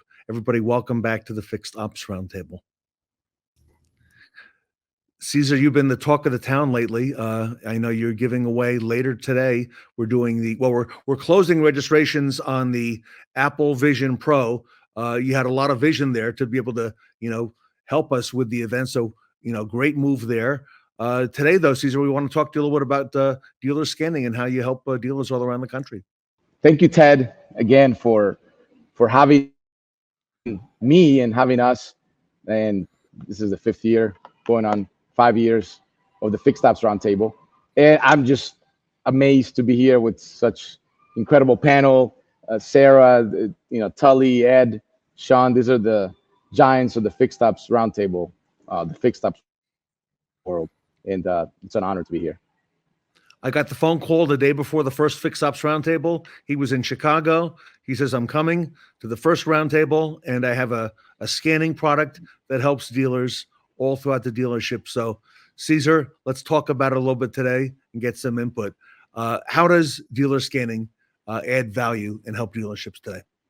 You know what? When we started this project 13 years ago, we come from the auto world. We used to work at JM Lexus down in Sunrise. And it was about how can we help the dealership? And we were tinkering around with some DMSs and working with Reynolds and CDK, but we saw a need for streamlining the document scanning process. We saw the pain that it takes to store these files, your ROs, your deal jackets in a file room, and how unsafe it is. And basically the most important thing is the time that it takes to find one of these documents, if you can find them. Because if one of these ROs gets lost, the time you're wasting trying to find that repair order, it really matters to a dealership, and it kind of gets thrown. It gets thrown and not even thought about, but it does take time. So by having these documents in a digital format, secured and easy to access, you cut average recall for a paper RO. If you can find it, that could be 20, 30 minutes. With us, you can pull it up in less than 10 seconds. So that in itself adds massive value. Tully, this is the 90s rewind. In the 90s, we were storing with paper, but that's not the way to do it today. It's not. I'm telling you, it is so funny. I've been blessed where I've been, my tenure, we had a filing cabinet. We hired 2 people to do nothing but file ROs. When you had a warranty audit, they give you the audit the day before. And then you did what? You found about 75% of the ROs. It is what it is, no matter how clean you did. Today, when we need an RO, you hit the button and there it is for us today. I cannot see how you can operate a business today without not having ROs scanned and at your retrieval. When a customer's in front of you and you need to have an answer right now, you can't say, hold on a minute, let me call the warranty lady or call the file clerk to go pull it for you. You might as well go over and have some lunch and I'll get back to you in an hour. Where now we can have those answers in seconds and make those critical decisions that we need to make. And then 2, when you have a warranty audit, the warranty wants to see scanned. They don't want to see paper anymore. You don't need that liability. And the fun thing about it is where at the Nilo company, we did not have scanning when I got here. I couldn't believe when I hit the button and there's nothing there. What we were able to do is convert all of the rooms into new offices. So our gals and guys that were in the work, what we did is we had them file themselves away a room and we scanned it all away and we got backed up. So it was really exciting. I cannot believe a dealership today can run without scanning. Ed Roberts, big volume in basically one location there. Your thoughts from St. Augustine? Well, like Tully said, they didn't have scanning when he started there with the Nilo group, and when I started here, we had a room that was dedicated to just filing, and that wasn't the only room. There was 2, depending on what the transaction was. Then you'd have an advisor go back and need it because of a part coverage or a manufacturer wants it or whatever else, and have it on their desk. And then they set an appointment for the customer, and the customer comes in 3 days later, and that advisor's on vacation. Now nobody knows where the folder is. Nobody knows where the RO is. Nobody knows where the backup information is. And so we haven't talked about efficiency yet. Well, I guess Cesar did a moment ago about how quick you can get it. But the efficiency of looking for something that's not there. You're not going to, no matter how many times you go back to that closet, it's not there anymore. It's on somebody's desk. And maybe somebody might tell you where it's at. And I talked to whoever the other day, and you go look at their desk. It's putting it all in one spot and allowing us all. But in addition to that, it's not just one. If Sarah needs to see it, she can look at it. If Shon needs to see it, he can look at it. It's you're pulling up a file out of the system that we can all have access to. So it makes it readily available to all of us. And talking about efficiency, that allows us to have more efficiency and use those file rooms as additional space to do other things with. Yeah, that's a good point on the file rooms. Shon, how about you? So I'm on the other wing, and good news, Tully's not above me during this panel, so he can't throw things down on me like he did the last panel. Guys, we are still filing here. Cesar knows that. Cesar and I met. Actually, I was with Sarah and Tully standing at NADA in Dallas last year when I met Cesar for the first time. And guys, we are still filing. The good news is we are getting out of and I know I get in trouble for saying this, the Fred Flintstone era. We have now converted, as I'm in the corporate office right now, we are converting those offices. And Ted, as you and I have spoken, we're going to bring the BDC in-house, and those file rooms are now built for, Stone Age. Thank you. You're right, Ed. We're going to, those BDC, that old file room, and it was really a file room, which is now upstairs in Parts, by the way, in all the stores. The ultimate end goal, they've built. Yeah, I know, Ed. It's Stone Age. It is Stone Age, but I admit it. But again, being here a year and a half, whatever it's been, it's one step at a time. I got it. I understand it. It's the only way they knew how to do business. So long story short, I'll make this quick. I'm at the Green Bay store yesterday, and there's a client there who's a bit upset. And to Ed and Tully's point, guys, we spent 25 minutes looking for a file, which, by the way, was on the service manager's desk, buried is deep. So that temperature of that client didn't go from 0 to 100. It went 0 to 200 because we look like idiots, by the way. And even if we were right, by the end of the conversation, we were wrong because we couldn't prove our point that they had signed a repair order. We knew they had. I believe the person that told me they had. But until you had it in your hand, you couldn't prove it, that they signed off knowing that when they left, they had the issue. And they thought they had us, to be very honest. But that didn't make it any better. We're still going to participate. A, it's the right thing to do. But B, because quite frankly, we couldn't produce the document. Eventually we did, but that didn't make it any better. Cesar, you must hear things like this all the time. Yes, and Shon's 100%. And we always say servicing cars makes money. Looking or shuffling documents, that's not. And these are all perfect examples of what's going on out in the real world. And, you know, in Shon's case, Ed's been doing it for a while. Tully's been doing it for a while. It's a lot of clients, a lot of dealers are still, they're still unaware of the requirements, of the safeguard requirements. They're not aware of the law. They're not aware of the compliance that in the risks that you're taking by storing these paper files. And but it takes education, it takes trust, and they truly don't believe how simple our system is. That once they see it, they're like, "Why weren't you here 5 years ago?" Sarah, I know you've got some questions. Oh yes, and Cesar, it's an exciting topic because Shon wove some elements into it. So did Ed and Tully, talking about all the different departments, and you know the BDC. That they're on the other end of that phone call a lot of times when that customer wants that information quickly.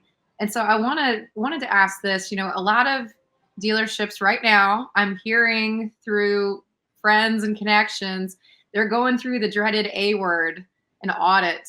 And it is, you know, that's a scary time for dealerships. It's a scary time, you know, everybody's all hands on deck. How does dealer scanning help from a compliance standpoint with warranty audits? Yeah, thank you. Such a great question. And you know, unfortunately we've gotten some clients at the aftermath of a warranty audit when their dealership has been charged $100,000 for not being able to produce their repair orders. And that's unfortunately, as you all know, we all learn. A lot of us learn by having pain. And if you are with our clients that are scanning, the warranty audit is no longer such a traumatic experience. And the reason is that we have the data readily available. So if you have 100 repair orders, you can easily find those 100 repair orders and produce the data that's needed for your auditor. And that process takes 2 hours, and Tully or Ed and Shon, you've known that some of these warranty audits can take 2 weeks if you're lucky by trying to find some of these documents. So that in itself, it's a no-brainer. But unfortunately, some people have to go through the pain of a warranty audit fee to come to the senses of coming back and making their life easier. But yeah, that's basically literally the most valuable part of this whole process. Tully, your perspective on warranty audits and the compliance. I used to be scared of warranty audits. I'm not scared of warranty audits anymore. I mean, as long as you're doing the right thing. But here's the deal. If you don't have the repair order, you need to be definitely as scared of warranty audits because they assume that it's the worst, right? Back in the day, if you did something wrong, you threw the RO away. That's not what you do. That's not the right thing to do. Yeah. And the goal now is that we have all of those repair orders. Also, the manufacturer knows that you scan, also will trust you more because they know that you have a process to maintain those records. And two is that a lot of times is that with warranty audits is they're doing remote. They ask for, can you send us 20 ROs or 50 ROs? You know how hard it is to download 50? You just go in there and say, click, click, click, click, click, PDF it, PAM, off it goes. A customer calls, hey, I need a copy of my RO. I'm in New York City, from California. What happens? No problem, Mr. Customer. What email would you like it to? And you send it within a matter of seconds. This is why scanning is a must, Shon Kingrey, a must. Because I don't see how you can operate a business without it. Ed, I'll go to your perspective next before I jump to Shon. But Ed, what's your take on compliance warranty audits and how this can help? Well, the key to when we have an audit is to be able to produce the documentation. And if we can't, we're automatically accused of being at fault, whether we are or not. And so from a audit standpoint, or to be able to go through that, it's about having the information available to us. From a compliance standpoint, there's stuff on my desk. There's books behind me, whatever else. We leave stuff behind. And when we leave that stuff behind and we leave it open, then we have a compliance issue. And if it's not there, if it's scanned, if we're referencing it off the computer, it's on our screen. And then as soon as the screensaver comes on or the screen goes out, we're good. We're safe. We don't have those issues. So it's about protecting ourselves as well as being prepared when something like an audit arises. Shon? First of all, Tully, I own it, okay? I pick my battles one at a time. You know that. But listen, Tully and I, more than 100 times have had the same conversation together. Audits don't scare me, guys. Just do the right thing. Audits don't scare me. The compliance scares the living heck out of me. And I want to say another word, but I know Ted will jinx me if I do. Guys, to walk through here, yes, I know. But to walk through, I was in the store on Sunday doing some work, and you walk through there and you see the files that are laying around, and they're scary because you know it. You're going to find that one person that's going to get you in trouble. I understand it. I get it. I go back to the other client issue and to Ed's point and what Tully said earlier. We've all been through audits. The first 2 or 3 scare you. Then you realize, listen, just do the right thing. But if you don't have that paperwork and if you think you're above it, you can't prove you have a signature or that you initialed or signed off on an add-on line. Guys, you're eating the RO. You're eating the whole RO. And I'm going to go down a little rabbit trail like Ted and I have been talking about. For us in the domestic world, Chrysler's gone through a ton of cutbacks in the last 60 days. 40% of their staff, guys. They're not playing anymore. I mean, they're not playing. Every RO is getting scrutinized. We have to scan and send everything in. And we're doing it the old-fashioned way. I mean, today in one of my other stores, they pulled 21 ROs from 30 days ago. Guys, they were all legit, but guess how long it took to pull those ROs to send to them? And again, all the ROs are legit. I looked through them all. There's nothing. I'm great. I'm good with it, but it doesn't make it any easier. And it's a store right now that doesn't have a manager in place for a leave reason that, by the way, I have to go put out the fire because I'm not going to let that fire grow because go ahead and don't send them back. You're going to eat the repair. Cesar, there are some dealers who this year and last year have been filing for warranty, labor, and parts rate increases, Shon Kingrey. And Cesar, how would this help with a dealer or dealer group like that? Oh, and it's exactly the same. It's exactly the same process. Is that your data is there. You can always refer back instead of having to pull 100 physical ROs. You can easily go through 1,000 and find the best. Your case much easier than having to go through this physical paperwork. So yeah, this is another major for those service managers and fixed op directors that know where the money is, this is a big game changer, because your data is there. You can review it very easily. And Cesar, let me set you up for Sarah here, because when I met you 5 years ago at the first Fixed Ops Roundtable, your company was called Service Scanning, and then it changed to Dealer Scanning. Tell us why you did that. Yeah. So originally, our founding partner thought we were just going to do the service department, which is where 90% of the paperwork resides at a dealership.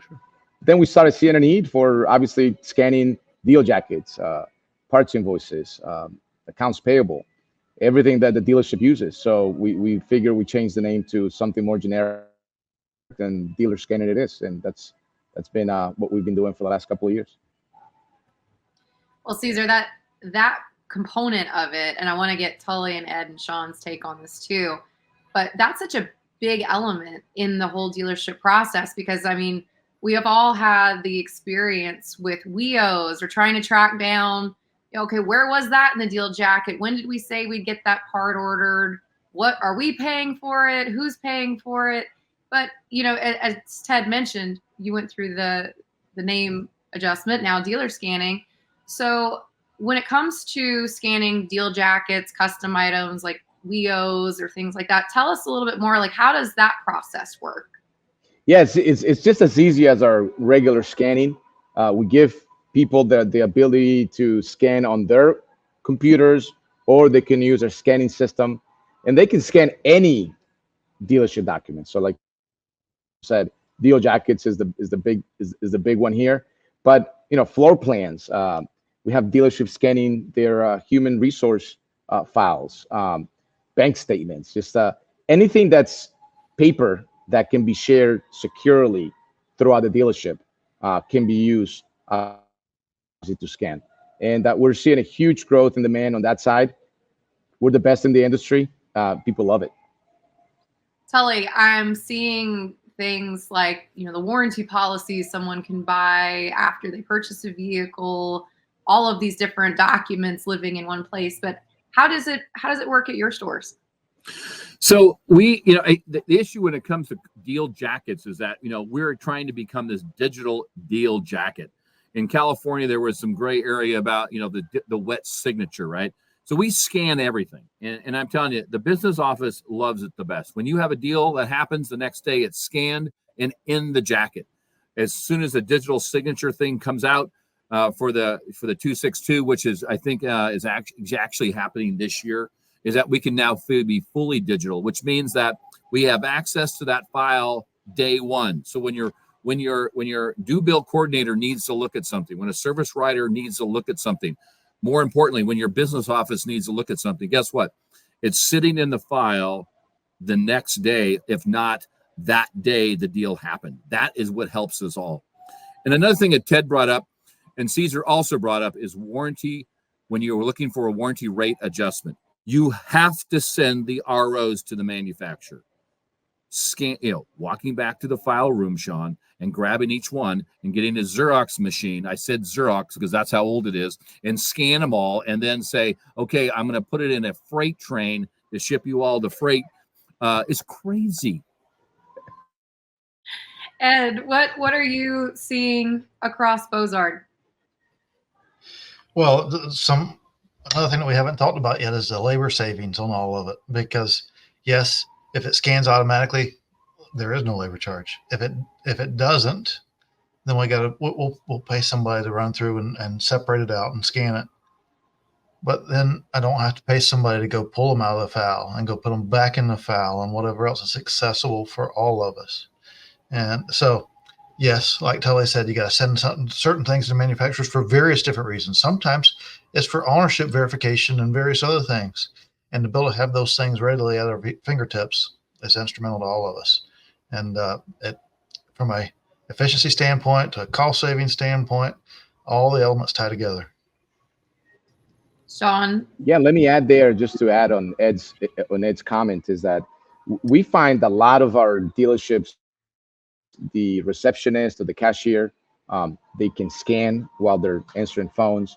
So it gives them, some of these people have downtime, and you're optimizing their time.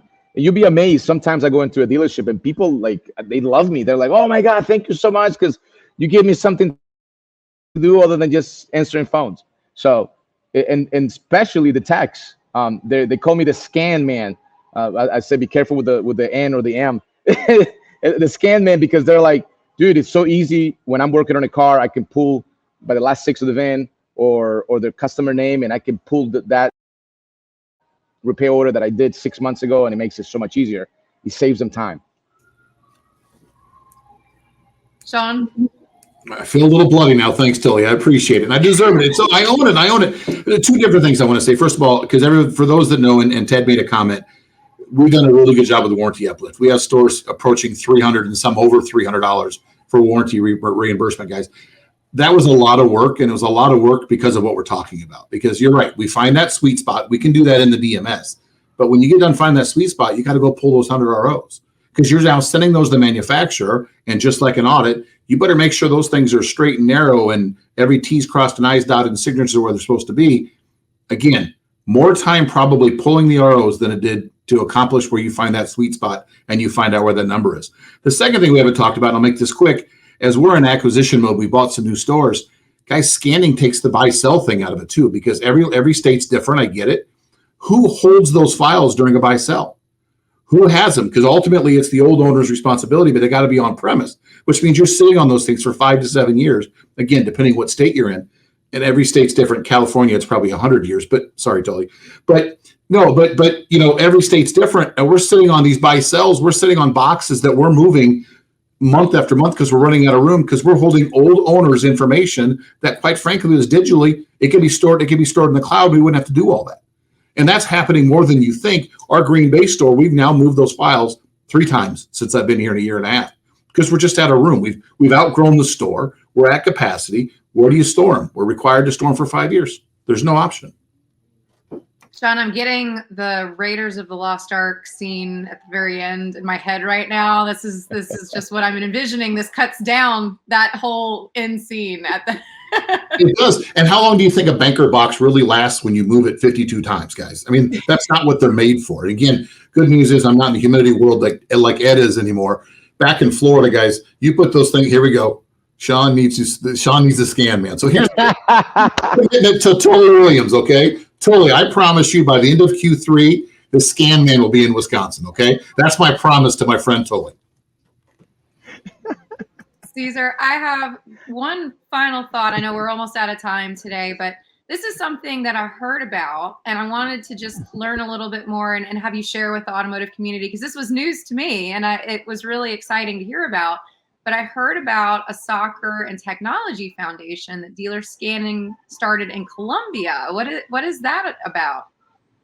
Oh yeah, well, thank you. The secret to living is given, and I'm originally from Colombia, but I came here when I was 12 years old, and this country has been a blessing to me.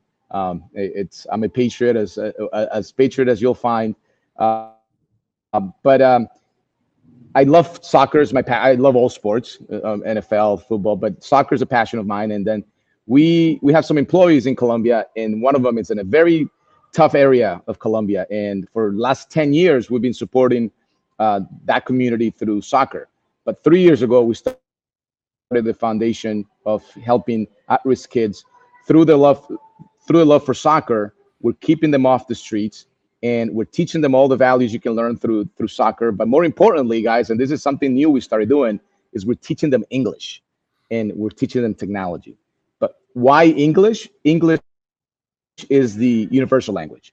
In a country, in areas of the world where English is not the main language, if you learn English and you can speak it properly, that opens up the world economy.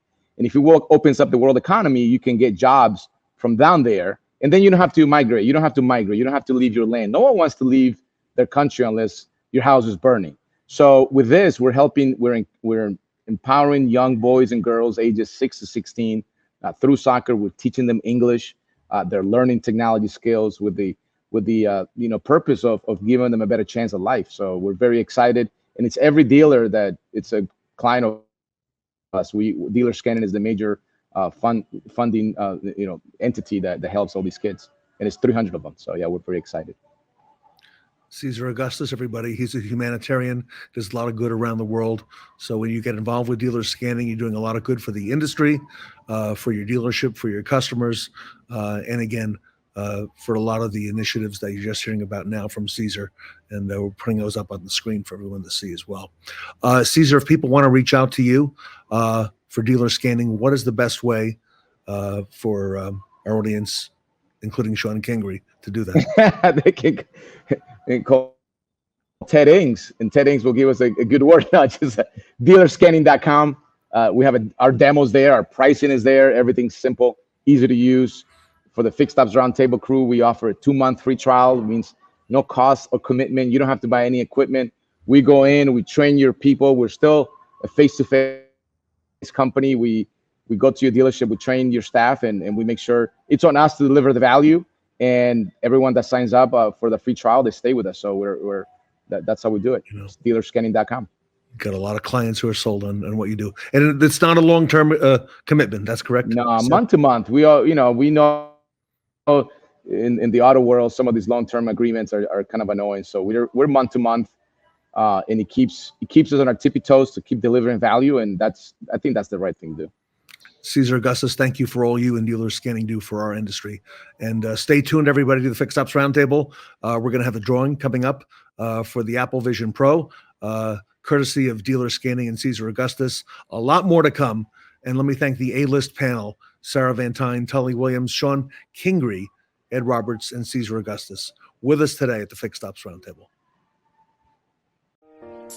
This is our scanning system, which consists of a touchscreen computer and a 60-page per minute duplex scanner. I am going to show you how to scan a typical repair order. Bring up our dealer scanning application.